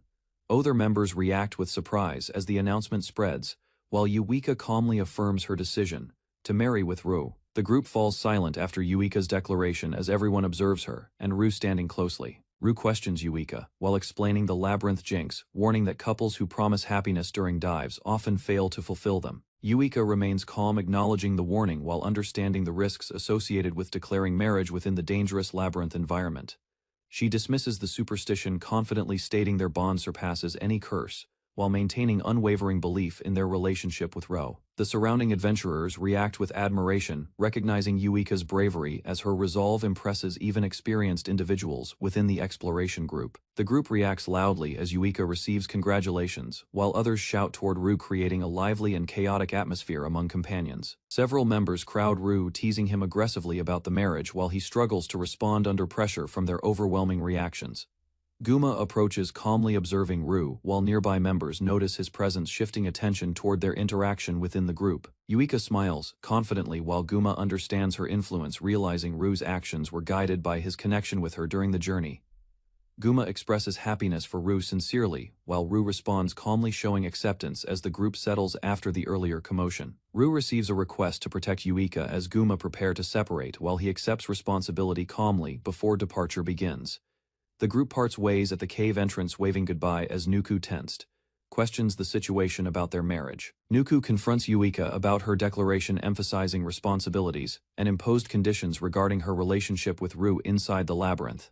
Yuika recalls prior rules about maintaining professionalism and avoiding public displays while acknowledging the conditions placed on their partnership earlier. Yuika confidently dismisses previous restrictions, stating their engagement changes everything, while others react with concern toward her sudden firm decision. Barry sits exhausted, overwhelmed by recent events, while Ru remains nearby as she struggles to process everything that has happened. Nuku panics about delaying decisions until returning, while Ru receives congratulations from Mazakan, expresses gratitude despite the ongoing confusion. Yuika regains momentum, encouraging the team to continue deeper into the dungeon, while asserting the true challenge has only begun. A bracelet detects nearby adventurers, guiding movement as they navigate the labyrinth and approach the workshop area on the 52nd floor. A hidden figure observes them closely, preparing for conflict, while acknowledging their arrival and anticipating an unavoidable confrontation ahead. Barry discovers Elu crystals inside dungeon, pointing them out excitedly, while noting their value as rare materials useful for crafting. The party reaches deeper floor, surrounded by powerful monsters as mana density increases, creating dangerous environment and accelerating unusual crystal growth. They notice a mana vortex forming nearby, realizing accumulated energy is concentrating dangerously, signaling potential threat that could create powerful hostile entity. Yuika commands an ogre brute to destroy obstructing rock, demonstrating control over monsters while clearing path toward unstable mana concentration area. Ru explains accumulated mana forms, cores that create monsters, as ogre strikes violently, triggering reaction and escalating danger. Stagnant mana must be removed, linking dungeon core emissions to growth, suggesting imbalance creates dangerous accumulations within environment. A giant cyclops appears, attacking violently as Ru and allies engage, demonstrating how deeper levels produce stronger humanoid monsters. A flame fiend emerges, controlling fire while Yuika counters, with precise strike, showing escalating threats and need for coordinated combat. Yuika confidently states progress will continue quickly, emphasizing team strength and readiness as they advance deeper toward next dungeon level. Nuku detects multiple monsters ahead while Ru studies surroundings, preparing strategy as team advances cautiously into increasingly dangerous territory. The party enters a vast lava chamber, observing unusual calm surroundings while sensing hidden danger within the seemingly peaceful dungeon environment. A voice welcomes Ru and companions, revealing the chamber as a workshop, confirming someone powerful has been expecting their arrival. The group approaches cautiously, acknowledging invitation while preparing themselves, aware that meeting likely involves confrontation rather than simple negotiation. A masked figure appears, revealing monstrous identity and hostile intent, indicating direct conflict as it challenges the party confidently. Yuika declares enemies, explaining opposing goals between humans and monsters, solidifying inevitable battle as both sides prepare for confrontation. The masked enemy signals readiness, prompting Ru and allies to recognize imminent threat as tension rises and confrontation becomes unavoidable. A dungeon garrison swarm appears behind barriers, revealing organized forces under Skull Mask, greatly increasing danger and scale of battle. Armed soldiers prepare attacks from behind defenses, while Ru identifies them as Skull Mask's companions, confirming coordinated enemy presence. Further analysis reveals multiple darksmiths among enemies, indicating strong support units and reinforcing idea of structured, intelligent opposition within dungeon. Skull Mask declares humans' intentions clearly, opposing them by protecting dungeon, establishing ideological conflict as both sides prepare for decisive battle. Skull Mask questions the concept of an ending, claiming its timing is uncertain, attempting to weaken their resolve and determination.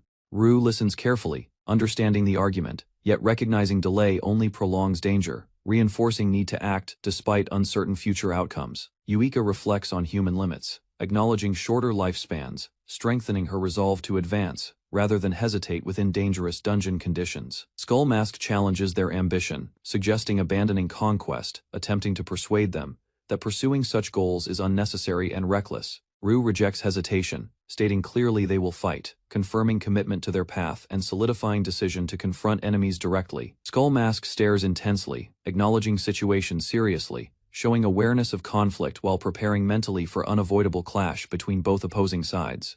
Yuika speaks calmly, recalling shared journey, showing respect towards Skull Mask while explaining their bond still holds meaning despite opposition. Requests passage without violence, Yuika stating intention clearly, while Skull Mask reacts with surprise, recognizing unexpected kindness from perceived enemy leader. Skull Mask rejects hesitation, calling situation unfortunate, raising weapon as soldiers prepare, signaling that peaceful resolution will not be accepted. The monsters ready defenses, declaring they will respond with force, confirming battle is inevitable as both sides commit to confrontation ahead. The battle begins, as enemies charge forward, forcing Yuika to command formation while the group prepares to defend against incoming attacks. A shadow barrier rises, blocking the assault, as defensive magic creates a temporary wall protecting the party from overwhelming enemy forces. Enemies detect weakness within the barrier, targeting openings, while Skull Mask mocks their defense, revealing awareness of their strategy and limitations. Soldiers thrust weapons through the gap, launching coordinated attacks, attempting to break formation and penetrate defenses with focused aggression. An ogre counters powerfully, striking forward to repel attackers, stabilizing the front line and preventing enemies from overwhelming the party's defensive position. Yuika orders ogres forward, directing assault toward enemy garrison while maintaining formation, initiating coordinated attack against fortified opposing forces. The ogres strike powerfully, breaking through enemy lines as soldiers are thrown aside, exposing weakness in their defensive positioning and structure. Enemies attempt to regroup around barrier, but large beast charges forward, disrupting formation and forcing soldiers into scattered retreat positions. Yuika commands Rhinodons to advance, reinforcing assault with heavier units, increasing pressure and overwhelming remaining defenders with continuous attacks. With enemies reduced, Yuika orders full advance, as remaining monsters charge ahead, crushing opposition and securing momentum for deeper progression forward. The advancing wall carries enemies forward, revealing multiple magic users and darksmiths positioned together, strengthening their defensive formation against incoming assault. The wall continues moving steadily, surprising observers, as Skull Mask remains confident, while allies react to the unexpected coordinated movement strategy. A large magical barrier forms behind enemies, reinforcing their position, causing hesitation as they prepare countermeasures. A sudden explosion erupts within the formation, knocking soldiers down, disrupting coordination and creating an opening for Yuika's forces to exploit. Yuika issues precise orders, directing units to break through and freeze darksmiths, coordinating attack to neutralize key enemy support quickly. Skull Mask realizes allies are defeated, reacting with shock as battlefield clears, leaving him isolated against Yuika's advancing forces. Yuika orders capture instead of killing, directing ogres forward to seize Skull Mask, aiming to obtain information about dungeon leadership. Ogre moves swiftly, striking and grabbing Skull Mask, while Yuika states intent to question him directly about the dungeon masters. Skull Mask is thrown upward, escaping momentarily, using agility to avoid capture while Ogre attempts to crush him mid-air. Skull Mask moves rapidly through air, surprising observers, maintaining mobility and avoiding restraint, despite overwhelming pressure from Yuika's forces. Skull Mask reveals special boots, moving through air freely, demonstrating unexpected mobility that allows him to evade capture and reposition easily. He attacks from above, striking an ogre directly, disrupting formation and surprising Yuika's forces with sudden aerial assault capability. Yuika reacts, sensing disruption as her control weakens, realizing her monster connection has been affected by Skull Mask's unusual attack.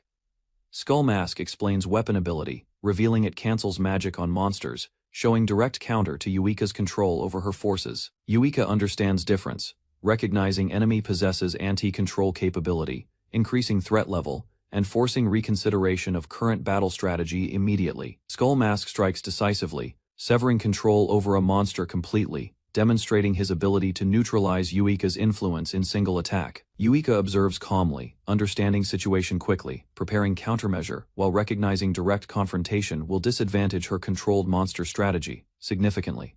She orders all monsters to enter lava pool, sacrificing them intentionally to prevent further control disruption and deny enemy advantage. Monsters obey instantly, plunging into lava, shocking Skull Mask as his strategy fails, losing targets and weakening his ability to counter. Lava consumes monsters, eliminating controlled units, while Ru reflects on harsh decision, acknowledging sacrifice as necessary to maintain overall battle advantage. Yuika confirms no reinforcements remain, standing with her team, establishing control of battlefield and preparing to focus entirely on Skull Masks.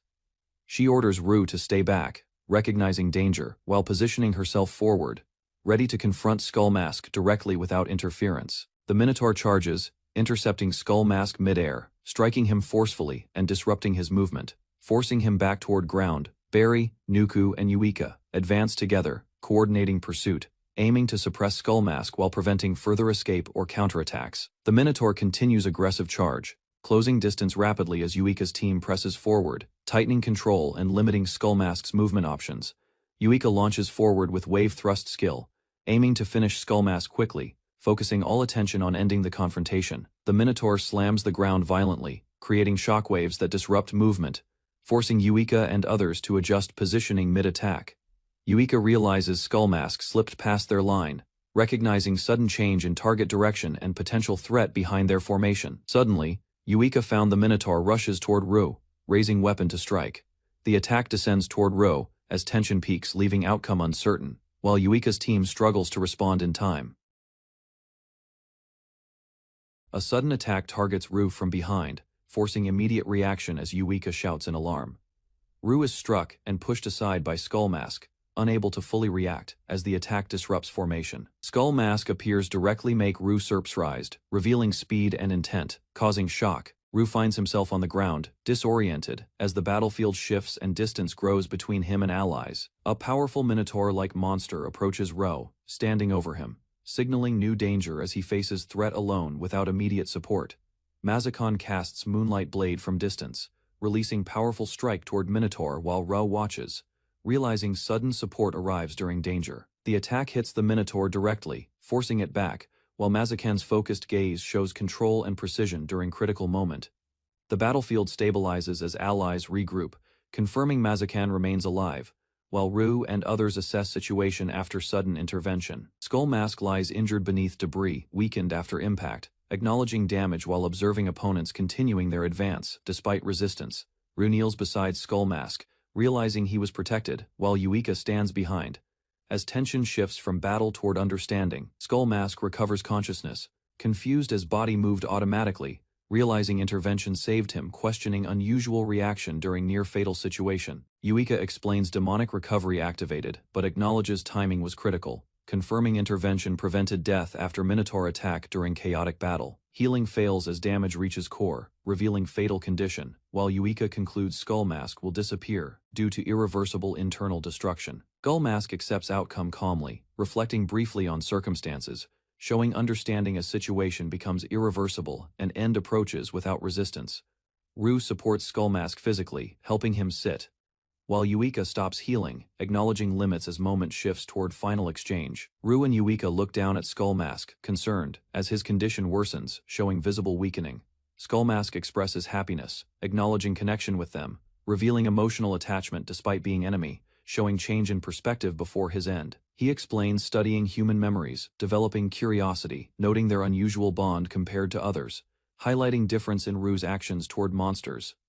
Skull Mask warns them about Dungeon Lord, explaining danger ahead, revealing motive behind opposition was to protect them from certain death. He questions human fear of death, speaking calmly, as Ru listens closely, recognizing meaning behind his final words before disappearance. Ru listens silently, as Skull Mask calls him his first human friend, showing emotional weight as he processes unexpected bond formed. Skull Mask expresses concern for Ru, wishing to spare him from painful memories, revealing protective intent.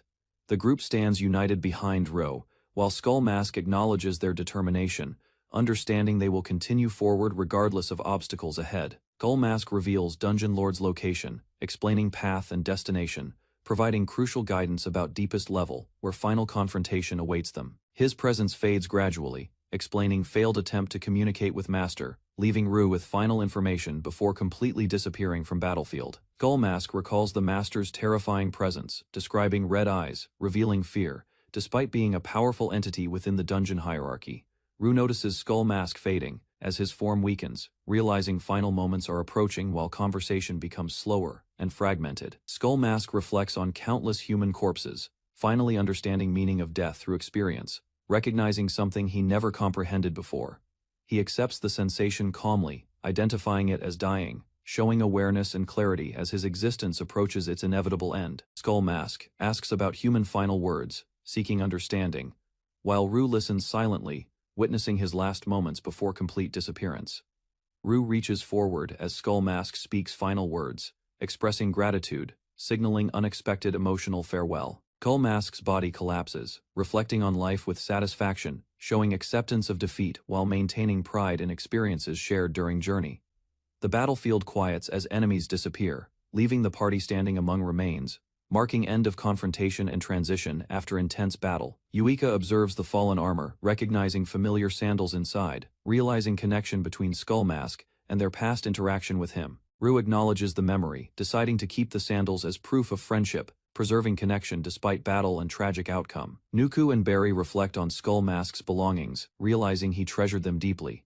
Yuika evaluates the workshop items, explaining most are designed for monsters, while identifying a few potentially useful objects. Rue equips the items, revealing powerful gear meant for him, including weapons and artifacts that enhance abilities while carrying unique detection functions.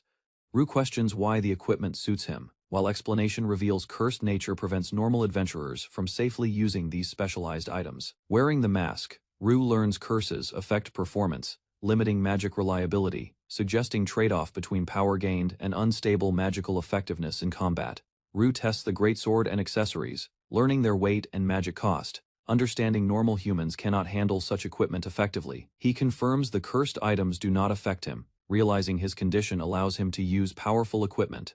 Rue and Yuika discuss preparations, recognizing uncertainty ahead, while identifying items as useful tools for reaching deeper dungeon levels safely. He notices reduced burden while carrying equipment, realizing the mask enhances his ability, improving endurance and efficiency during long expeditions.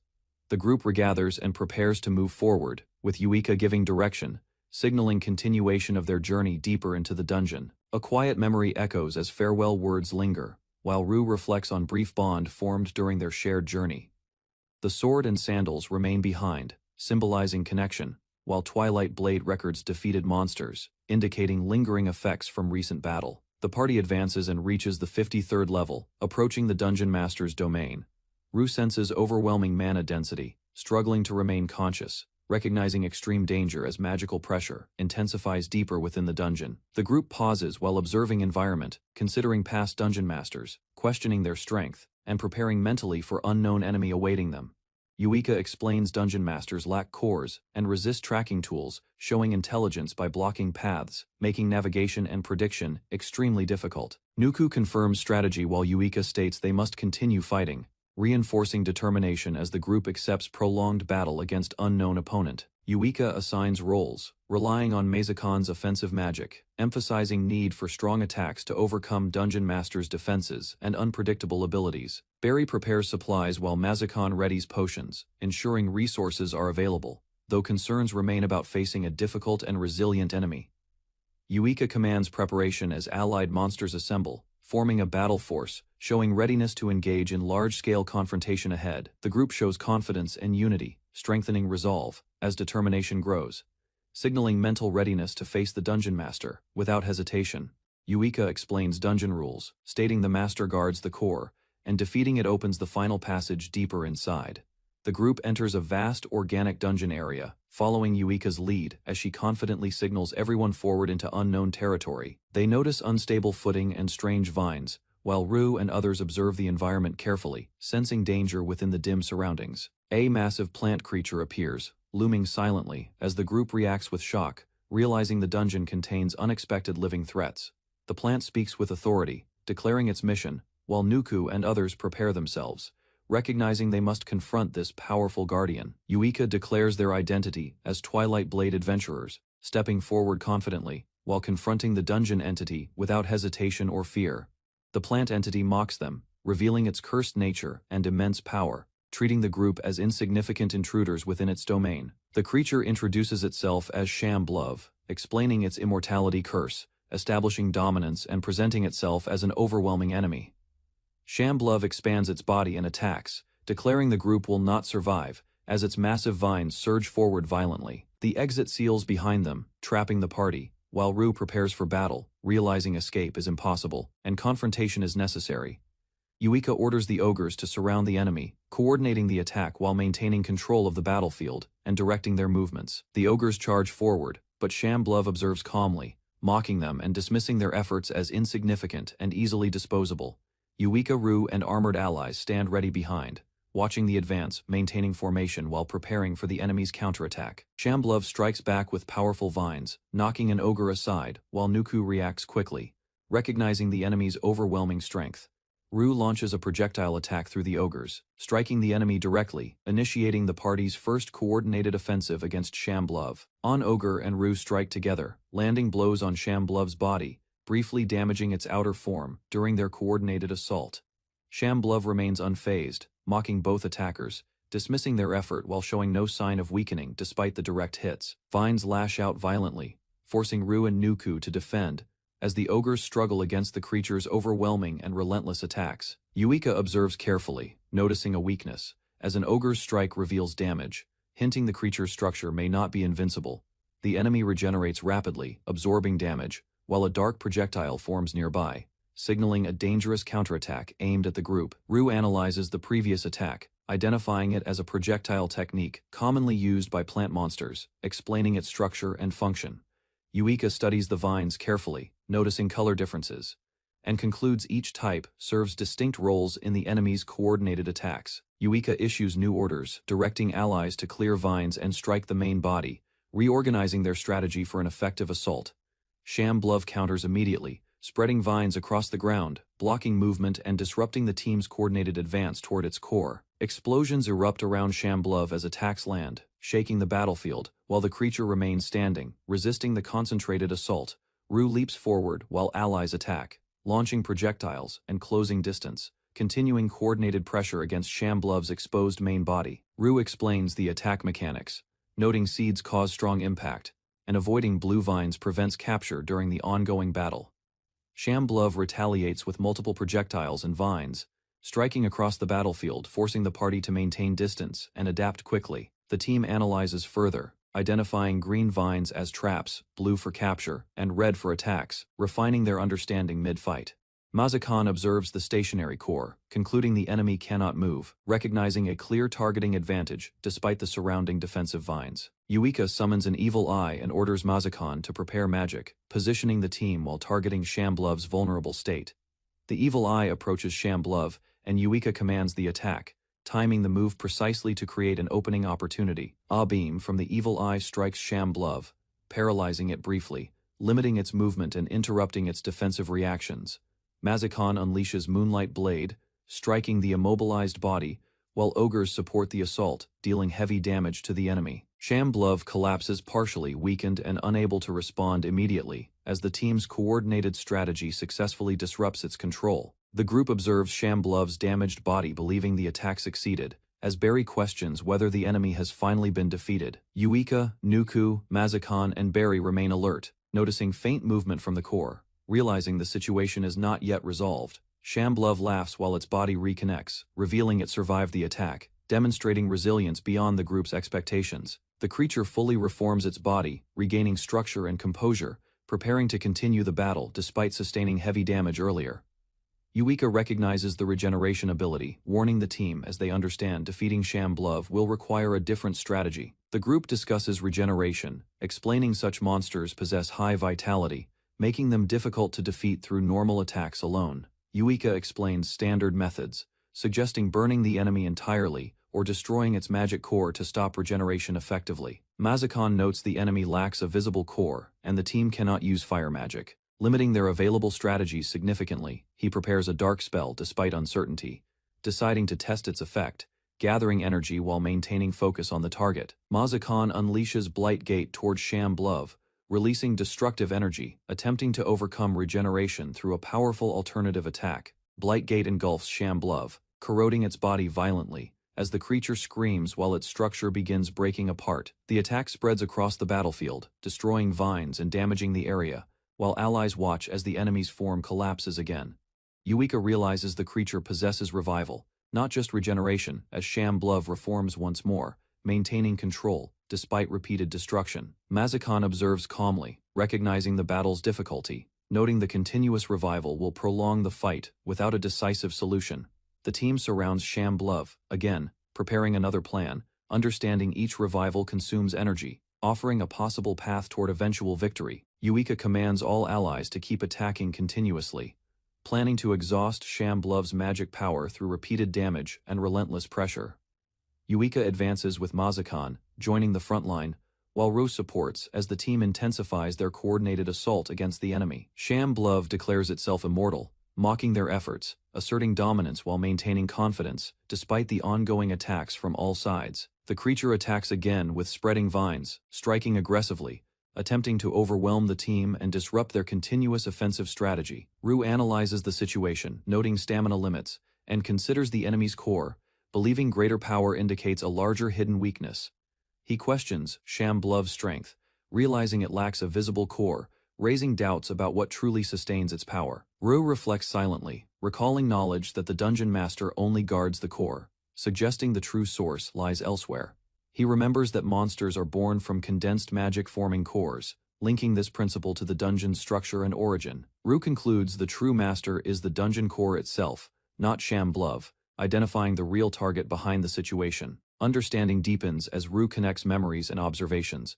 Realizing knowledge from others reveals how monsters and dungeons truly function. Ru concludes, destroying the dungeon core will defeat the master, but locating it remains difficult within the complex dungeon structure.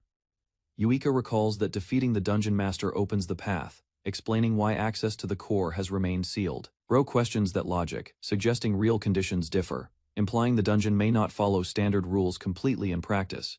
He explains magical essence constantly flows, meaning the core likely remains active and connected, allowing monsters to continuously appear. Ru realizes the path to the core is always open but hidden, requiring careful observation of surroundings to locate it.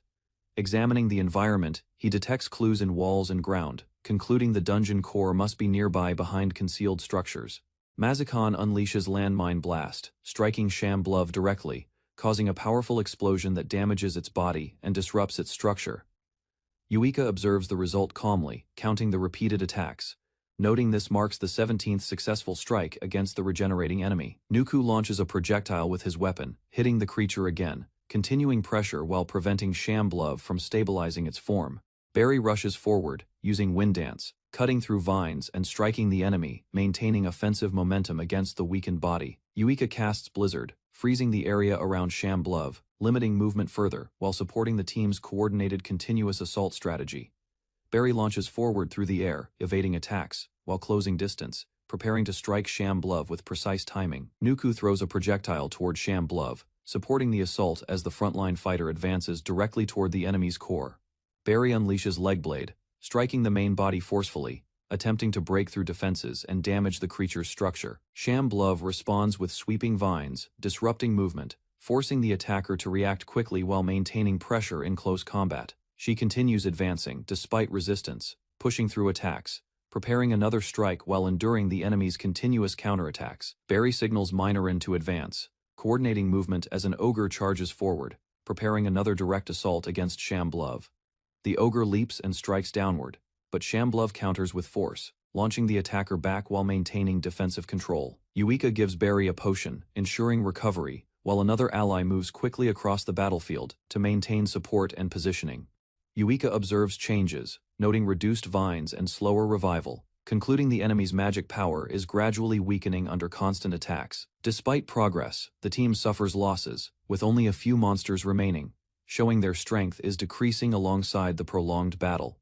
Yuika orders a full assault during the next revival, coordinating all allies to strike simultaneously and overwhelm Shamblov's regeneration cycle. A sharp structure rises from the ground as Shamblov revives again, declaring its invincibility while the team prepares cautiously. Yuika and Barry notice changes in the revival pattern, realizing the enemy's behavior is shifting and may indicate a new threat. Shamblov transforms, expanding its form and power, asserting dominance while its presence grows larger and more dangerous than before. The team observes the transformation, recognizing a new attack form, understanding the battle has entered a more dangerous phase. Shamblov launches a powerful seed attack, forcing Yuika to warn Barry urgently as the projectile forms and rushes forward quickly. The explosion spreads across the battlefield, pushing fighters back as they dodge, while the blast wave tears through the ground violently. Mazikon observes calmly and counters, creating a dark barrier that absorbs the incoming attack and stabilizes the battlefield again. Another explosion erupts near Shamblov, showing the team's counterattack landing successfully as debris scatters across the battlefield rapidly. The team regroups and watches closely, confirming the seed exploded while Shamblov remains standing, preparing for the next phase. A powerful projectile strikes Shamblov's body, exploding on impact while Ru advances forward, maintaining pressure during the ongoing assault. Another blast follows, hitting the flower core directly as the creature's head recoils slightly, showing the attack is beginning to connect. The team appears exhausted and injured, yet Shamblov remains intact, mocking them while their efforts fail to produce decisive damage. Mazakon struggles, but focuses observing the battlefield and the enemy's position, preparing to act despite fatigue and the dangerous situation. Shamblov unleashes earth magic, raising massive walls around the battlefield, attempting to block attacks and isolate the party completely. Yuika observes the battlefield, realizing Shamblov has raised a wall of earth, blocking movement and dividing the chamber completely. Nuku and Barry move along the terrain, using cover, planning to approach secretly and target the red vine controlling attacks directly. Mazakan drinks a potion to restore mana, steadying himself, preparing for another offensive while managing exhaustion from continuous battle pressure. Yuika regains focus and resolves to continue, reaffirming their goal to defeat the Dungeon Master, despite the difficult and dangerous situation. Shamblov senses their movement and prepares a destructive attack, deciding to strike everything, attempting to eliminate the hidden party entirely. Shamblov launches widespread attacks across the chamber, causing destruction everywhere, while Rue observes carefully, noting the strikes avoid damaging the core. He studies the attack patterns, realizing they reveal the hidden path as explosions guide him toward the dungeon core's concealed location. Yuika and Nuku advance through the chaos, attacking while moving forward, coordinating strikes as the enemy continues launching projectiles across the battlefield. Mazakon and Barry launch attacks together, striking forward, maintaining pressure while pushing deeper. Following the path revealed through calculated enemy patterns, Shamblov stands dominant over the battlefield, while fallen bodies surround it, showing the party's struggle against its overwhelming and destructive power. Shamblov stands unharmed, declaring only one enemy remains, while Yuika, injured and exhausted, struggles to stay standing before the overwhelming foe. Yuika collapses onto the ground, wounded and unable to fight properly, as Shamblov observes, stating her chances of victory are extremely low. Yuika launched Lapping Rabbit, increasing her strength, forcing herself forward despite injuries, preparing one final attempt to strike the enemy directly. She lunges forward and attacks Shamblov, landing a direct hit, but the creature remains unaffected, dismissing the effort as meaningless damage. Shamblov retaliates immediately, striking Yuika with force, knocking her back violently, ending her desperate attempt and leaving her vulnerable. Yuika struggles on the ground, refusing to give up while Shamblov approaches, believing her already defeated and unable to continue fighting. Forces herself up, she declaring her resolve, activating Leaping Rabbit again, pushing her body beyond limits to continue the battle.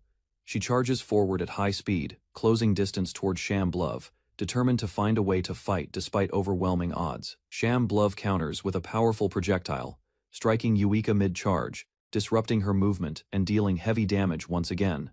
Despite injuries, she forcing herself forward, refusing to stop, relying on determination to keep advancing toward the enemy. Yuika continues charging through explosions, refusing to stop moving forward, knowing hesitation will lead to defeat against Shamblov's relentless attacks. Her body collapses from strain, legs failing completely, as repeated use of her ability leaves her unable to stand or continue advancing. Shamblov prepares another projectile, mocking her efforts, as a powerful attack forms, ready to strike the already weakened Yuika. Yuika struggles on the ground, barely moving, realizing only her arms still respond, while she searches desperately for a final action. The enemy focuses forward, its core exposed briefly, as the battlefield quiets, creating a small opening amid the overwhelming destruction. Yuika lies broken on the ground, barely conscious, struggling to breathe, while Shamblov stands above her, preparing to finish her. A vine wraps tightly around Yuika, lifting her body, as Shamblov begins strangling her, intending to end the battle completely. Yuika fades, her vision blurring, sensing someone approaching faintly, while her body weakens further under the enemy's crushing grip. In her fading thoughts, Yuika recalls Rue, expressing regret, as her consciousness drifts while held helplessly by the enemy. Her memories show a peaceful life she desired, wishing to stay together. As darkness closes in and her strength finally disappears, Rue rushes forward at high speed, charging toward Shamblov, closing distance rapidly while the enemy notices his sudden approach. He identifies the hidden passage location, realizing the enemy's attack pattern reveals a blind spot near the dungeon core's position. Rue breaks through the vines with force, pushing past defenses, as Shamblov reacts with anger, recognizing his plan to reach deeper. Finally reaches the dungeon core, Rue, observing its structure and energy, confirming the true target that determines victory within the battle. Rue locates the dungeon core, a dark sphere ahead, as the battlefield opens, revealing the true objective beyond Shamblov's defenses. Shamblov launches multiple projectiles toward the core area, attempting to stop Ru's advance while maintaining pressure across the battlefield. Ru charges forward and strikes the core, but the attack barely damages it, showing the core's extreme durability and resistance.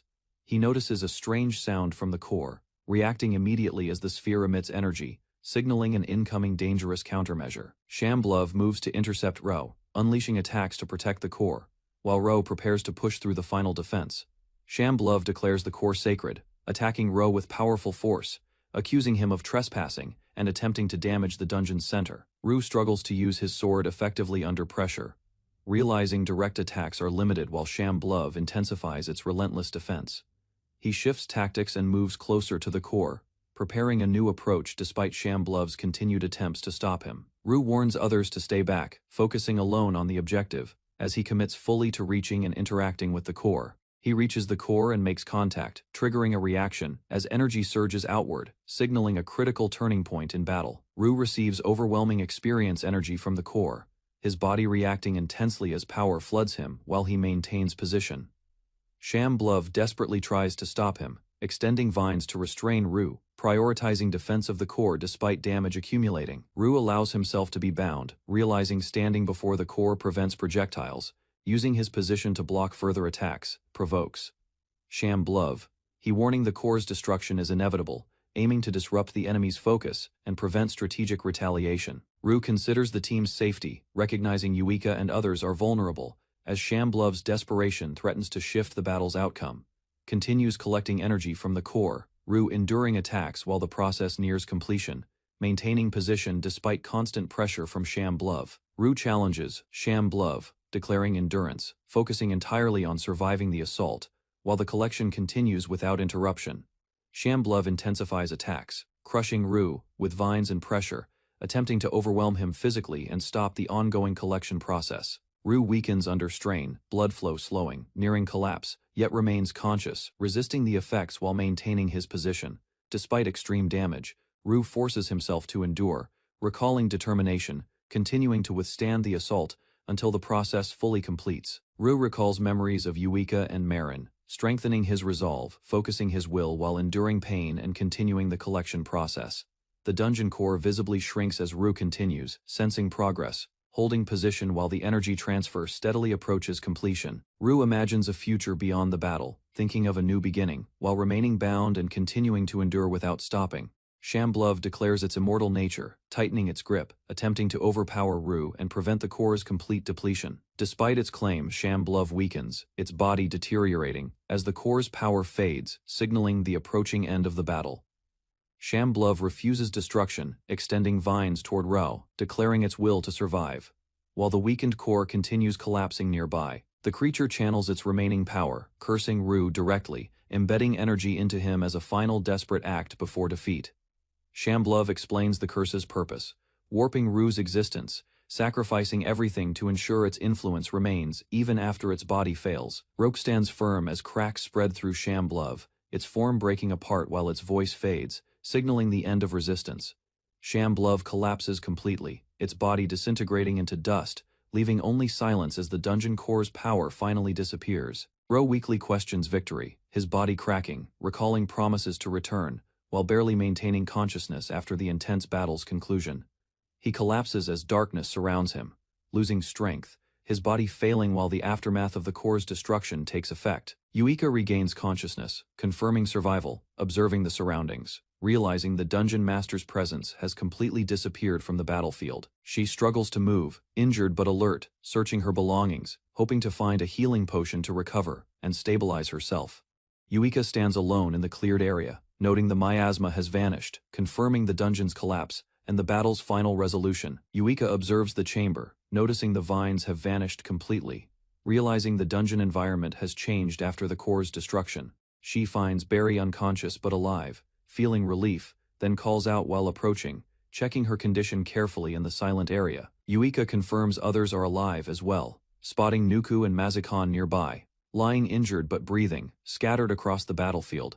She kneels beside them, preparing treatment, asking for assistance, while recognizing their injuries require immediate attention after the intense fight. Looks around anxiously, Yuika realizing Ru is missing, calling out for him, growing concerned as no response comes from the surroundings. Yuika searches the area, noticing a strange hole in the wall, questioning its purpose while continuing to look for Ru. She enters the tunnel and finds Ro's greatsword, realizing he must be nearby, her concern increasing as she moves deeper inside. Yuika discovers Ro partially petrified, recognizing the curse's effect. Understanding his body has been transformed and immobilized by it, she immediately casts a healing spell, attempting to reverse the petrification, focusing her energy while trying to restore his condition. The spell fails to work, leaving Yuika shocked. Realizing the curse is stronger than expected and cannot be removed easily, Yuika casts her spell again on Ro, but his petrified body shows no reaction, confirming the curse's resistance to her magic. Yuika pauses, exhausted and confused, realizing something is wrong, unable to understand why her magic fails to affect Rogue's condition. Barry and Nuku regain awareness, explaining Yuika lost magical power, while concern shifts toward Ru's condition and necessary treatment options. Yuika insists on treating Ru using potions, but Mazakan observes calmly, stating such treatment will not resolve the underlying condition. Mazakan explains Ru's state has been rewritten, no longer simple petrification, but a deeper transformation that normal appraisal cannot properly define. Ru cannot be cured by normal means, stating his condition is now permanent, effectively meaning Ru is no longer alive. Yuika refuses to accept this conclusion, declaring she will cure Ru herself, moving forward with determination despite the others' hesitation. Uses her magic again recklessly, Yuika pushing her limits, while others warn her that continuing like this could endanger her life. Nuku restrains Yuika, stopping her from harming herself, while she struggles desperately calling out to Ru and demanding he respond. Yuika cries beside Ru's petrified body, calling her darling repeatedly, unable to hold back emotion as the reality of his condition settles. After calming Yuika, the group decides to leave the dungeon, departing while leaving Ru's petrified remains behind on the lowest floor. They reunite with the waiting expedition unit, and reports spread that the dungeon master has been defeated as magical energy disappears. Despite the victory, Yuika reflects quietly, understanding that their success came with loss, and everyone senses the heavy cost of battle. On the surface, townspeople gather, praising Ru as their hero and preparing to recover him, honoring his sacrifice and role. As celebrations begin, the mayor speaks proudly, but Yuika's group listens silently, their thoughts distant and weighed by Ru's fate. 2 months later, Yuika lives peacefully in the capital, caring for young Marin inside her residence with attendants. The household staff confirms Marin's adoption, explaining arrangements are complete, while Yuika listens calmly, maintaining composure as responsibilities settle around her. Yuika reassures Marin gently, promising to save Ru someday, while encouraging her to stay hopeful and continue living happily until then. Later, Yuika rests alone in bed, feeling weak as exhaustion overwhelms her body, suggesting lingering effects from the intense dungeon battle. A maid, Tae, notices Yuika's condition and suspects a cause, while Yuika struggles with nausea, signaling her health issue may worsen soon. Dr. Saffron examines Yuika at her residence, calmly assessing her symptoms while the maid watches, confirming concern about her recent condition. She explains, Yuika must avoid dungeon activities, then reveals she is pregnant, shocking Yuika as she processes the unexpected news. Yuika sits quietly, accepting the explanation, while T and Dr. Saffron observe her reaction, ensuring she remains calm and stable. Yuika holds her stomach, crying with relief and joy, realizing a child between her and Ru will soon be born. Years later, time passes, showing a new chapter beginning as someone enters the residence, marking the continuation of Yuika's life. Years later, Ru stands restored inside the room, as a young girl greets him mourning calmly. It was Marin, cheerfully explains her first solo adventure, hiding slight nervousness, then smiles and waves goodbye to Ru. Marin walks confidently with her sword, known as a hard-working adventurer, showing determination as she continues pursuing dangerous dungeon missions alone. A young girl watches Marin leave early in the morning, noticing her routine and quietly observing her dedication from inside their home. Marin repeatedly enters the infinite dungeon alone, despite recently graduating, demonstrating courage while others from the academy remain inexperienced and cautious. Marin reassures the girl calmly, explaining she prefers working alone and values collecting monster cores, showing confidence in her abilities. The girl reflects on Marin's strength and cheerful attitude, yet feels uneasy, sensing hidden concerns behind her consistent bravery and independence. The girl notices Marin's trembling hands, realizing Marin struggles internally, suggesting her true battle is not physical but emotional and unseen. At night, Marin secretly cries before Ru's statue, burdened by anxiety and impatience, hiding weakness while maintaining strength during the day. The girl resolves to support Marin, admiring her strength, while Marin continues smiling each morning, concealing her struggles behind calm expressions. Marin enters the dungeon again, casting magic to defeat monsters efficiently, demonstrating skill and determination, despite the emotional burden she carries. She retrieves a monster core after battle, calmly observing it, continuing her routine, while quietly enduring the pressure driving her actions. Marin examines a small core, realizing upper floors yield little reward, deciding to return to the surface and improve elsewhere. She walks through the royal capital streets, tired yet composed, blending into daily life while carrying thoughts of her progress. A nobleman approaches Marin politely, inviting her to join his party, recognizing her talent and offering her a new opportunity. Marin declines calmly, stating she has refused many times, choosing independence, despite repeated invitations and persistent interest from others.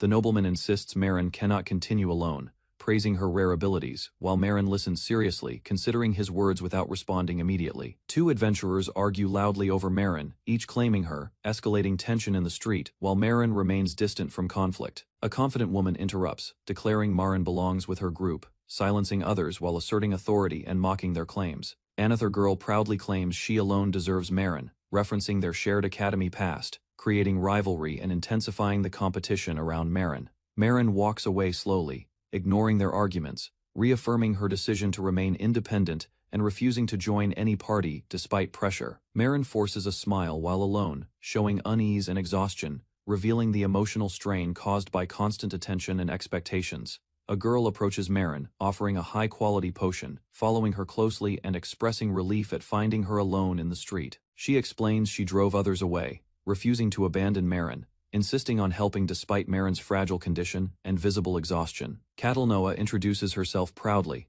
recalling their rivalry and friendship, showing confidence while reconnecting with Marin. After their academy days together, Marin listens quietly as Catalnoa questions her choices, reflecting on past impressions, recognizing Catalnoa's confidence and persistent personality. Marin declares her goal to reach deeper dungeon floors, rejecting teamwork, prioritizing progress alone, despite risks and emotional burdens she carries. Catalana questions Marin's goal, shocked she aims for the cursed floor, while Marin firmly states her intention to save important people. Marin thanks Catalnoa for the potion, insisting she alone must act, believing only she can protect those she cares about. Catalnoa responds emotionally, insisting closeness removes formality, emphasizing their bond, trying to reconnect and support Marin through her burden. She introduces another name, Karen, encouraging familiarity, while Marin listens quietly, unsure how to respond to her sincerity. The scene shifts to Yuika's home, suggesting a new development, as events begin moving toward another important encounter involving different characters. Marin returns home, greeted warmly by Tai and Pri, who welcome her back kindly, showing familiarity and comfort within the household. The maids happily discuss dinner plans, mentioning stew, while Marin responds cheerfully, briefly relaxing and enjoying the peaceful home atmosphere. Shizu appears, noting her condition, reminding her to clean up, maintaining discipline despite the welcoming environment. Marin acknowledges Shizu's words and leaves, while Shizu watches silently, showing concern through her serious expression and quiet observation. Then Marin meets Yu in a library room, greeted warmly, creating a softer moment as she reconnects with someone important at home. Mai aka Miyuri, explaining she was praying for Marin's safety, showing her care and devotion toward Marin's dangerous adventures. Marin smiles gently and thanks Miyu, appreciating her concern, while Mio responds warmly, strengthening their close and supportive relationship at home. Rue returns and greets Marin, while Marin insists she is fine, refusing rest as Mio watches with concern from behind. Marin casts a rare time spell, activating Clockwork Reverse, focusing carefully as magical energy gathers around her moving hand and body. The spell activates, slightly reversing damage on Rue's body, demonstrating Marin's unique ability, while confirming her determination to keep supporting others. Marin repeatedly casts Clockwork Reverse inside the room, alarming Miyu and others, as the spell echoes loudly through the house, appears exhausted. Marin insisting she is fine, while Miyu worries, warning that the spell consumes significant magical energy each time. Marin reassures Miyu gently, promising she will help her see their father again, showing determination despite her weakening condition. She collapses onto the bed from exhaustion, while Shizu observes, noting Marin continues casting daily, despite losing consciousness afterward. Shizu instructs Mayo to care for Marin and prepares potions, quietly acknowledging Marin's stubborn resolve while ensuring her safety. Rue remains silently as Shizu leaves, understanding Marin's struggle, while the room settles into quiet tension after her dangerous efforts. Months later, Marin and Mayu watch Ro as magic surrounds him, reversing time, but his body remains frozen, like a statue. Ro still stands unmoving, his condition unchanged, while Mayu quietly observes, worried about his uncertain fate. In a library, Marin greets Rue warmly, noting how quickly time passes, and how children continue growing despite everything happening. Marin explains changes during absence, pointing out Mayu's growth, while Rue's skull face remains unchanged, still trapped in stone. She prepares to leave again, telling Mayu she needs supplies, while Mayu asks when she will return, feeling uncertain again. Marin and Mayu walk through the library together, discussing studies and responsibilities, as Marin reminds Mayu not to overwork herself. A faint light appears in darkness, weak and drifting, as distant memories begin surfacing within a fading consciousness. Memories show a man recalling his newborn sister, remembering her small hands and the moment she entered his life. Tragedy follows as their mother dies after childbirth. Their father succumbs to grief, leaving the siblings alone together. The man reflects on his past, realizing his purpose is protecting his sister. Understanding true happiness lies within family bonds. Memories brighten as little Marin call out to her brother, their voices echoing, pulling his fading consciousness toward a growing light. Rue awakens suddenly, seeing bookshelves and raising his hand, realizing he is no longer trapped as stone. He turns and speaks, confused about his surroundings, while Marin reacts with surprise at his sudden movement behind her. Marin and Mayu turn toward Rue, shocked as he stands alive, asking where he is, breaking the long silence. Stares in disbelief, Marin's body trembling slightly, struggling to accept that Rue has finally returned from his petrified state. Marin looks shocked and emotional, realizing Rue has returned, while he remains confused, not understanding why she reacts so strongly. She rushes forward and embraces Rue tightly, crying as she confirms he is real. Overwhelmed, after waiting for so long, reveals that she is Marin, explaining she has grown older, showing Rue how much time has passed since then. Marin explains Rue was petrified for years after the dungeon incident, and others worked together to finally bring him back. She smiles through tears, saying she always believed he was alive, relieved that he has truly returned at last. Marin cries while hugging Rue tightly, welcoming him home, overwhelmed with relief after believing in his survival for many years. Rue realizes Mariette resembles Marin from before, understanding she has grown up during his long absence and changed over time.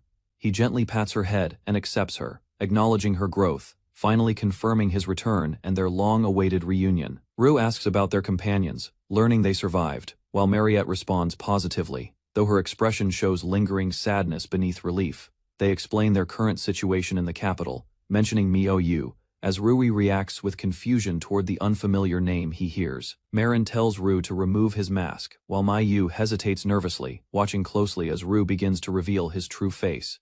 Rue removes the mask and smiles gently, introducing himself to Mayu, creating a calmer atmosphere after the earlier confusion. Mayu reacts with shock and embarrassment, overwhelmed by Rue's appearance, her emotions showing through her flustered expression.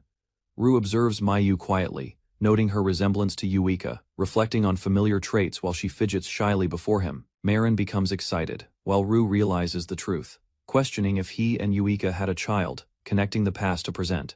Marin encourages Mayu to introduce himself, and he nervously steps forward, greeting Rue politely while revealing his name and age. Rue reacts warmly, proudly accepting Mayu as his beautiful daughter, expressing joy. Marin corrects Rue, revealing Mayu is actually a boy, surprising him and changing his initial understanding completely. Rue studies Mayu closely, realizing his delicate appearance caused confusion, while Mayu grows shy under the attention and observation. Mayu explains his situation calmly, while Rue apologizes, then thanks Marin sincerely for caring and staying beside Mayu all along. Mayu smiles warmly and welcomes Rue home, finally accepting him as his father, expressing happiness after years of waiting. Marin hugs Rue and Mayu together, celebrating their reunion, as they begin embracing the idea of living together as a family. Marin and Mayu smile closely together, showing their strong bond, remembering the past when they only had each other. Rue embraces both of them, realizing his family has grown, feeling responsible to protect them and treasure this new life. Marin urges Rue to follow, planning to inform others, while Mayu watches quietly as their new future begins together. Marin enters the room quickly, interrupting the servants, announcing urgent news, while the staff pause their work and listen attentively. Rue appears beside Marin, calmly greeting them. As Marin proudly declares her brother has finally returned after many years, the servants react with shock and joy, realizing Rue is truly alive, celebrating Marin and Miyu's long-awaited happiness together. Shizu arrives, surprised by the noise, as Marin explains Rue's curse is gone, drawing serious attention from her. The household welcomes Rue warmly, introducing themselves respectfully, while expressing gratitude and relief that he has safely returned home. Rue introduces himself politely, while Shizu formally presents her role, and the servants prepare to celebrate his long-awaited return. The servants bring a large meal, offering it warmly, while Marin and Miyu watch as Rue reacts to their generous effort. Everyone gathers around the table, encouraging Rue to eat, explaining his long absence, while the room fills with lively conversation. Rook shows items from the labyrinth, explaining their origin, as Marin and Miyu observe closely, interested in his experiences. Miyu asks to touch the items, and Rue agrees, while a sudden reaction from Shizu hints something unusual about them. Shizu calmly advises Marin to return Miyu to his room, expressing concern, while Rue observes quietly and listens to situation. Marin agrees, though thoughtful, as Shizu suggests Miyu accompany Rue later, believing it would help him understand things better. Marin decides to leave with Rue, planning to visit the Adventurers Guild first, while Miyu stays behind, watching them depart. Marin smiles and tells Rue she wants him to meet someone, hinting at an important encounter awaiting him outside. Rue and Marin exit the residence, saying goodbye, while Miyu remains to study. As their next journey begins together, Miyu stands alone after they leave, quietly thinking about Rue. Realizing he is truly his father for the first time, Shizu watches Miyu silently from behind, observing his reaction carefully, maintaining a serious expression while assessing his emotional state. Outside, Rue and Marin arrive in the capital streets as Aro looks around, impressed by the large buildings surrounding him. Marin explains the capital's size while walking beside Rue, describing the area as he compares it to smaller towns. They continue walking through wide streets, heading toward the guild, while Rue notes the scale, realizing how vast the place is. Rue asks about Yuika while walking, but Marin avoids answering directly, choosing instead to guide him forward toward their destination. Marin insists they visit the guild first, speaking calmly, while Rue senses hesitation but follows her without pressing further. They enter a quieter area of the city, different from central streets, as Rue notices the unfamiliar surroundings and growing tension. Marin stops before a large building, explaining it is the Royal Capital's Adventurers Guild, as Rue observes its impressive structure. Inside, the guild becomes noisy, as people notice Marin whispering and reacting, while Rue steps in beside her, drawing attention. Inside the guild, adventurers whisper about Rue, questioning his identity, while Marin reports formally, drawing attention from everyone nearby. Rue notices the reactions, hearing rumors about Marin, realizing her reputation has changed greatly during his long absence. Suddenly Nuku appears, recognizing Rue immediately, as they greet each other, confirming their connection from the past. Nuku explains many events happened while Rao was petrified, speaking seriously, while Marin listens quietly beside them. Rue grows concerned, asking if those events involve Yuika, while Marin hesitates again, delaying the answer about her whereabouts. Marin reveals Yuika went missing in the Infinity Labyrinth, shocking Rue, as he reacts strongly to the sudden serious information. Nuku leads them away, offering to explain everything in detail, guiding them toward a private place to discuss the incident. Meanwhile, servants discuss Rue in the kitchen, preparing food, while considering his character and asking for opinions about him. Tae and Pri praise Rue highly, believing he is kind and chosen by the princess, while others speak with admiration and excitement. But Shizu, expressing doubt, questioning their assumptions, and suggesting they may not fully understand Rue and his true nature.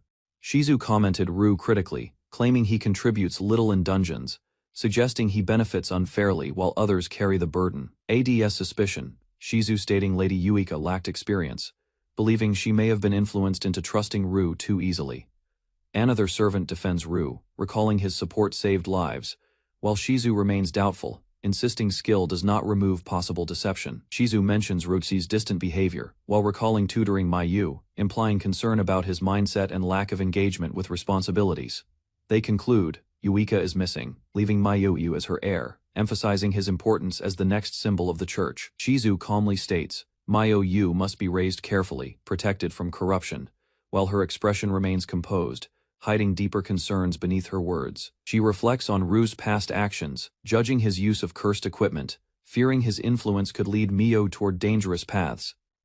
Shizu instructs the servants to observe Ru closely, ordering reports on any unusual behavior to verify his true character and intentions. She concludes that if her suspicions prove true, she will act decisively, willing to remove Ru to protect Myoru's future and purity. Ru and Marin arrive at the Guildmaster's office, where Nuku welcomes them inside, preparing to discuss important matters about Ru's return. Nuku explains he retired years ago, while Ru reacts with surprise, learning Nuku now leads the capital's guild. Ru recounts events after becoming petrified, explaining Marin used magic repeatedly, while asking how much she shared during that time. Nuku listens calmly, as Ru admits confusion, acknowledging lost time, while Marin remains nearby, quietly observing the serious conversation. Ru requests details about the dungeon incident, seeking clarity on what happened, as Nuku prepares to explain past events carefully. Nuku explains reaching the labyrinth core, planning destruction, but upon entering, he immediately senses danger within the unstable core chamber. Recalls fighting desperately, he attempting to consume the core, but the enemy used petrification, sealing him and ending his struggle. Nuku acknowledges Ru's actions saved many lives, while Ru calmly notes he completed consuming the core before losing consciousness. He expresses deep gratitude, thanking Ru sincerely, while Ru responds humbly, recognizing the effort others made to rescue him afterward. Nuku reveals Yuika's condition worsened during Ru's absence, describing her grief and decline, leaving Ru to process the painful truth. Ru recalls a visitor delivering Yuika's will, realizing it was likely their final exchange before he disappeared into the dungeon. The letter's contents restore Lady Kurohime's strength, revealing Ru's wish to entrust Mariette's future if he never returned safely. Marin explains Yuika found hope again, brought Mariette home, and soon after, they discovered Yuika was carrying a child. She recalls Yuika's happiness during pregnancy, praised Ru, as looked at her belly, leaving only emotional memories behind. They reveal Yuika was revered as divine, her pregnancy seen as sacred, shaping Miyu's existence, and the beliefs surrounding her. Nuku explains the church hid Ru's identity, elevating Miyu as a symbol, while urging Ru to maintain that image. Marin reacts uneasily, questioning the situation, realizing Miyu is meeting his real father yet must treat him like a stranger.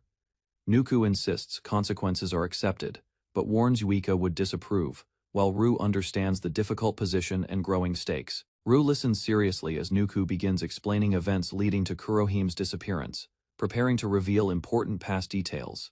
They explain Yuika returned to the labyrinth seeking a cure, and the critical encounter happened deep within the 80th floor. Yuika faces the Greater Demon, a powerful boss commanding lesser demons, as both sides prepare for a decisive battle underground. Two armies clash violently, Yuika leading monsters against the demon's forces, while allies coordinate attacks to corner the enemy. Yuika launches a powerful strike, aiming to finish the demon, but something unexpected interrupts her attack at the crucial moment. Suddenly, Yuika's movement stops completely, frozen mid-action, while confusion spreads among allies as the situation changes instantly. The demon observes calmly, intrigued by Yuika's strength, expressing interest as the battle shifts into a dangerous and uncertain situation. The Greater Demon declares itself a collector, targeting Yuika, promising to transcend time by claiming her existence for its collection. Nuku explains Yuika cast Chrono Reverse. She disappeared immediately after, leaving no trace behind the battlefield. He analyzes both spells, concluding they were time-based, sharing similar traits, suggesting a deeper connection between the demon and Yuika. Evidence shows both spells created mana bubbles, isolating their targets, explaining how Yuika became trapped during the sudden encounter. Records reveal similar disappearances, where victims experienced halted time before vanishing, linking Yuika's fate to repeated mysterious incidents. Ru considers the possibility that Yuika's time has stopped, realizing her disappearance may not mean death, but a different condition. Nuku explains no one has seen Yuika for years, and records of time magic are rare, offering little useful information. Marin questions if hope remains while Ru stays optimistic, recalling his own return, believing Yuika might also be saved. Ru decides to rescue Yuika, accepting the risks. While Marin agrees, though no current adventurers can reach that deep level, he remains confident, stating knowledge itself is an advantage, preparing mentally despite uncertainty surrounding the mysterious collector ahead. Ru speaks gently to Marin, recognizing her long struggle, acknowledging she has been trying to save everyone alone for many years. Marin sits quietly, holding her hands tightly, as Rue reassures her she no longer needs to carry everything alone anymore. Rue smiles with determination, promising to help, declaring he will bring Yuika back, showing his resolve to change their situation. Marin breaks into tears, overwhelmed, recalling her heavy burden, realizing she no longer has to face everything by herself. She leans into Rue, accepting his support, as they both agree to work together and face the future as a united family. Rue thanking Nuku while discussing future plans, as Nuku promises support despite being retired from active duties, explains the situation calmly, Rue noting no party can reach the 8th floor, and decides to begin preparations carefully, Rue emphasizing teamwork over strength, believing gathering the right people will create a strong party capable. He plans to become a Sherpa again, aiming to observe adventurers directly, while stressing patience and careful selection for success. Continues explaining his plan to Nuku, Rue requesting preparations, as they sit together beginning the foundation for future action. During a meal, Rue evaluates Marin's level and explains she must improve, while Marin eagerly asks what she should do next. Marin confidently suggests diving deeper, but Rue rejects reckless methods, explaining there are safer and more efficient ways to gain experience. Rue describes alternative training strategies, noting even barren areas provide experience, while acknowledging popular farming spots are already occupied. Marin reacts with concern, but insists on joining him, refusing to let Rue face danger alone despite his hesitation. Rue accepts her decision calmly, recognizing her determination, and confirms she will accompany him, completing the role needed for his return. Marin laughs brightly, agreeing with Rue's plan, showing excitement and relief, as she accepts moving forward together after everything. She clings to Rue happily, expressing eagerness to adventure together, while Rue reacts awkwardly to her sudden closeness and energy. Becomes serious, Marin declaring she waited many years for this moment, showing determination and strong feelings toward their shared goal. Rue acknowledges her long wait, then gently accepts her closeness, allowing her comfort while recognizing her emotional attachment to him. Marin smiles softly, while the servants watch quietly, reacting with emotion as they witness the strong bond forming again. At the table, Marin and Rue sit together, while Tai cries with relief, overwhelmed by their reunion after many years.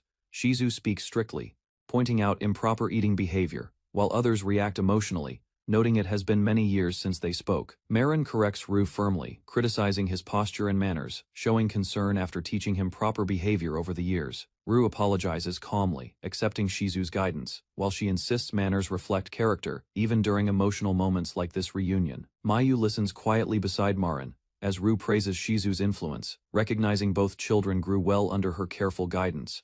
Rue bows his head at the table, thanking everyone sincerely for raising Marin and Mayu, showing gratitude for their care. The servants respond emotionally, praising the children's growth, while Shizu watches quietly, observing the situation with a serious expression. Rue gently pats Maichu's head, while Marin reacts, and Shizu internally questions Rue, sensing something dangerous about him. Shizu leaves to report to the church, concerned about Rue's revival and Miyayu's attachment, deciding to inform the head priest. At the church, officials discuss the situation, doubting the miracle, worrying their plans failed, and fearing Rue's revival threatens everything. Shizu receives strict orders from the priest, commanding her to prevent Rue from approaching Mayu, accepting the mission without hesitation. Back at the mansion, Rue sits with Marin and Mayu, sensing Shizu's hostility while calmly acknowledging the church views him as dangerous. Rue decides to remain patient, observing Shizu's behavior quietly, planning his next actions carefully before confronting the growing tension. Shizu and Rue exchange looks, both aware of each other's intentions, silently agreeing to watch closely as conflict begins forming. Rue lies in bed, reflecting silently, trying to understand everything that happened, feeling overwhelmed by the sudden changes in his life. He recalls events quickly, realizing years have passed, his sister matured, and Mayu was born while he remained frozen. Rue begins planning his next steps, deciding to secure stability first, knowing rebuilding everything will take time and effort. Marin and Mayu enter quietly, watching Rue, as Marin gathers courage and asks if they can spend the night together. Mayu stands shyly, wanting to talk, while Rue listens, surprised, slowly accepting their feelings and adjusting to his new family life. Marin happily suggests sleeping together, and Rue agrees, allowing them to join him, creating a calm and comfortable moment. Marin and Mayu climb onto the bed, sitting beside Rue, as they settle together, forming a quiet and warm family scene. Rue looks at Mayu kindly, acknowledging him, while Mayu expresses gratitude, showing growing trust and comfort toward his father. Mayu admits he remembers little about his mother, while Rue gently explains her resemblance, helping him understand his past. Marin and Mayu ask about their mother, and Rue pauses thoughtfully, preparing to recall memories and share them carefully. Rue recalls Yuika, remembering her playful and honest nature, reflecting on her habits, and how her true self always made him smile. He summarizes Yuika simply, describing her as kind and sincere, someone whose honest personality made her deeply lovable to him. Marin and Miyu react differently, with Marin praising Yuika's strength, while Miyu questions this image, creating a contrast in views. Rue explains perspectives differ, acknowledging Yuika's strength, while advising Miyu to understand people beyond simple appearances and impressions. He realizes Marin influenced Miyu's knowledge, reacting with surprise, as he imagines Yuika's response to everything being revealed openly. Rue realizes some memories about Yuika were meant to stay private. Mayu happily agrees to keep Rue's words secret. He gently asks about Mayu's life, learning he attends the academy, showing interest in how he has grown. Mayu explains his experience, revealing others treat him differently, respected but distant due to his role and expectations.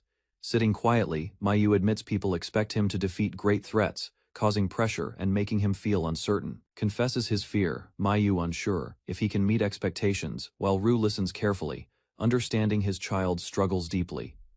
Mayu worries about his future gift, fearing disappointment, while explaining the academy ceremony where students receive blessings and recognition soon. Marin comforts Mayu gently, holding him close, reassuring him that everything will be fine, easing his anxiety about expectations. Mayu promises to become stronger, determined to help his family, while Marin acknowledges his effort and encourages his dedication. Rue observes Mayu's honesty, recognizing Yuika's influence, reassuring him that his sincerity is valuable and something to be proud of. Marin excitedly shifts the mood, urging Rue to share stories, while Mayu listens closely, curious to learn more about his father. Marin excitedly shares that Yuika told her that Rue confessed to her twice, heard that made Rue awkward. Mayu listens with excitement, while Rue decides to stop detailed stories, realizing some topics may be too personal for now.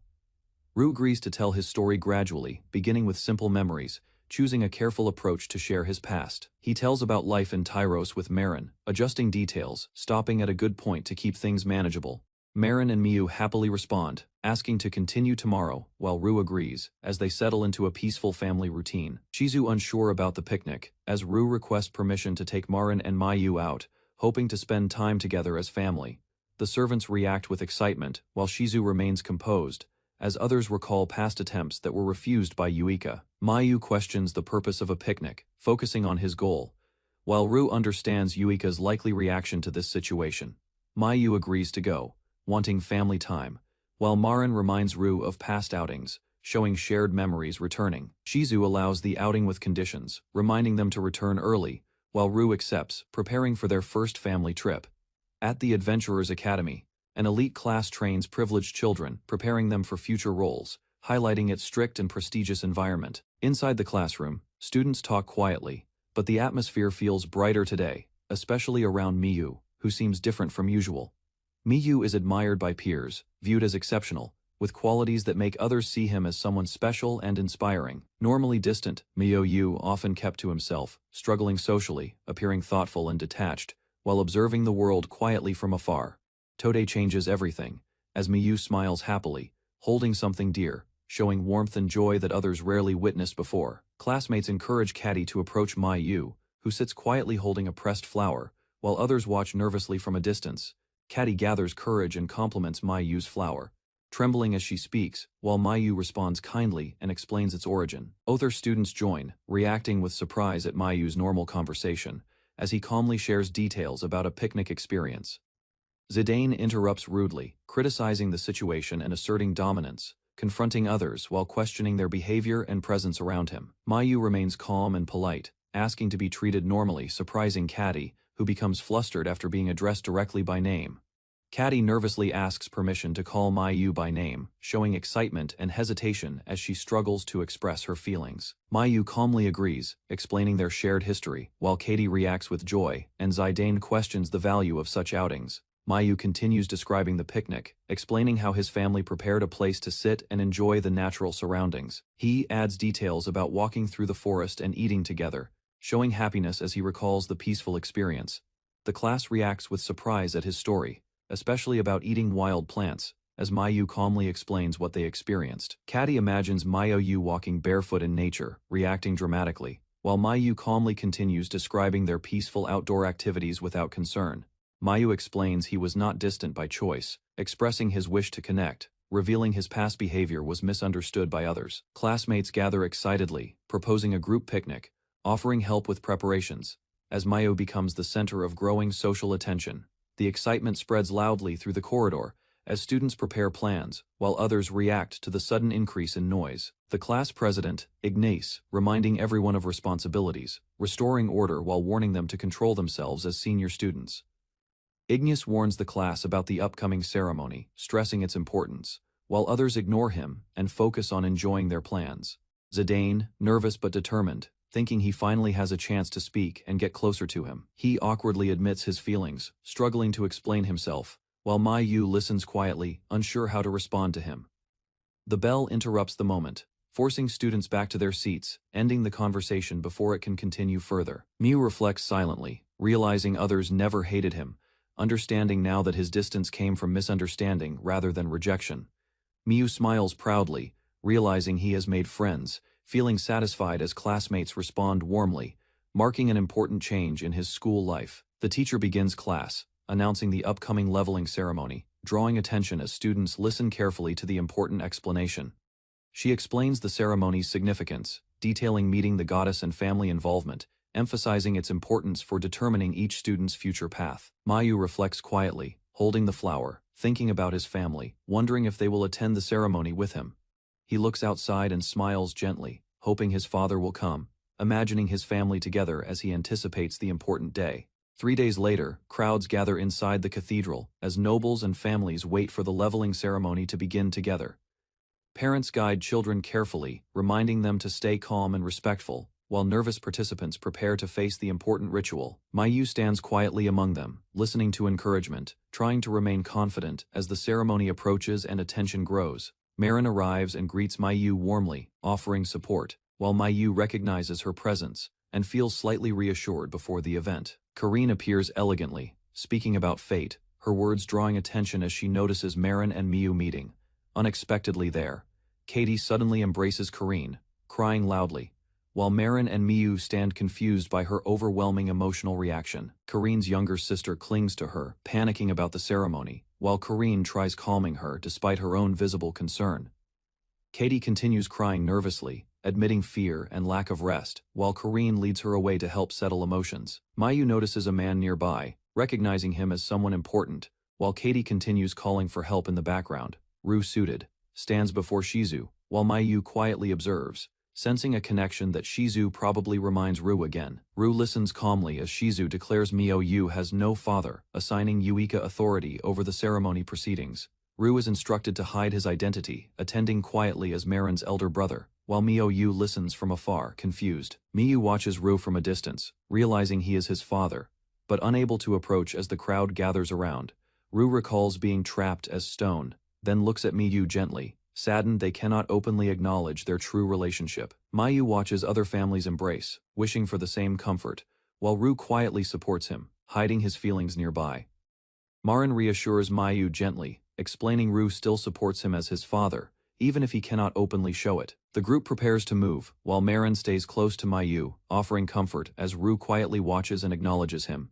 Ru speaks calmly to Mayu, encouraging him to relax, while Mayu responds with renewed confidence, feeling supported despite the situation. Inside the cathedral, a large crowd gathers as the ceremony begins, with participants standing before the altar under watchful eyes. Officials explain the ritual steps, describing offerings and communication with the goddess, as Mayu listens carefully among other children awaiting their turn. Zidane steps forward as the first participant, while the audience, including Ru and others, watch and encourage him from their seats. H approaches the altar and follows instructions, sitting before the ritual circle as the priest guides him through the process. Magical energy surrounds the goddess statue, activating the ceremony, while Zidane begins reciting the incantation to establish communication. Zidane concentrates silently as observers watch anxiously, trusting his ability while understanding only he can hear the goddess. The ritual completes successfully, and officials present the result, revealing Zidane's experience value while confirming the ceremony continues smoothly. Zidane accepts the monster cores, carefully holding them before consuming them as instructed, preparing himself for the next step. The ritual continues as Zidane speaks again to the goddess, while the audience watches nervously, awaiting the outcome. The magic fades, and Zidane reacts with excitement, raising his fist as he senses the ceremony has succeeded. The officials confirm Zidane received a gift, and the crowd applauds loudly, celebrating his successful completion of the ritual. The next participant, Addie, is called forward, while supporters cheer, encouraging her to perform well during her turn. Families react emotionally to results, understanding the ceremony shapes futures, bringing joy or sorrow depending on the gifts received. Mayu is called forward next, standing nervously as attention shifts toward him, while others watch with curiosity and quiet anticipation. He steadies himself and walks toward the altar, recalling instructions, determined to complete the ceremony despite his inner anxiety. The crowd murmurs as Miyotio approaches, recognizing his importance while observers begin to realize his connection to the divine role. Miyu prepares carefully, introducing himself to the goddess, following the ritual steps as the audience watches him with intense expectation. Focusing carefully, Miyu begins reciting the incantation. The surrounding crowd grows louder, reacting strongly to his presence. The audience erupts into chants praising the liberator, overwhelming the space as Miyu stands before the altar under intense attention. Miyu becomes confused as voices surround him, unable to understand the sudden reaction, feeling pressure from the crowd's expectations. The priest demands silence, reminding everyone of the sacred place, as the goddess statue looms behind Mayu during the ritual. The crowd finally quiets under command, leaving Mayu standing before them, as the ceremony continues in tense silence. Mayu tries to continue the ritual, reminding himself of the steps, but hesitation appears as pressure begins affecting his concentration. He suddenly forgets what to do next, standing frozen, his thoughts blank as anxiety rises and disrupts his memory. Marin notices Mayu struggling, worrying he forgot due to earlier noise, while Mayu panics, fearing he will disappoint everyone watching. Suddenly, Ru raises his voice, encouraging Mayu calmly, assuring him his father is there, giving him emotional support. Ru continues guiding him, telling Mayu to breathe and stay calm, while others react with surprise at his sudden involvement. Ru and Marin cheer loudly, encouraging Mayu, while others join in, boosting his confidence and helping him overcome fear. Mayu steadies his breathing, calming himself, while observers watch closely, waiting to see if he can recover and continue. He realizes everyone supports him, smiling with renewed confidence as he gathers courage to proceed with the ritual again. He speaks to the goddess sincerely instead of reciting, surprising the priest as the ritual activates, despite his unexpected approach. The crowd reacts with shock, noticing Ru suspecting his identity, while Ru watches calmly, confident in Mayu's actions. Mayu finishes speaking with the goddess and reports his required experience, while the priest hands him items to complete the process. Marin watches proudly, noting Mayu's confidence, while the priest remains surprised by his calm behavior and unusual composure. Ro smiles gently, acknowledging Mayu's effort, while Marin expresses admiration, recognizing how much Mayu has grown during the ceremony. Marin shows relief and happiness, her expression soft, as she witnesses Mayu successfully completing such an important moment. Mayu senses the ritual ending, turning back with a bright smile, feeling accomplished after overcoming his fear and uncertainty. Raises his arms proudly, Mayu declaring success to his father, as the crowd watches, marking the end of the ceremony. In the past, Yuika meeting Shizu, recognizing her as a church attendant sent to assist, while observing her calm presence upon arrival. Shizu introduces herself nervously, overwhelmed by Yuika's presence, while Yuika declares her goal to conquer dangerous labyrinths across the land. Yuika requests Shizu's full support, showing determination, while Shizu notices Yuika's strength, spirit, and ability, despite their similar age. Shizu becomes devoted to Yuika, deciding to serve her completely, believing in her dream, and dedicating her life to supporting it. He later cares for Marin and Miyu, raising them carefully, while realizing Yuika has lost her way and purpose. Shizu walks forward holding their hands, recalling her promise to raise them properly, hoping they grow strong and pure. After the ceremony, a quiet dinner is held, the atmosphere calm despite earlier tension, as everyone gathers together in silence. Marin watches Shizu carefully, wondering why she remains silent, feeling uneasy.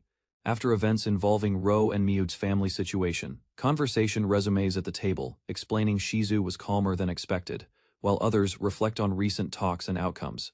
Ru speaks casually, noting the goddess's unexpected nature, while the group relaxes slightly, relieved that things ended peacefully overall. Rue explains Mayu received a rare unique gift, not recorded before, making her the first person known to obtain it.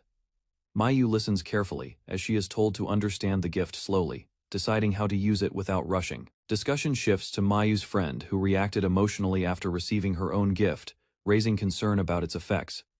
Rue clarifies the friend's gift was spirit enhancement, considered valuable, reassuring Mayu that the situation is not entirely negative. Explains leveling mechanics. Rue showing spirit differs from basic stats, as growth depends on choices and limited opportunities to improve.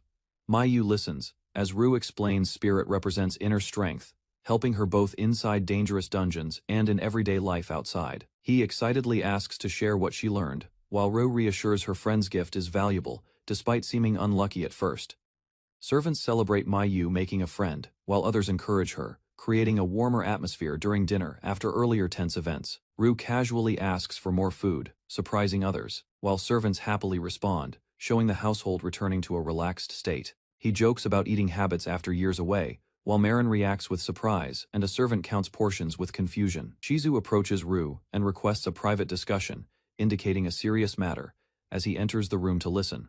Rue agrees calmly, while Shizu insists on speaking privately, her expression firm, suggesting concern about an important hidden issue. They arrange to meet later, as Shizu reflects internally, questioning Rue revealing himself publicly as Miyu's father, despite risks. Shizu recalls Miyuri's divine status, believing secrecy protected her, yet Rue chose to expose the truth, creating new dangers. She realizes Rue may seek control through his position, regretting her misjudgment, and recognizing the potential threat he now poses. Shizu knocks at Rue's room, maintaining a serious expression, while Rue deciding to respond. Rue opens the door calmly and invites her inside, showing politeness, while Shizu accepts, preparing to confront him directly. Shizu faces Rue firmly, expressing distrust, seeing through his calm behavior, believing he hides intentions behind his composed attitude. Inside the room, Shizu questions Rue about claiming to be Mayuri's father, referencing church knowledge and reminding him about secrecy. Rue responds casually, explaining he acted because Miyuri seemed anxious, showing little concern about consequences, leaving Shizu unconvinced and wary. Shizu criticizes Rue harshly, stating his actions damaged the church's reputation and ignored the suffering endured by Miyuri and Marin. She explains Marin exhausted herself using her power daily for years, while Miyuri endured pain, both suffering greatly because of Rue. Shizu concludes, Rue's presence harms them, believing his return only deepens their misfortune and disrupts their fragile lives again. She firmly demands Rue leave permanently, declaring the decision final, prioritizing Miyuri's safety and stability above everything else. Shizu challenges Rue's claim as Mayuri's father, pointing out lack of proof, reinforcing her stance that he has no rightful place. The closet door opens suddenly as Marin and Mayu enter, interrupting the tense discussion, while Shizu turns, surprised by their unexpected arrival. Miyu speaks hesitantly, calling Rue her father, while Shizu reacts with shock, unable to process the sudden declaration. Cries loudly, Miyu declaring Rue is her real father, expressing strong emotions and refusing to deny the truth anymore. Marin supports Miyu, deciding they will leave with Rue if necessary, showing loyalty despite the conflict with Shizu. Marin concludes they have no reason to stay, preparing to leave, while Shizu watches silently as the situation slips beyond control. Rue and Shizu stand in the hallway after the argument, both aware the situation ended poorly, tension lingering between them. Rue explains the children often visit him secretly to listen his adventure stories, revealing they overheard the conversation unintentionally tonight. Shizu becomes flustered and apologetic, realizing her actions affected the children, regretting not sending them away beforehand as she planned. Rue reassures her calmly, taking responsibility as well, suggesting they explain things properly later to restore understanding and normal relations. Shizu agrees reluctantly, accepting his proposal, deciding to help clarify the situation, though still uncertain about trusting Rue completely. Bows to Rue politely, Shizu thanking him for assistance, while still showing slight hesitation, revealing her conflicted feelings about him. Rue observes calmly, realizing Shizu truly cares for Marin and Miyu beyond duty, understanding her actions come from genuine concern. At the church, Shizu reports her failure to the head priest, admitting she could not separate Miyuri from Rou. The head priest reacts angrily, accusing Shizu of cooperating with Rou, questioning her loyalty and judgment regarding the situation. The priest worries about declining donations, fearing losing support, revealing the church's concern is tied to influence and resources. Shizu asks for guidance, but the head priest dismisses her, removing her position and ordering her to wait without responsibility. Another priest, Nuku, interrupts, requesting time to discuss clan matters, shifting attention away while Shizu stands silently in the background. Shizu accepts the outcome quietly, blaming herself for causing problems, while the priests continue discussions, ignoring her situation entirely. Outside, Shizu reflects on her actions, realizing her attempt to separate Ru only created distance between herself and Mayuri. She recalls Yu's anger, recognizing the pain she caused. Understanding this was the first time she faced such strong rejection. Shizu is informed a young man from her residence seeks mansions, learning he has connections with the church through business dealings. She realizes the request refers to Ro, becoming alarmed as she understands he is planning something unexpected involving relocation. Shizu rushes back and confronts Ro, asking if the broker's claim is true, while Marin and Miyu watch quietly nearby. Ru calmly explains he wants a large home for his work, intending to move forward without hesitation, despite current tensions. Shizu suspects he plans to take Marin and Miyu with him, her concern growing as she anticipates further separation and conflict. Shizu watches Marin and Mayu together, realizing distance is growing, fearing she will lose her final connection to Lady Kurohime. Overwhelmed by fear and regret, Shizu suddenly shouts, refusing to experience the same painful loss she endured in the past. Shizu breaks down emotionally, pleading desperately, begging them not to take Lady Kurohime away from her again. Marin looks at Shizu with concern and confusion, unsure how to respond, while sensing the depth of her emotional pain. Marin softly calls out to Shizu, while others watch quietly, as the tense moment leaves everyone uncertain about what will happen next. Ru tells Shizu that neither Miyu nor Marin can replace Yuika, confronting her feelings directly and forcing her to face reality. Shizu realizes she tried filling the emptiness left by Kurohime, understanding her selfish desire to cling to those connected to her. She confesses her true wish, declaring she wants to protect them genuinely, no longer acting from personal longing or emotional weakness. Ru responds firmly, refusing to step back, stating he will protect them, regardless of opposition or obstacles in his path. Shizu collapses emotionally, overwhelmed by guilt and realization, seeing the consequences of her actions clearly for the first time. In silence, she accepts her loss, feeling everything she cherished slipping away, while still holding on to the children beside her. She carefully packed her clothes and personal belongings into a small suitcase before preparing to leave the mansion behind. A heavy feeling stayed in her mind as she realized her duty under Maruri had finally come to an end. The quiet room only deepened her thoughts. Carrying the suitcase through the hallway, she searched for familiar faces. Every corridor seemed strangely empty, and no servants appeared nearby. The upper floor remained silent as she checked each room one after another. Large shelves, dark walls, and abandoned spaces made the mansion feel colder than before. Uncertainty filled her expression because she still hoped to meet everyone once more before leaving without a final farewell. Standing outside the mansion gates, she bowed politely before leaving without anyone there to see her off. The streets felt unfamiliar as she carried her suitcase alone. Thoughts about Ru's recovery and the changing atmosphere inside the mansion stayed in her mind. Memories of strict lessons and perfect management followed her steps. She had spent years focusing only on discipline and responsibility. Meanwhile, life inside the mansion continued without her notice. Servants hurried through the halls while emotions and problems quietly spread among the people she once guided. She stopped in the middle of the road and silently wondered whether leaving everything behind had truly been the right decision.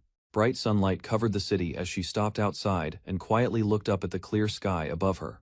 After opening a letter, she learned about an expedition party and became curious about its sudden activity. The calm weather contrasted with the serious thoughts forming in her mind. She recalled how expedition groups depended on strong adventurers, large funds, and reliable supporters to continue operating successfully. While walking through the streets, she remembered seeing many such groups in the past.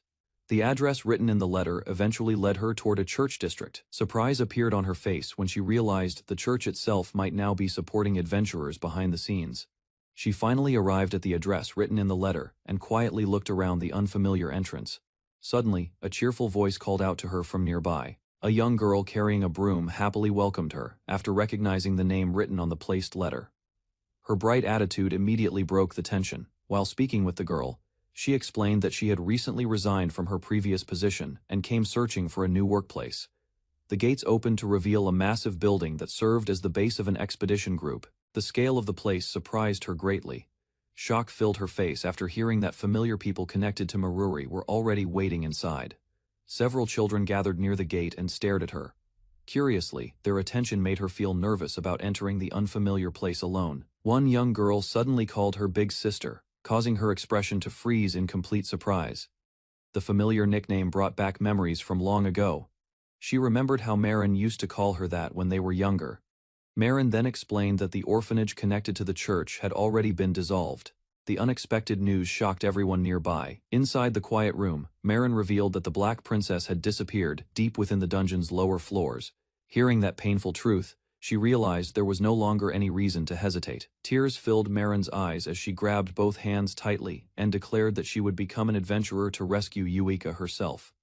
Her trembling hands showed how serious her determination had become. She begged for guidance while refusing to give up on the person she admired most. Another child stepped forward and asked for strength as well. The desperate feelings of the children quickly spread through the room. Watching them brought back memories of her own younger days when she trained herself with the same stubborn resolve and unwavering goal. At that moment, she finally understood their feelings and silently accepted that she could no longer turn away from their wish to save Yuika.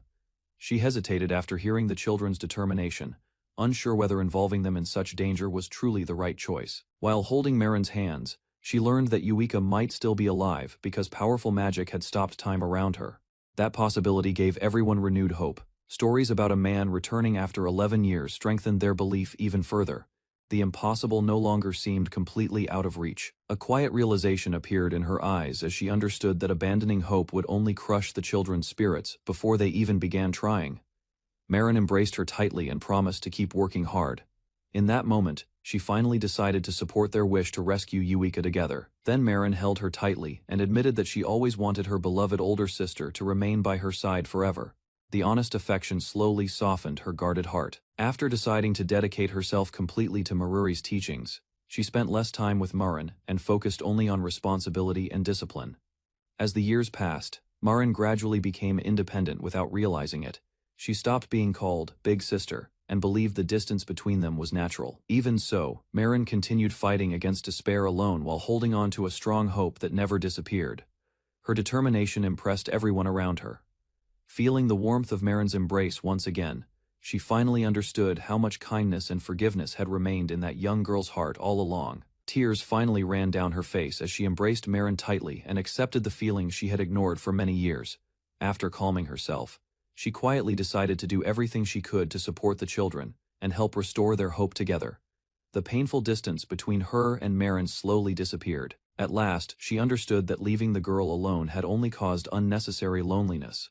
Meanwhile, the situation surrounding the expedition group became more organized as preparations continued behind the scenes. People began gathering around a shared purpose once again. Far away in the guild office, Rue calmly listened to the latest report while the growing movement to rescue the Black Princess quietly started taking shape. Inside the church, the priest explained that cooperation from Shizu would have been easier if they had shared the truth from the beginning. Hearing that only increased her confusion. The discussion soon shifted toward the church organization and whether its members would truly support an expedition group connected to adventurers. Doubts remained among several people involved. Rue, however, believed Shizu's kindness toward the children was genuine, more than simple cooperation. He hoped she could eventually become someone they trusted deeply. Even so, the priest warned him not to misunderstand the situation or expect everything to proceed smoothly through coincidence alone. Rue calmly admitted that fortunate timing had helped them gather support, resources, and capable people necessary for the rescue mission now beginning to form. Rue officially submitted the registration papers for a new expedition group created to welcome the Black Princess once she returned from the dungeon. Although the group had support staff, they still lacked active adventurers. Even so, Rue believed another unexpected meeting might soon change their situation. Later that day, he returned to the mansion and was greeted warmly by the children waiting inside. Their cheerful energy immediately filled the quiet building. Excited voices quickly surrounded him as the children proudly shared stories about exploring the large garden and discovering the underground floor beneath the mansion. Watching their happiness, Rue quietly realized the mansion was slowly becoming a true home and base for everyone gathered around the rescue mission. Rue gently comforted the children as they happily gathered around him, already trusting him as an important part of their growing family. That evening, everyone shared dinner together inside the mansion. The large table that once felt empty slowly became filled with warmth and lively conversation. One servant hesitated about eating beside Marin, but Ru reminded everyone that members of the expedition group would stand as equals regardless of status. Meanwhile, Shizu quietly accepted Ru's request to drop formal titles and simply call her by name like the others around the table.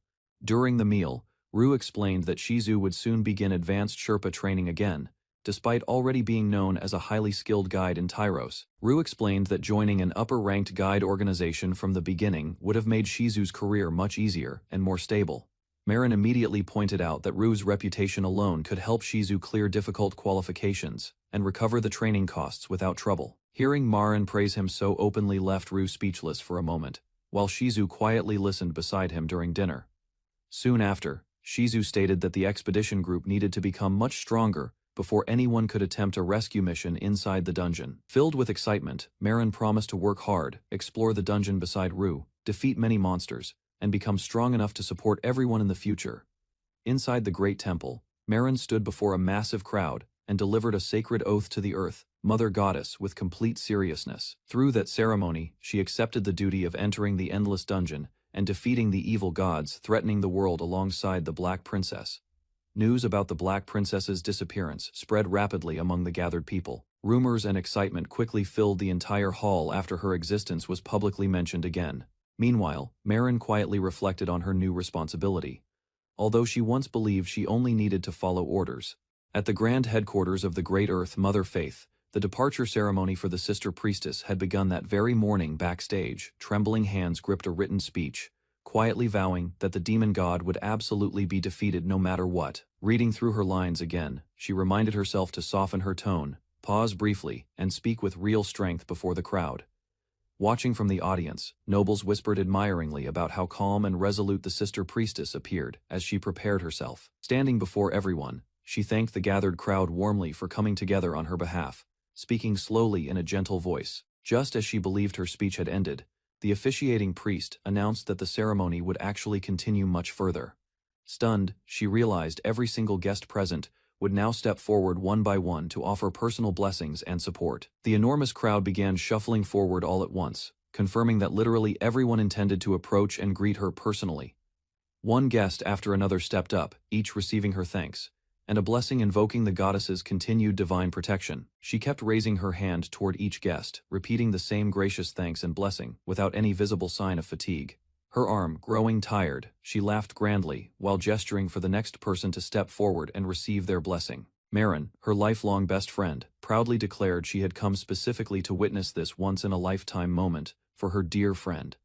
Marin then revealed herself as a flame-wielding mage, hiding her true identity while offering something meaningful to the priestess. Marin proposed forming a party together to defeat the demon god, though the priestess postponed the offer for privacy's sake.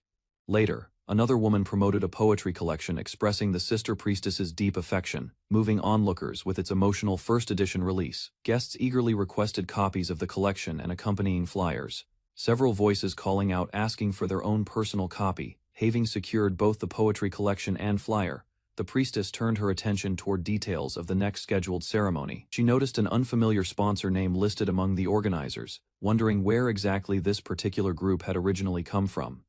Back in a private waiting room, staff suggested her emotional expression should be toned down slightly for audiences seated farther away. Suddenly Marin realized in horror that the priestess had never actually completed her official departure for the journey ahead. Marin questioned exactly when the actual departure would happen, since fundraising through the guild's cooperation still mattered greatly. She insisted the Sister Priestess persona was too sudden, since she had never once introduced herself using that title before. One blessing ceremony alone brought in 10 gold coins, enough to comfortably support the capital for half a year. Curious onlookers whispered about who had written the poems, since Marin swore she had never written any poetry herself. Marin firmly warned that once someone decided to commit to something, crying about it afterward would absolutely not be forgiven. Sitting stiffly, the woman known as Shizu addressed her as sister, her expression clearly strained under the pressure. Marin revealed that Kurohime had actually been continuing dungeon exploration quietly, all while maintaining this kind of public ceremonial appearance. Energized, Marin declared she would also work hard, encouraged by messages from supporters like her senior, Yuika. She reminded everyone that in 2 days the departure speech needed to be fully memorized before the ceremony's night event. The plan involved appearing cheerful and hopeful about the upcoming journey, smiling brightly to reassure everyone watching closely. Privately, though, she admitted she genuinely wanted to hurry toward the dive itself as soon as possible. That night, within an abandoned building tucked in the capital's forgotten corner, something entirely different was quietly taking place. Underground, a strange auction thrived on unusual excitement, as the auctioneer congratulated a bidder called Angel Monkey. The clown host proudly presented Angel's Poison, a rare byproduct created from a legendary venomous water snake. He explained its shocking effect extended lifespan itself, prompting bids that quickly climbed from 40 gold coins upward. Suspicious figures accused certain adventurers of smuggling goods that should have gone through the proper Adventurers Guild trade channels. The bidding intensified until a masked figure called Black Wolf ultimately won the item for 80 gold coins. The final item revealed was a legendary dagger crafted by the renowned sage Fea, known as the Hand of God. This blade, called the Spider Silk Shortsword, could unleash water attribute magic simply by speaking a special incantation aloud. Fa had sealed a magical gift within the dagger himself, though using it fully reverted it back into an ordinary blade, making this rare relic remarkably valuable today. Ignoring the shouting man beside him, the masked figure declared 200 gold coins were required to strengthen the party's combat power. The clown host marveled at the offer, calling it an outrageous sum never seen before during any previous dungeon auction event. Onlookers murmured among themselves, wondering whether any stronger challenger would step forward to defy the mysterious bidder known as Death God. Death God panicked inside, suddenly remembering he had entered the auction under his own real name without any real thought. He worried that if the item truly went to someone named Ro, he alone would bear the full payment burden. The auctioneer announced victory, congratulating Death God for winning the dagger with an incredible bid of 200 gold coins. Furious, Death God complained that Marin had earned this money herself, insisting the church should cover the entire payment instead. He demanded someone convince the organization's stingy financial manager, refusing to shoulder such an enormous unexpected expense on his own. Frustrated, Marin vowed she would never again get involved with another dungeon auction after such an exhausting and stressful experience. Later, Marin sat outside studying hard, her eyes fixed on the building housing the exploration party known as Dawn's Sheath. She explained she had already researched the group, discovering this exploration party had only just been formed a short time ago. Their only registered adventurer turned out to be one single person, someone identified only as the woman named Marin herself. Harris asked for her honest opinion on the matter, urging young Karen to please remain hidden throughout this delicate investigation. Karen found it deeply suspicious that such a brand new exploration party could suddenly perform official temple ceremonies at such speed. She suspected Marin might have unknowingly become entangled in some large and dangerous conspiracy involving people with far greater power. Determined to help her troubled friend, Karen declared that assisting Marin now felt like a personal mission she had to complete. Disguising herself completely, Karen announced she would infiltrate the building directly to investigate everything happening inside, telling Harris her plan. Approaching the grand building, Karen noted how impressive its suspicious exterior looked, despite the hidden secrets it likely contained inside. Karen speculated the group's true representative might actually be some wealthy merchant's son, or perhaps a noble family's heir, instead. A man greeted them at once, assuming they belonged among the exploration party, since he had apparently just returned home himself. The man explained the true representative was someone else entirely, mentioning that a guest had arrived and needed proper notice. Karen quietly whispered to Marin that she had come to rescue her immediately from wherever she was currently being held. Karen declared that Katrenoa would never retreat even a single step, no matter how threatened, for the sake of her closest friend. Bowing politely, the man welcomed her inside without hesitation, as the so-called best friend Katrenoa suddenly found herself put into motion. Katrina Voltek looks back on her final term at the Adventurer Training Academy, still stunned after losing her class rank. A new ranking list is posted, and classmates whisper that a girl named Marietta somehow claimed the top spot instead. Katrenoa realizes this rival has surpassed her in every single year since their very first year at school began. Determined to understand her rival's strength, Katrenoa searches the school grounds and finds Marietta training alone in the courtyard. Marietta swings her sword through the thick underbrush with surprising force, practicing hard every day, despite wearing her school skirt. Startled by the sight, Katrenoa demands to know if Marietta practices like this every single day after classes end. Marietta ignores her and keeps walking away without a word, so Katrenoa chases after her across the school courtyard. Frustrated by being ignored again, Katrenoa draws her own blade and challenges Marietta head-on, refusing to back down now. Marietta finally turns around, only a bit annoyed that someone dared interrupt her private training session in the courtyard. Katrenoa insists that Marietta, as the top student, should serve as an example instead of avoiding everyone all the time. Marietta simply suggests that Katrenoa looks quite exhausted and might want to sit down and rest before continuing this conversation. Startled by the comment, Katrenoa loses her footing and stumbles hard, tripping right in front of Marietta without any warning. Embarrassed beyond words, Katrenoa realizes she just fell flat on the ground right in front of her school rival. Catching her breath, Katrenoa calls out again, insisting that Marietta wait and not just walk away like this now. Watching in silence, Katrenoa notices something different in Marietta's eyes, sensing she is not just a reckless troublemaker after all. Marietta seems to be chasing some distant, nearly impossible height, a goal far beyond what ordinary students could reach. Katrenoa vows that she will absolutely reclaim her position as top student, refusing to accept this quiet defeat now.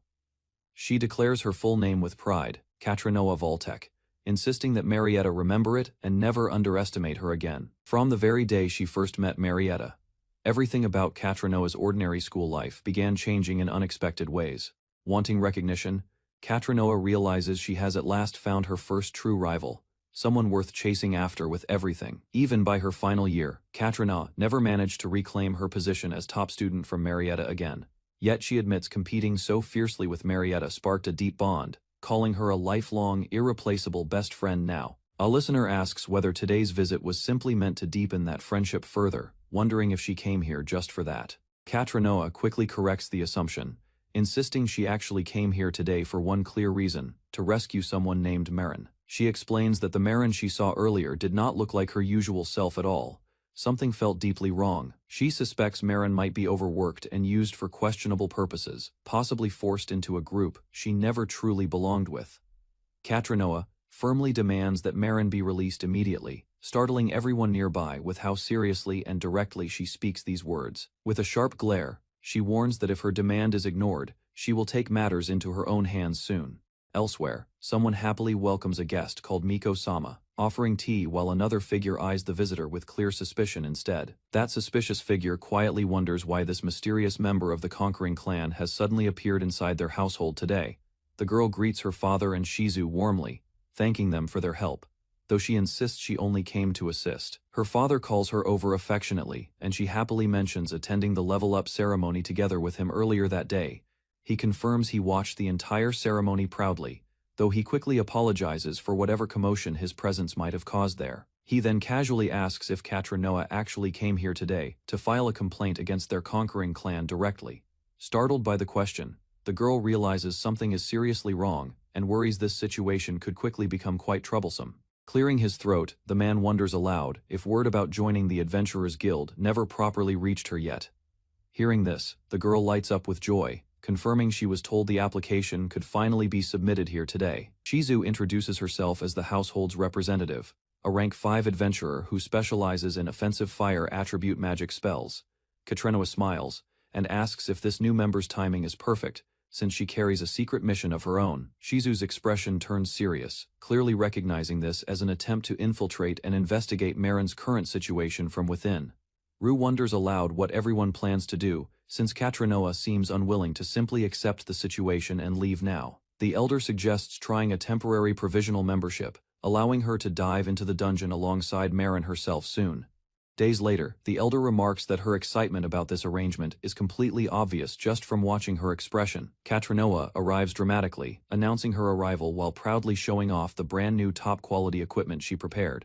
Just today, she can hardly believe her luck, realizing she gets to join the same party as Marin for this expedition. Marin gently suggests that Katrenoa eat something first, insisting it matters more right before heading into the dungeon together.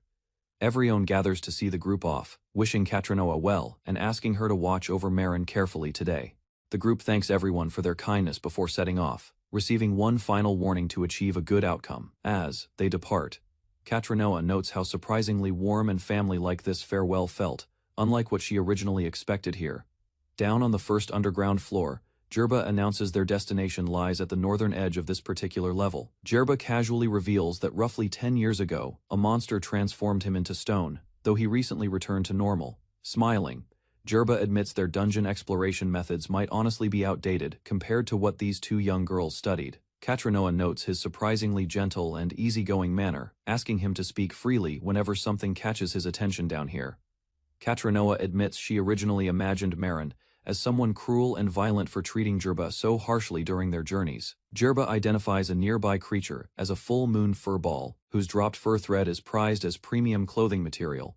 Despite its harmless appearance, Marin warns everyone not to underestimate the creature, since it attacks the instant they land nearby. Sensing her body sinking suddenly, Marin shouts a warning and readies herself as the furball surges forward without hesitation. Marin and Katrenopa brace together, flames erupting fiercely around them as they clash directly against the creature's sudden attack. After the dust settles, Katrenoa declares triumphantly that they have successfully defeated Marin's target, breathing heavily from the effort, watching them both shine together.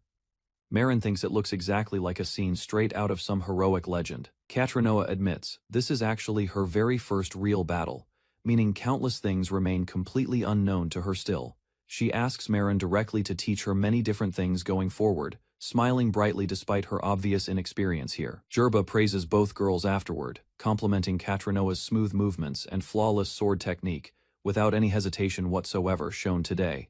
Katrenoa insists her special training naturally led to this result, while battles against various monsters continue progressing smoothly onward. Jerba notes these particular monsters barely yield decent experience points, though the group presses forward regardless without complaint here. He reassures them that the area they head toward next holds far more promising monsters worth genuinely looking forward to. The party finally arrives, and Jerba identifies the location as the Koboldog Nest, noting 3 burrows sit conveniently close together. Katrenoa asks how exactly they intend to lure the Koboldogs out, prompting Jerba to suddenly cover his own ears instead. Jerba casually mentions their bodies must already feel warmed up from earlier fights, hinting the true dive begins right now. Katrenta declares she will not lose no matter how ferocious or vicious the approaching monster might actually turn out. To everyone's surprise, the emerging creatures turn out to be oddly adorable fluffy dogs, instead of anything fearsome whatsoever. Ro led Marin and Katrenoir deeper into the dungeon, both women gripping their swords tightly as the mission began in earnest. Fluffy, fanged creatures emerged snarling from the shadows, and Katrenoir hesitated, unsure whether these ferocious monsters were truly what they had come to hunt. Marin studied the kobolds closely, admitting they seemed far more adorable than ferocious, though Ro warned her not to let their charm fool her. The kobolds smirked and lunged forward together, proving that many inexperienced adventurers had lost their lives underestimating these deceptively dangerous little creatures before. Ro instructed Marin to demonstrate proper technique for Katrenoir, insisting that any adventurer past level 3 should defeat kobolds without much real difficulty. Marin advanced calmly, explaining that the first step required pressuring the kobolds using sheer spiritual force before attempting any actual physical strike. The kobolds instantly rolled over in surrender, and Marin noted that these monsters always yielded quickly once they recognized they were outmatched.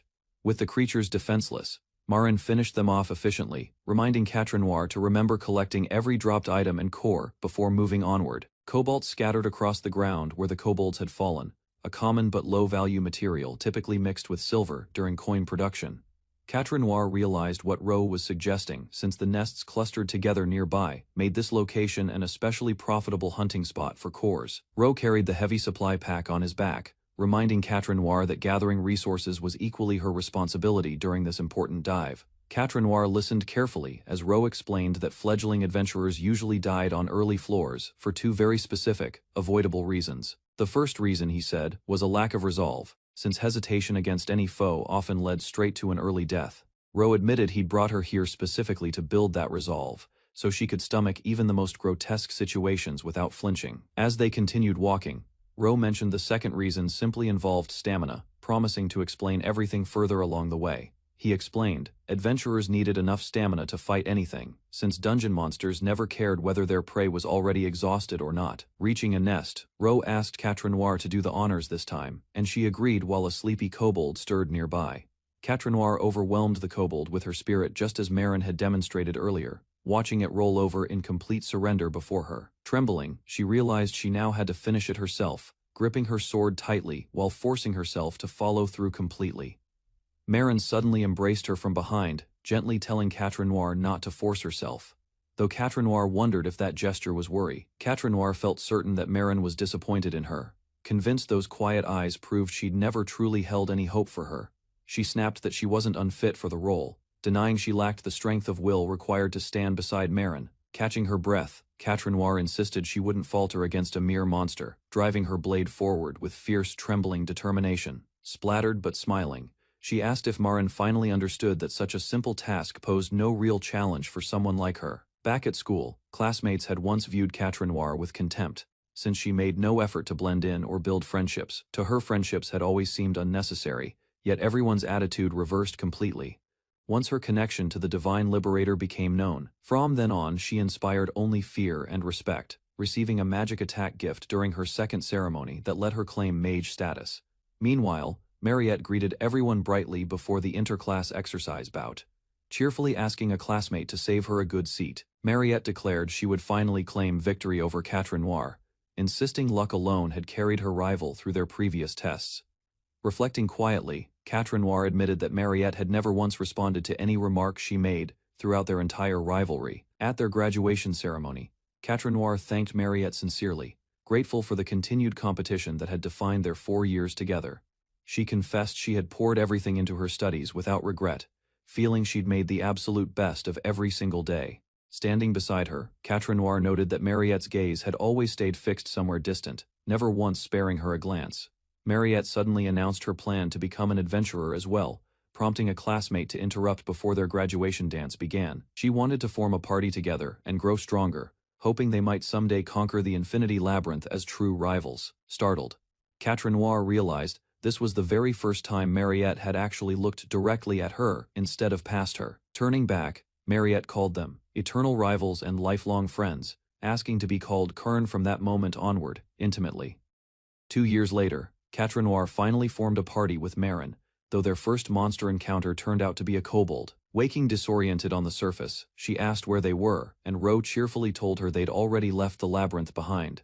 Ro grinned, revealing he'd been startled when Catrinoir passed out immediately after ripping the monster core from that kobold's body. Only Catrinoir had fainted, it turned out, while Marin sat nearby, calmly sipping citrus-scented Salabo tea meant to ease fatigue. "Have you ever experienced something this insane?" Ro asked, and quietly Catrinoir confessed she truly never had before. According to Marin, no one could stay completely sane and still succeed as a working adventurer in this profession. Killing, she explained, was simply necessary for survival, since deeper floors always brought far more dangerous, deadly opponents. Until Catrinoir proved her senses had dulled enough, Ro promised their training would continue tomorrow and every day afterward. Something about his unspoken words struck directly at her heart, prompting Marin to agree she lacked real resolve. "Good work today," Ro told her, adding that she should simply go home and return to her normal life. Watching him act so carefree annoyed her greatly, though she eventually agreed it was time to head home. Alone with her thoughts afterward, Catrinoir admitted she lacked the resolve real adventurers carried. However right Ro's words felt, rather than resting the next morning, she chose to go, refusing to fall behind Marin ever again. Pure stubbornness, not passion, had driven her toward this path, wanting her rival to finally acknowledge her existence. Believing herself the only one capable of saving her family, Marin felt driven urgently toward the labyrinth's 60th floor. Where such unwavering willpower came from, Catrinoir couldn't imagine, yet it was exactly what continued to inspire her. Should she fail to gather enough party members, Marin would undoubtedly challenge that floor completely alone regardless. "Of course I can," she insisted, walking steadily forward, even though her mind still felt hazy and unclear. There was one thing she felt certain of, though Ro's endless humming eventually forced her to demand silence. Bursting dramatically through the door, Catrinoir announced her arrival, boasting proudly that she'd even skipped breakfast to arrive early. Sleep had eluded her completely, she admitted, vowing she'd finally come prepared to slay countless kobolds today. As always, Marin's calm expression spoke louder than words, silently asking whether yesterday's dive had been too difficult. Smiling gently, Marin admitted that she too carried her own private reasons for diving into the Infinity Labyrinth. Determined, Catrinoir vowed she wouldn't waver against any kobold standing between her and achieving her goal, having pondered the matter overnight. Villagers welcomed her warmly that morning, with several offering lunch invitations, though someone quickly reminded Catrinoir that Marin remained under her care today. Ro and the others noticed something different about her overnight, wondering aloud what exactly had happened. Yet Catrinoir simply shrugged and answered, "Dunno." Curious, Marin poked her repeatedly before finally asking what exactly Quatre Noir had meant earlier when she'd mentioned pursuing some kind of personal goal. Teasingly, Quatre Noir suggested she might reveal her secret goal, but only if Marin agreed to affectionately call her Current from now on. Marin hesitated silently for several long moments, clearly conflicted, before finally, quietly, forcing herself to utter the unfamiliar nickname aloud. Karen. Overjoyed, Quatre Noir burst into triumphant laughter, begging Marin to repeat that precious nickname once more, so she could commit it to memory. Smiling warmly, Quatre Noir admitted her true reason for continuing matched Marin's, exactly, simply wishing to save someone she deeply cared about. Filled with newfound resolve, Quatre Noir declared she would never waver again, cheerfully urging Marin to depart together for the dungeon ahead. Days of grueling training against monsters too repulsive for ordinary adventurers left Quatre Noir and Marin drooping and battered when they returned to the guild. Concern crossed Shizu's face watching the exhausted girls, and she quietly wondered what kind of punishing regimen Ro had been putting his trainees through. Bags exchanged hands as Ro praised their effort, yet Quatre Noir's blank, trembling stare betrayed just how shaken she still was from the ordeal. Despite everything she'd endured, Quatre Noir pressed forward anyway, asking bluntly when her application to join the clan would receive formal approval. Parental consent remained mandatory, Ro insisted, since her life would hang in the balance, but she scoffed back that she was already a grown adult. A warm smile spread across Ro's face as he admitted how thrilled he was to have found such promising talent for their struggling clan. Suspicion crept into Quatre Noir's mind that perhaps he'd engineered the brutal training specifically, hoping she would quit before ever facing her parents. Sincerity filled Ro's response as he assured her his intentions were genuine, promising that he and Shizu would soon visit her family to discuss things further. Enthusiasm lit up Quatre Noir's expression as she vowed to win her parents over first.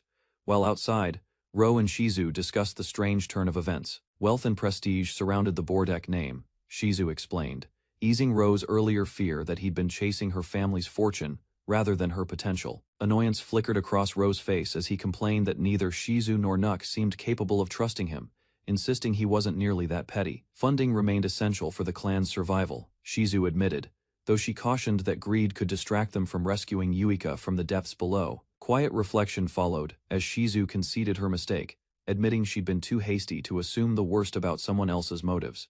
Rebellion tends to follow direct orders, Ro explained, especially when children Quatre Noir's age feel commanded, rather than guided toward a decision. Peer pressure worked far better, he added, since she'd complain about a task if Marin were doing the very same thing beside her.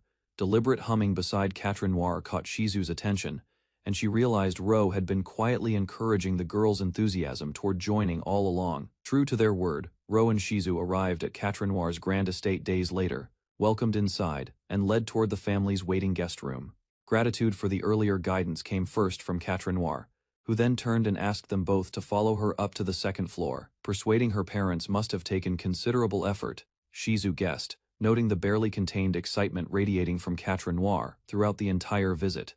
Quatre Noir's mother greeted the guests as her daughter introduced Shizu and Ro, presenting them precisely the way Ro had once hoped she would. Barasa and Rosie Bordek welcomed their guests warmly, introducing themselves as Curran's parents while gesturing toward the empty seats before them. Bowing respectfully, Ro expressed his honor at meeting them, while Shizu quietly thanked the couple for graciously hosting their unexpected visit today. Suddenly, Albert introduced himself, revealing he was Curran's brother who had been lingering nearby, stealing glances at her since they arrived. Furious protests erupted from Curran as Albert insisted on staying, though her parents firmly ordered him back to work, dismissing his complaints. Apologizing for her son's behavior, Rosie asked Daybreak Scabbard's members to excuse him, while Barasa urged Albert to calm himself down. Recognition dawned on Barasa as he recalled sitting beside Ro during a leveling ceremony, prompting him to offer everyone tea afterward. Carefully, Barasa asked whether he should address Ro as the Divine Liberator's father, studying him closely while awaiting his response. Humbly, Ro clarified that within the clan he was simply a Sherpa, asking to be treated as just Ro, nothing more. Reminiscing, Ro explained he once worked as a Sherpa in Tyros, meeting Yuika's party there when they arrived to conquer the labyrinth. Curiosity crossed Barasa's face as he asked whether Shizu knew Bordek commerce had once been deeply involved with Twilight Blade's activities. Proudly, Shizu revealed she'd served as Twilight Blade's treasurer, thanking Barasa personally for the immense contributions his family once provided them. Nostalgically, Rosie sighed over those glorious days, recalling how products marketed under Lady Kurohim's name once dramatically boosted their company's sales. Sheepishly, Barasa apologized for forgetting their true purpose, as Corin scolded him for discussing the past, instead of her clan induction. Suddenly, Albert declared he remained firmly against the notion, glaring intensely while his father simply addressed him with quiet concern. Worriedly, Albert reminded everyone that Karen returned home daily with shaky legs and barely open eyes since joining as a trial member. Exhausted, Karen recalled ignoring their offers of tea and a ready bath, choosing instead to collapse straight into bed from fatigue. Dramatically, Albert clutched an old family portrait, lamenting how cold and distant his once adorable little sister Karen had become toward him. Chuckling, Rosie explained that Albert had always been overly protective, recalling how 3-year-old Kern once reacted whenever thunder crackled outside. Sympathetically, Ro admitted he understood Albert's feelings completely, confessing that he too had a remarkably cute younger sister of his own. Startled, Albert demanded Ro repeat himself, learning the Infinity Labyrinth's 80th floor was their clan's incredibly dangerous, ambitious ultimate goal. Apologizing for the secrecy, Ro explained the test would have meant nothing had Karen known beforehand, though Albert erupted, calling their ambitious goal absurd. Explaining further, Ro revealed the test involved hunting unpopular monsters repeatedly, deliberately dulling her morality so she'd handle anything the dungeon demanded. Shocked by such cruelty, Shizu questioned his methods internally, while Ro cheerfully announced that Kurin had passed the grueling trial with flying colors. Studying an old portrait, Ro wondered whether Kurin possessed strong faith or perhaps harbored some greater ambition he couldn't fully comprehend himself. Mentioning further details, Barasa noted his daughter graduated the Adventurers Academy with impressive marks, confirming she held considerable potential as an adventurer. Additionally, Rosie explained Karen wielded a goddess-given attack gift skillfully alongside swordsmanship, reaching level 5 as an adventurer at merely 15. Praising her further, Ro described how she analyzed battlefields instantly, matching her allies' rhythm while holding her own against dangerous monsters below. Overwhelmed by such praise, Kurin begged him to stop, while Shizu quietly observed how completely she'd fallen for his flattering words already. Requesting formally, Ro promised to treat Karen with utmost care, warning that other parties would surely try recruiting such a talented adventurer. Presenting documents, Shizu handed over a detailed summary covering the clan's equipment, members, purpose, and policies for the Bordex to review.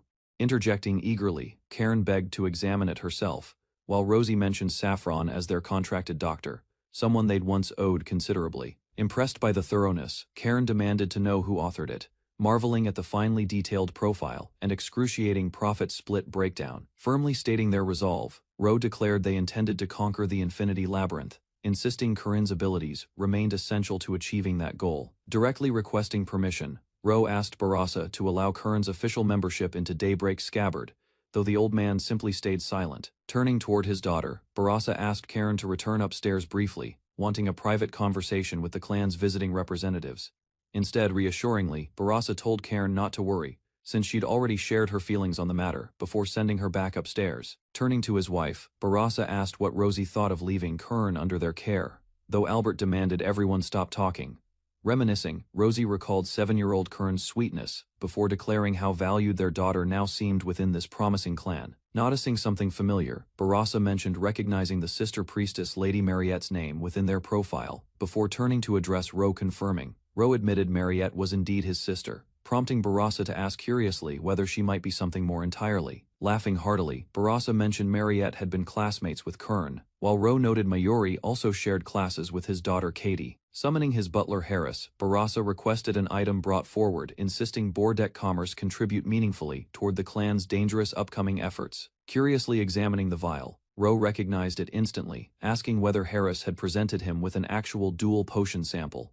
Explaining the science, Barasa noted, combining 2 potions normally diluted their individual effects, though this innovative product avoided that unfortunate drawback. Gratefully accepting the gift, Ro promised to inform Mariette, while Barasa expressed hope she'd participate in future promotional press releases, eventually. Suspiciously, Albert accused his father of admitting Kern merely to leverage Mariette's fame for marketing purposes, though Barasa denied it vehemently. Reasoning calmly, Barasa argued Kern's stubbornness meant running away remained likely if they refused, making cooperation the more favorable outcome overall. Smiling confidently, Ro suggested offering their newest products as clan support, believing letting her adventure under trusted care was truly optimal. Worriedly, Albert admitted he'd feel utterly helpless saving Kern from danger, questioning why she'd risk herself venturing into the labyrinth's depths. Curiously, Karen asked how Albert could possibly help despite lacking adventuring skills, prompting Ro to explain that artifacts made it entirely possible, detailing artifacts further.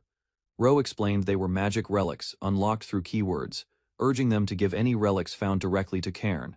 Skeptically, Barasa noted artifacts typically lost their effectiveness once used, questioning how repeated relic use could remain practically feasible for her. Revealing Marin's secret gift, Ro explained her Chrono Reverse spell could restore any exhausted artifact back to full power repeatedly whenever needed. Surprised, Barasa clarified that normally single-use relics could theoretically be reused endlessly through Mariette's abilities, according to what Ro claimed. Excitedly, Barasa predicted such relics would soon become highly sought after, with Ro confirming enthusiastically that his prediction was absolutely correct. Offering assistance, Barasa volunteered Bordek Commerce's vast network to search worldwide, since these scattered relics proved difficult to procure otherwise. Alternatively, Ro suggested donating found relics to the church instead, making them exempt while still reaching Daybreak's scabbard through official channels. Reflecting quietly afterward, Shizu recalled Ro, insisting Karen's addition wasn't meant to secure funding, though circumstances now seemed rather complicated indeed. Realizing suddenly, Shizu understood Kurohim's old words differently now, recognizing Ro was leveraging the Bordek's connections purely to acquire more artifacts. Finally, Ro promised writing regularly about Catranoir's adventures to ease her family's worry, prompting Shizu's thought that terrifying foes and reliable allies were truly inseparable. Suggesting relief, Barasa proposed hiring someone familiar to Karen as their coach, capable of operating a carriage for the clan's travels. Confirming plans, Barasa revealed he'd already been arranging a coachman for their operations, though logistics still needed considerable preparation beforehand. Offering generously, Barasa explained Harris had cared for Kern since birth, suggesting his familiar presence would help her rest more comfortably. Days later, Kern bowed gracefully, announcing herself as an official Daybreak Scabbard member, eager to work alongside everyone moving forward. Warmly welcomed, Kern watched Harris introduce himself formally, while the clan members cheerfully clapped and greeted their new big sis together, confused by his politeness. Karen wondered why Harris was introducing himself, until Shizu explained he'd become their newest clan member too. Astonished, Karen questioned whether Harris held far too many responsibilities, learning he'd serve as coach, gardener, sword instructor, and security head. Seriously, Harris explained that facing monsters required relearning swordsmanship properly, since his previous training had only prepared him against humans. Curiously checking his status card, Ro discovered Harris had once been an adventurer, surprising Shizu who'd never heard this before.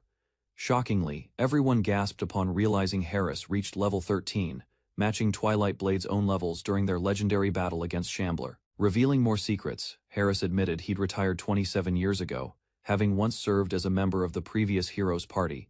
Utterly stunned, the group processed this revelation together, with Shizu quietly wondering if Harris truly once stood beside that legendary hero. A monstrous creature shrieked as a blade flashed nearby, while a blood-stained girl in a dark coat laughed wildly, calling the fight nothing new to her. Deeper into the labyrinth, two cloaked figures pressed forward together, moving as a single unit, despite something massive looming just behind them in the dark. Back at a quiet clinic, a tired blonde woman sighed while sipping her drink, worn out again after another exhausting day tending to wounded patients. Inside her office, Marin excitedly announced to Saffron Sensei that she had made an incredible discovery today, prompting the doctor to ask curiously what it was. Marin explained cheerfully that when stabbing a humanoid monster with a finishing blow, one should simply laugh loudly to numb any lingering emotional pain. Saffron Sensei stared blankly, unimpressed, and repeated the word so flatly while holding a piece of cotton, clearly unconvinced by Marin's strange theory. Marin then asked Saffron Sensei whether she wanted to try the method herself, but the doctor firmly declined, admitting she only ever sees humanoid monsters as evil creatures.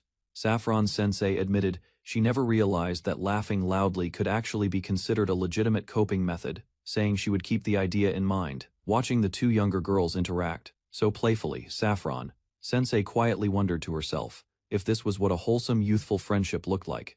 Suddenly Saffron Sensei pressed a cotton swab to someone's cheek with a kissing sound effect, warning that disinfecting would sting for just a moment. Turning to another patient, she calmly stated that as a doctor her true specialty was healing magic, her eyes wide as thunder rumbled ominously behind her.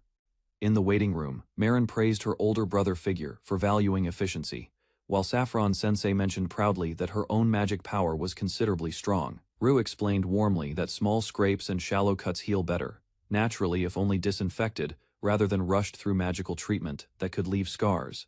Ro admitted with a laugh that he had picked up some pharmacology knowledge as a side skill, surprising everyone with his unexpected medical understanding. Saffron, sensei, speaking now, as his attending physician, warned Ro seriously that diving into the dungeon every single day counted as dangerous overwork. She added firmly that after finishing one dive, adventurers usually rest for 2 or 3 days, urging the pair to slow down responsibly. Startled by the suggestion, Ru questioned if she was serious, before reluctantly agreeing that today they would finally take a slow, proper rest. Marin cheered proudly that she had successfully cancelled their nighttime training session, though Saffron-sensei paused, quietly confused about what training actually meant. Later, relaxing together in a steaming bath, Marin boasted that her fire magic made heating the water effortless after 3 exhausting days straight. Marin then insisted the other girl wait a moment, promising that her ice magic would make the perfect chilled milk tea after their bath. Marin insisted the nighttime training was simply routine, but Saffron-sensei's expression darkened as she demanded to know what training truly involved.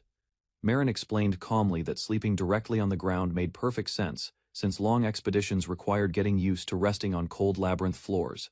Their headquarters even contained a renovated basement recreating the dungeon's harsh conditions, complete with dim lighting, glowing walls, and deliberately uneven brick flooring. Saffron-sensei stared in disbelief, realizing this elaborate setup was only part of their strange training regimen, and clearly not the full extent of it. Marin revealed that occasionally Ru would suddenly wake them by loudly banging a frying pan, simulating the shock of a surprise monster attack. Ro grinned proudly, explaining that anyone caught sleeping must immediately switch into combat readiness, since real danger never waits for anyone to wake up properly. When Saffron-sensei asked if both girls truly agreed to this method, Marin cheerfully confirmed it while calling the whole approach absolutely merciless. Marin boasted proudly that even her precious little sister received no mercy, tossed straight into a dog-headed monster's den without hesitation whatsoever. Saffron-sensei wondered aloud whether Ru's own master trained him identically, questioning if such brutal methods were simply passed down through tradition. Watching the sisters cheerfully describe their harsh training, Saffron-sensei quietly feared it might already be too late to change their mindset now. Behind closed doors, Saffron-sensei stated firmly that as their attending physician she wanted one thing clearly understood before anything else continued. She warned both girls sincerely never to sacrifice themselves needlessly, urging them to value their own safety above reckless heroics or blind loyalty. Marin promised she would be careful, while Ru reminded Saffron-sensei that healing magic could not fix absolutely everything no matter how strong it was. Saffron-sensei then mentioned she wanted to discuss something important regarding a man named Akatsuki no Saya, closing a folder decisively afterward. She asked directly whether they could take in a 17-year-old boy skilled in lightning, attribute magic, someone she believed needed proper guidance. Marin excitedly clarified he was the son of trusted colleague friends, meaning their party would soon include 2 magic users alongside one knight. Saffron-sensei then revealed her true request, startling everyone as she asked them to deliberately cause the boy's confidence to be broken. Lying in bed, she explained that his parents wished for him to receive recovery magic and true understanding through proper training experience. However, the boy interpreted his lightning magic as a divine blessing from a goddess, growing arrogant and increasingly reckless as an adventurer. Ru and Marin declared together that they would absolutely defeat any monster necessary, though Saffron-sensei worried quietly they misunderstood the real request entirely. Saffron-sensei agreed reluctantly, saying that if there was genuine promise in him, accepting him as a proper party member seemed reasonable enough. She explained that regarding payment, she would cover the entire party's treatment costs for free over the next full year instead. However, she revealed there was one additional condition attached, admitting her own daughter also needed to be taken under their wing. Ru remarked dryly that compared to other family situations, this particular request seemed remarkably generous, almost too generous to refuse outright. The young man introduced himself cheerfully as Norald, proud of his rank, 3 status, and confident his lightning attack magic would prove useful. Later, 2 radiant women were introduced as the priestess and her little sister priestess, leaving Norald overwhelmed with awe at meeting them. Norald trembled with excitement, believing he had truly been blessed by the goddess herself, simply by joining such an accomplished exploration party. Saffron-sensei warned quietly that he shouldn't expect too much from this particular pair, though Norald remained convinced he was divinely guided. She apologized for skipping actual diving until now, admitting he must have been looking forward eagerly to real dungeon exploration since yesterday. A small girl introduced herself sharply as Toa, refusing to add anything further, prompting a scolding that is, it wasn't proper introduction. Toa's adventurer rank was revealed to be 2, with her special gift rumored to be something called exploration premonition among the party. Saffron, sensei admitted she didn't fully understand the gift either, explaining it had simply been assigned through some unavoidable political arrangement instead. Norald complained that ever since meeting this older brother figure, something unpleasant kept happening around him that made him increasingly uneasy. Samano suggested ignoring the complaint entirely, cheerfully announcing it was finally time to head toward the labyrinth for their first dive. The staff waved everyone off warmly, wishing them safety while preparing a bath and snacks to celebrate their successful return later. Back home, Saffron, sensei happily told her mother to stay quiet, delighted that her daughter finally seemed to be making real friends. She reminded Marin firmly to listen carefully to whatever Rue instructed inside the labyrinth, and to always be considerate toward her new friend. Marin protested loudly that Toa wasn't exactly a friend, slamming the door shut before her mother could finish the sentimental lecture. Inside the carriage, the elderly driver remarked how nostalgic it felt watching new companions join, reminiscing about that familiar rush of excitement. He added that, once someone dives together as a party for the first time, they truly understand their fundamental nature as adventurers. Marin insisted that receiving the same ceremony didn't necessarily mean everyone shared identical feelings, questioning whether Norald's motivation was genuinely his own. Norald's eyes shone with determination, declaring he could never abandon the mission the goddess herself had personally entrusted him with, despite disappointing his parents. He explained that Toa had once locked herself away in her room, refusing even school, worrying her mother deeply during that difficult period. Marin revealed that Toa used to be reclusive until one day, she quietly slipped out of the house and registered as an adventurer. She then dove into the labyrinth completely alone that same day, wearing barely any proper equipment, which left everyone thoroughly exasperated afterward. Scolding her afterward proved completely useless, since Toa simply refused to be confined back into her room no matter what punishment followed. Toa muttered under her breath, wondering if joining today's outing somehow proved that she and her mother had finally reconciled properly. She admitted quietly that she genuinely loved monsters, wanting desperately to see many of them so she could draw countless illustrations someday. Norald gasped in shock, unable to comprehend how monsters, the goddess's sworn enemies, could possibly be something anyone found lovable or fascinating. Saffron Sensei calmly countered that no matter how personal someone's reason might seem, everyone entering the labyrinth carries their own unique motivation. Toa suddenly perked up, mentioning excitement about a rumored floor boss residing on the 80th underground level, called the Kaiser Beast. Marin asked eagerly whether she wanted to actually see it, prompting Toa to practically vibrate with excitement at the mere possibility. Toa wondered aloud whether she might even get close enough to smell it, hoping desperately for a chance to touch it too. Marin promised excitedly that such an opportunity was indeed planned, causing Toa to declare she would gladly risk death just for that chance. Marin agreed instantly, welcoming Toa's reckless enthusiasm, and confirming she was already looking forward immensely to reaching that 80th floor together. Saffron Sensei pouted slightly, admitting she also wished someone had told her they welcomed her presence, feeling briefly left out of the moment. The elderly driver chuckled warmly, remarking that this newly assembled group certainly featured an unusually diverse and colorful mix of personalities. Descending further, they reached the endless labyrinth's very first underground floor, where Saffron Sensei laughed triumphantly, wondering if they could break through the first gate. Elsewhere, Marin fought viciously against monsters, laughing wildly while covered in blood, calling her enemies nothing more than noisy toys before her. Watching nearby, Toa murmured the word, kobold, under her breath, staring intently, as Marin continued cutting down the monstrous dog-headed creature without mercy. A massive dog-headed kobold thrashes wildly across the frozen ground while a fierce swordswoman lunges forward, screaming with excitement, as she grabs its thick fur. Standing nearby, an armored knight and a black-robed witch watch calmly, noting that avoiding the creature's counterattack just now had actually gone rather well for them. Toa reaches out eagerly toward the subdued kobold, asking if she can touch it, while the witch simply shrugs and says there is nothing else to be done now. Samanon in the background hesitates, worried that treating such a savage monster so affectionately seems oddly reckless. Yet Toa continues nuzzling into its thick fur regardless. Pressed against the kobold's soft coat, Toa grins mischievously, wondering aloud whether she might also be allowed to look at what is hidden underneath its fur. A masked figure grips a dagger nervously beside her, while the witch watches with quiet amusement, telling Toa she is free to indulge herself for as long as she likes. Meanwhile, young Norrud declares through gritted teeth that he too will manage it, insisting this brutal training is essential for anyone hoping to become a true adventurer. Inside the Adventurers Guild, a notice board announces the opening of a new party consultation division meant to handle disputes between members. Behind a closed door, someone explains that a certain party leader has come seeking advice, troubled deeply by how to treat one particular member. Tanis, leader of Yu Yu Makyu, admits he wants that troublesome member removed after their final dive, worried the whole party might otherwise collapse completely. Sitting across from the guild staff, Tanis confesses he can no longer tell whether removing that member is truly the right decision. The guildmaster listens calmly, explaining that swapping members within an adventurer party is simply a normal occurrence, so Tanis need not feel responsible. Smiling reassuringly, the guildmaster offers to lend Tanis a protective charm, hoping it helps both the final dive and the member exchange succeed smoothly.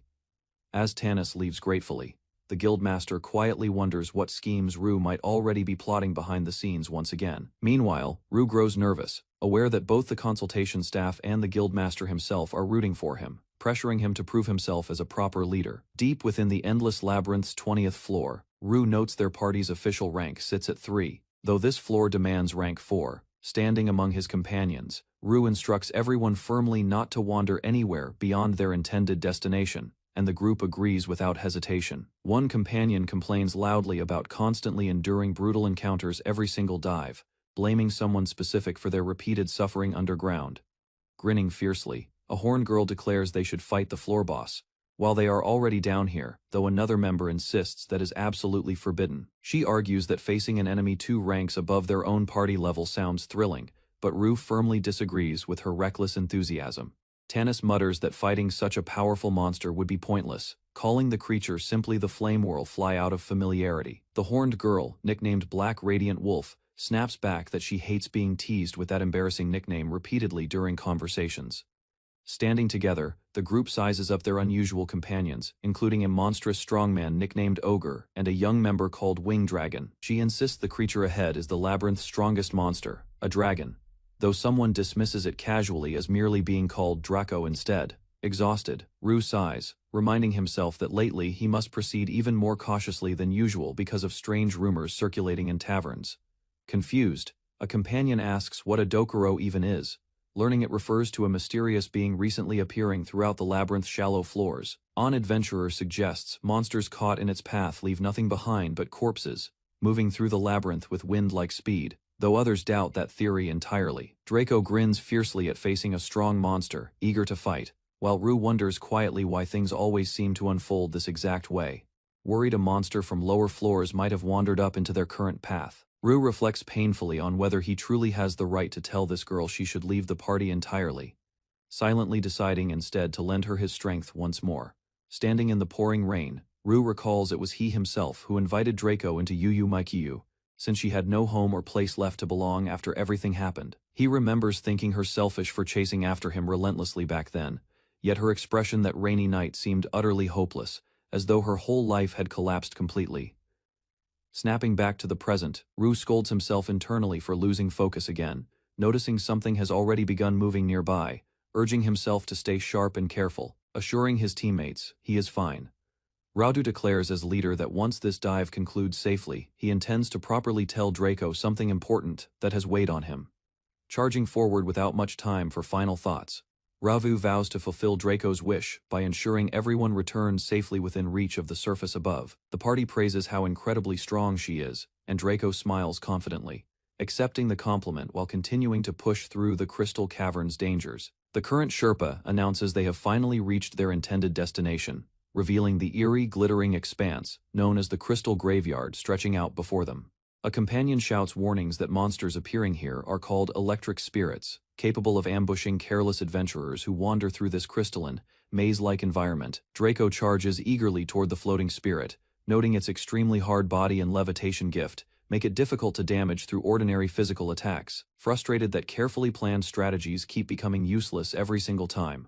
One companion complains as Draco rushes ahead alone, ignoring instructions to stay clear of the monster. Samano shouts that the creature's lightning aura has vanished, urging teammates to trap it quickly before it manages to recover and strike back again. Unleashing a powerful technique called rock crushing slash, one teammate, shatters the spirit is defenses completely, leaving Draco startled by the sudden burst of destructive force. Rue reminds Draco firmly that Yu make you values combining everyone's attacks together, insisting she should never attempt fighting powerful enemies entirely alone again. Norwood apologizes quietly, admitting fighting alone is simply the only method he personally knows, while Draco looks over at him with visible surprise. Energized after the victory, Draco declares she wants to keep fighting battle after battle, eagerly asking the group to search out their next opponent immediately. Amid the chaos, teammates argue over positioning as Rue pleads for everyone to calm down and follow their strategy properly during this dangerous encounter. Samano shouts at Draco, warning her that she is being far too reckless during this particular confrontation inside the labyrinth's depths. Startled by something monstrous appearing suddenly, one teammate murmurs desperately about wanting his small daughter waiting home to see him return alive from this expedition. Rue tenses in the darkness, insisting nothing seems to be there while admitting quietly to himself that even he feels genuinely unnerved by the silence.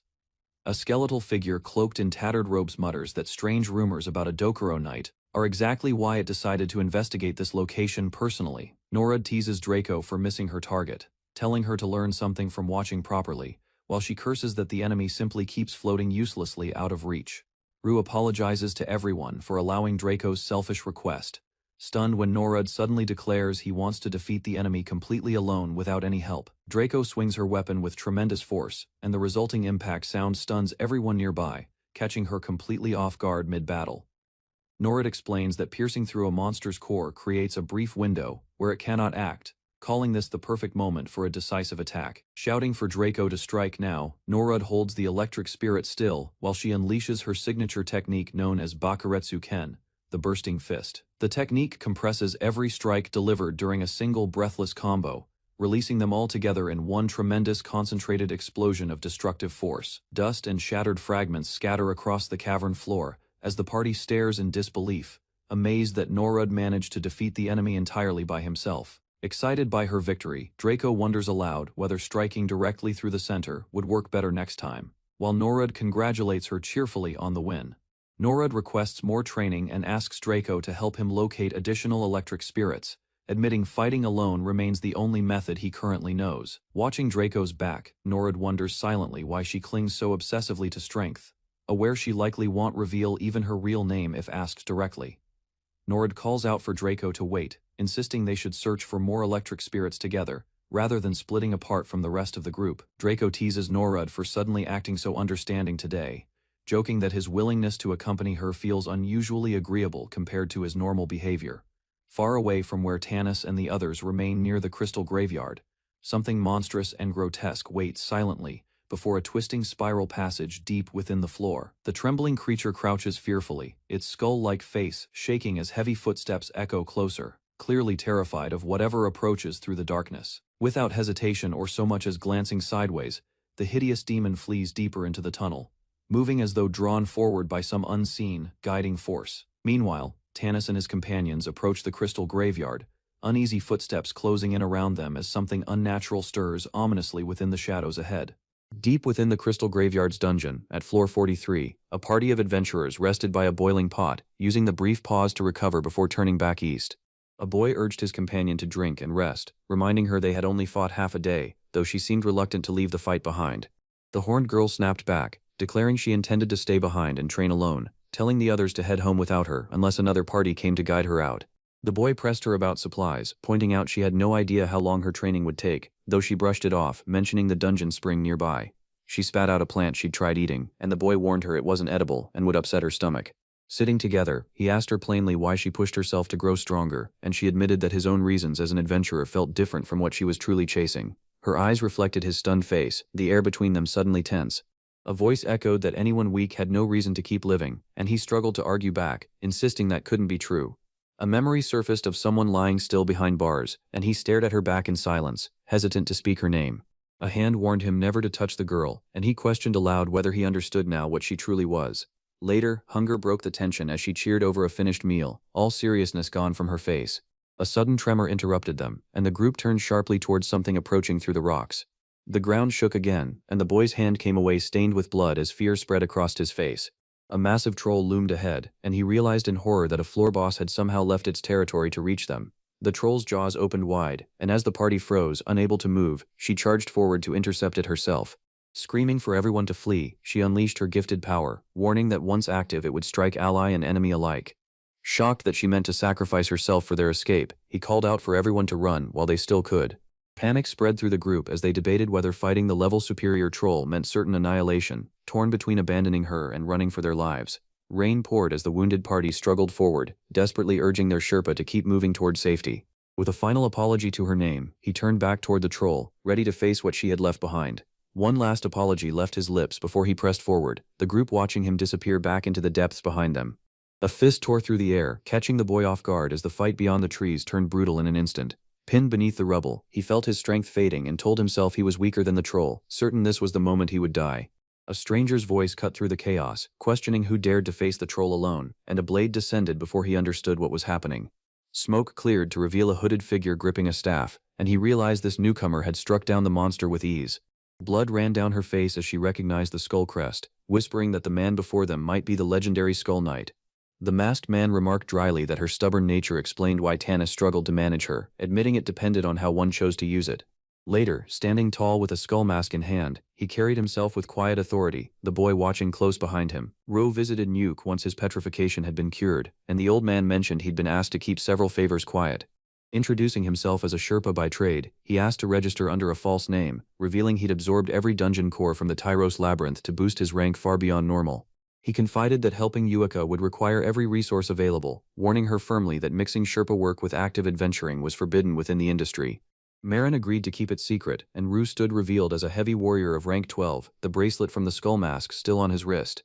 An old woman noted her tracking bracelet remained linked to the one Tanis wore, letting her sense his location. A resonance pulsed through it, and she announced Tanis's group had climbed back toward the spiral serpent path above. Reflecting on Tanis's leadership, the masked man admitted he might have made the same call in his place before turning to head back to the surface himself. He mused that Yuika would surely provoke a final battle against any powerful foe rather than retreat, adding quietly that she might be the one thing an adventurer treasured most. Back at the guild afterward, the boy sat heavy with guilt, aware Draco had known she might die yet still chose to disappear. Draco revealed she'd been waiting for them on the surface all along, leaving him too stunned to process her explanation. The guild receptionist confirmed knowing of the Skull Knight, someone who quietly accepts requests within the labyrinth's upper floors. He explained the man rarely returns to the surface, and though the boy wished to thank him, all he could do was leave his gratitude with the guild to pass along. Sitting at the guild counter, the boy admitted the recent incident had shaken him badly, confessing he'd lost confidence in continuing as an adventurer. The guild master replied gently, revealing that the Sherpa who had accompanied them expressed gratitude for his leadership decision, then mentioned offhandedly that the man had a wife and young daughter waiting at home. Marin spoke of choosing to fall alongside one's comrades, calling it beautiful in words alone, but pointed out that when annihilation seems certain, saving even one more life becomes the only real choice. Relief washed over the boy as he asked if that were truly so, and Marin assured him firmly that as leader, only he held the right to make that call, insisting his decision hadn't been wrong. Fighting back tears, he asked whether he still deserved to remain an adventurer, and the guildmaster answered without hesitation, urging him to return to his comrades and set out again. The receptionist explained the dragon-naming adventurer troubling the everlasting labyrinth couldn't simply be expelled, so instead she'd arranged an introduction to a skilled clearing party to help manage things. Startled, the boy learned their party would gain a mage recommended personally to compensate for their diminished combat strength, since spellcasters were rare and valuable. The guildmaster leaned in, explaining that this recruit was exactly the resource needed to resolve the problem currently weighing on them. With a confident smile, the mage introduced himself, declaring he intended to defeat the very troll responsible for shaking their confidence in the first place. Overwhelmed by the offer of help from someone connected to the everlasting labyrinth's reputation, the boy stammered that such power felt far beyond what their party deserved. The mage countered sharply, insisting this moment of weakness was precisely the chance to grow, since no one is born strong and everyone becomes powerful only after breaking through their limits. Tears welled up as he urged the boy to remember the dream of adventuring he'd once held as a child alongside his friends, assuring him such a future was still within reach. Fired up, the boy declared he would try again, asking eagerly to meet the mage who might help rebuild their party as the reborn everlasting labyrinth.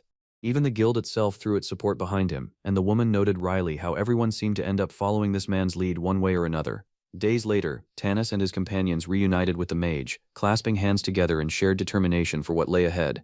This chance encounter marked a turning point, setting the everlasting labyrinth on a path toward becoming a party known throughout the land, though the details of exactly how would remain a story for another time. Deep within the guild hall, a scarred veteran barked a challenge to a wild-haired girl, promising that training here could make her stronger. Grinning without hesitation, she introduced herself simply as Dragon and declared her arrival at the Dawn's Sheath headquarters.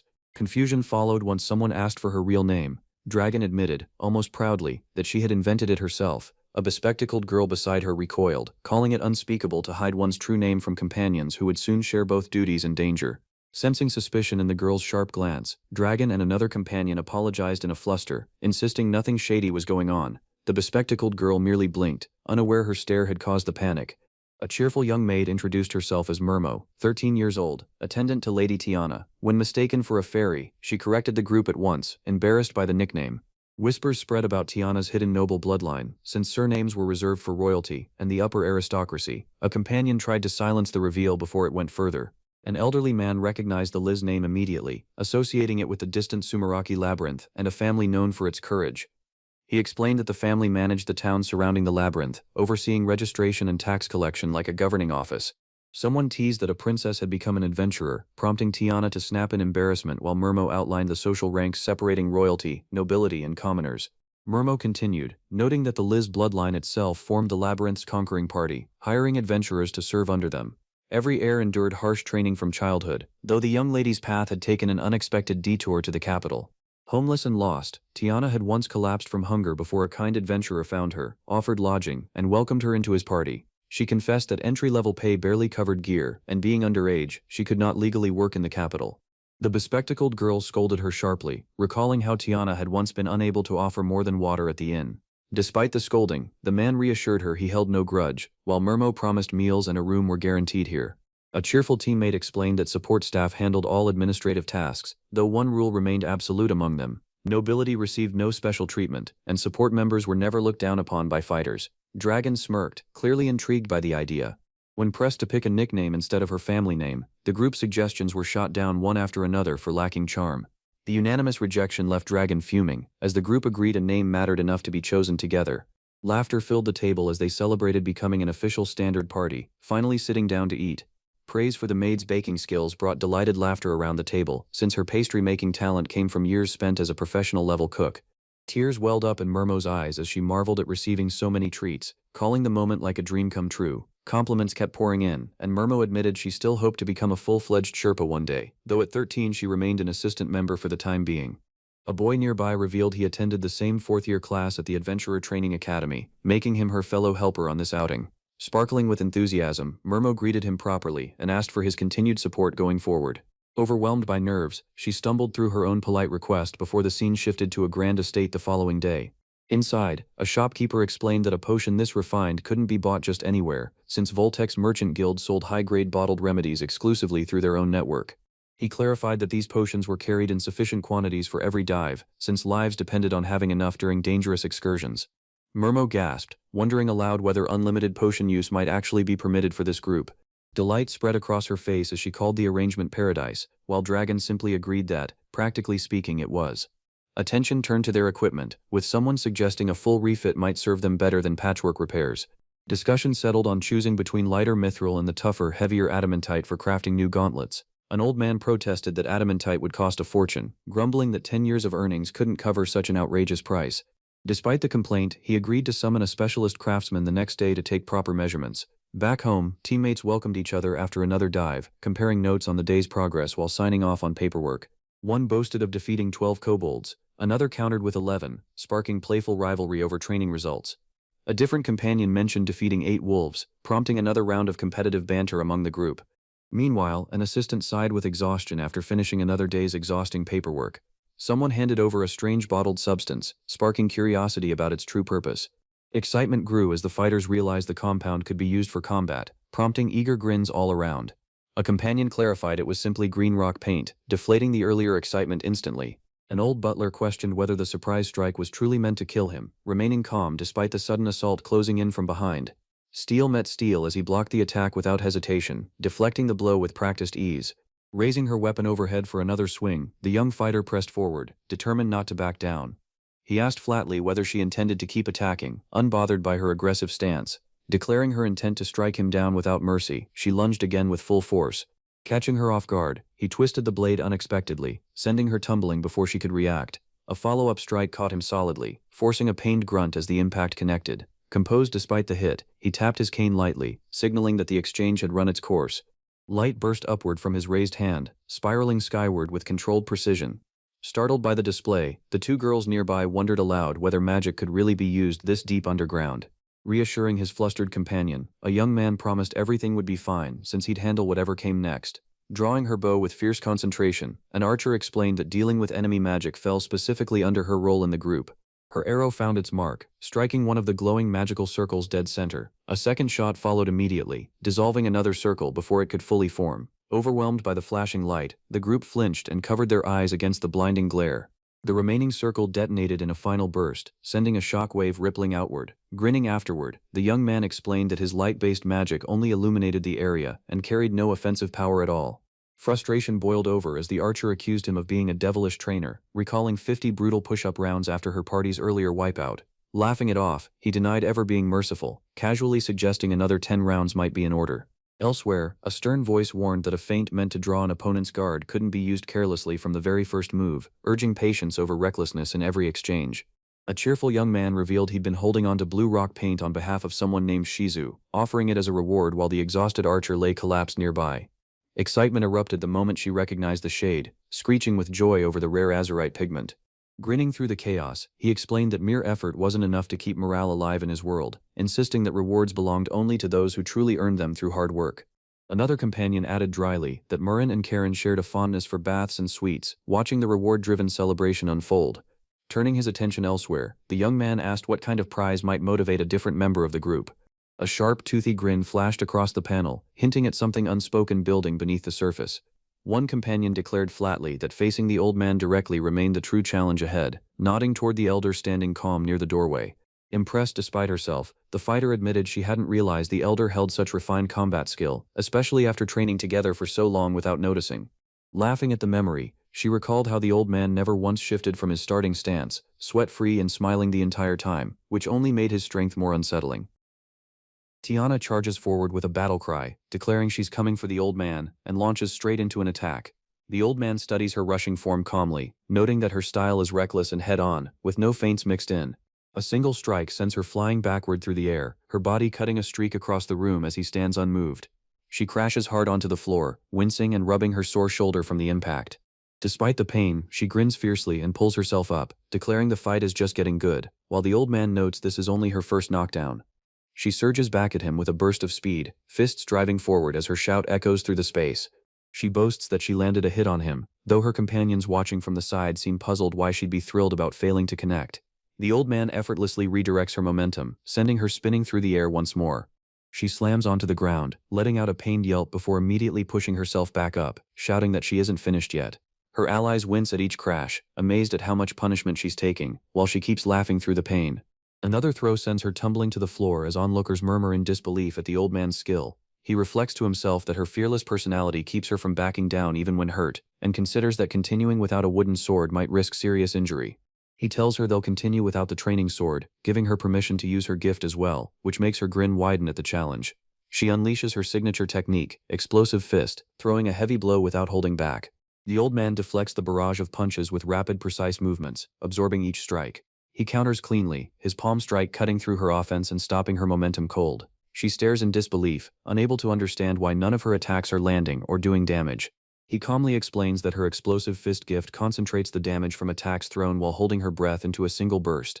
He points out that because she prioritizes speed and quantity of strikes, each individual hit grows weaker, and her rapid combos end up being absorbed and wasted, suggesting she throw fewer, heavier blows instead. He tells her that no matter how many times she's knocked down, her fighting spirit never breaks, and that she possesses a remarkable adaptability that lets her move freely even in this cramped, unfavorable basement. Tiana grins wide, certain that if she keeps growing on this straight path, she'll become an excellent fighter. She clenches her fists in frustration, sensing something is still missing despite the old man's praise about her potential. Fired up, she boasts that she's the third strongest person she's ever known, admitting deep down that she genuinely admires those stronger than her. The old man watches the group at the entrance, reflecting that Tiana is a rare talent among adventurers, though her strength still seems to lack real depth. A young man with braided hair swallows nervously as the old man studies him with a sharp, measuring gaze. The old man senses that this newcomer is no ordinary person, wondering quietly if he himself is the one truly being tested. Karen approaches and asks permission for a sparring match between herself and Tiana, since their ranks are close enough for a fair fight. The eager challenger declares she's ready to fight anyone, while the old man reminds her to properly introduce herself first. Karen raises her weapon and proposes a wager. The winner gets to give the loser one command to obey. Fired up by the challenge, Tiana agrees, declaring that if she wins, the old man will have to swap places with her opponent, and the match begins. Karen smiles confidently, explaining that true combat means adapting one's approach depending on the opponent and the situation. Tiana swings wildly, insisting that raw power alone decides who wins a fight. Karen deflects her attack with practiced ease, sending her stumbling off balance. Their weapons clash again, but Karen's stance holds firm against the pressure. With a decisive strike, Karen ends the bout cleanly, calling the match settled. Stunned, Tiana can't understand how she lost the fight. Karen bows politely, explaining that she trains daily alongside Marin and Toa, pushing herself through even harsher discipline, and excuses herself before breakfast. The old man notes that Tiana appeared far weaker in this match than when she fought against him earlier, prompting a young man nearby to ask if there's meaning behind pitting her against another girl. He explains that sparring against fellow adventurers helps prepare for real threats, like rival parties who might attack over lost supplies or scarce potions deep in the dungeon. Alarmed, a young girl protests that if anyone should be worried about danger, it should be her brother, but a masked practitioner appears, declaring that attacks on vital points are strictly forbidden as the new match begins. A shimmering afterimage of the masked opponent appears beside her, catching Tiana off guard as their weapons lock. The old man wonders quietly if it was an illusion technique, while the girl confirms that using her gift wasn't against the rules. She explains that during her school days she often got tricked by that same phantom technique, though Karen adds proudly that it never worked on her, since she trained hard against it. The old man observes that Tiana fights purely on physical ability and instinct, without any feints of her own, which makes her attacks easy to predict. The maid scolds her mistress for accidentally revealing that everyone has their own kind of strength and their own weak points to exploit. A wall crumbles from the force of a blow as the old man calls out in alarm, addressing Tiana directly. She grits her teeth against the masked fighter's relentless assault, snapping at her chest strap in frustration mid-battle. Both girls scream through their exchange of blows, neither willing to back down. A flurry of punches drives forward with tremendous force, overwhelming her opponent completely. With a decisive strike, Tiana declares the finishing blow as her opponent collapses to the ground. A young archer flinches at the display, while an older companion praises the quick reaction and jokingly offers a reward. The old man laughs, believing himself invincible for a moment, while Tiana grins, recalling that she needed to feel the sting of losing to girls her own age in order to grow, before revealing something dark had opened up within her. The group ponders how to handle the darkness now surfacing in Tiana, uncertain whether it can even be dealt with, especially since she's barely a month into her adventuring career and already outranks some peers. Rue steps in, offering an arm wrestling match instead, since as a Sherpa he isn't meant to use weapons. Tiana insists she isn't weak and refuses to fall to the bottom of the team rankings, while a referee is called in to oversee the new contest. The braided hair fighter smiles, wondering if stirring up Tiana's inner darkness even further might actually be the plan. He considers using his left hand instead, reasoning that the difference in build and age calls for a handicap in her favor. The match begins with both sides shouting, warned that no amount of regret will help once it starts. Their arms strain against each other as onlookers admire her surprising raw strength, while Ro grits his teeth against the pressure. Ro's arm gradually forces hers down, and the group remarks on how calm his expression stays even under the strain, as Tiana lets out one last desperate cry.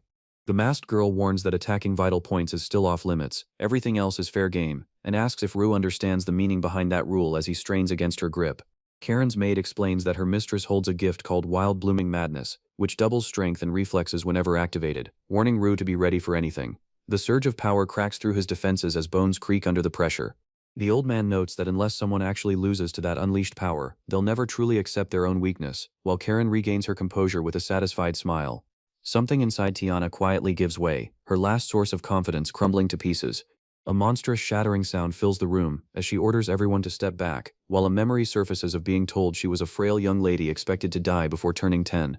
In the Rizu household, raw ability and gifts mattered above everything else, and despite being born into the direct bloodline, Tiana was treated no better than a slave, confined to her bed. Ordered to avoid her, the household staff kept their distance, except for one aging mercenary, who continued treating her kindly. A one-eyed guard greets young Tiana warmly, cheerfully telling her he ventured back into the Sumeraki labyrinth and found some interesting monsters this time. The two share a light-hearted laugh together despite her frail condition. He points out that today marks her 10th birthday, admitting he has no money to buy a real gift, but offers her a magic core he secretly brought along instead. The maid excitedly suggests they head down to the blessing room to receive the level-up ceremony, hoping it might finally bring some good fortune. 3 years later, the family calmly discusses formalities around her expected death, checking whether her bones will need proper handling, while a young boy watches the wedding scene and cries that he doesn't want his older brother to leave.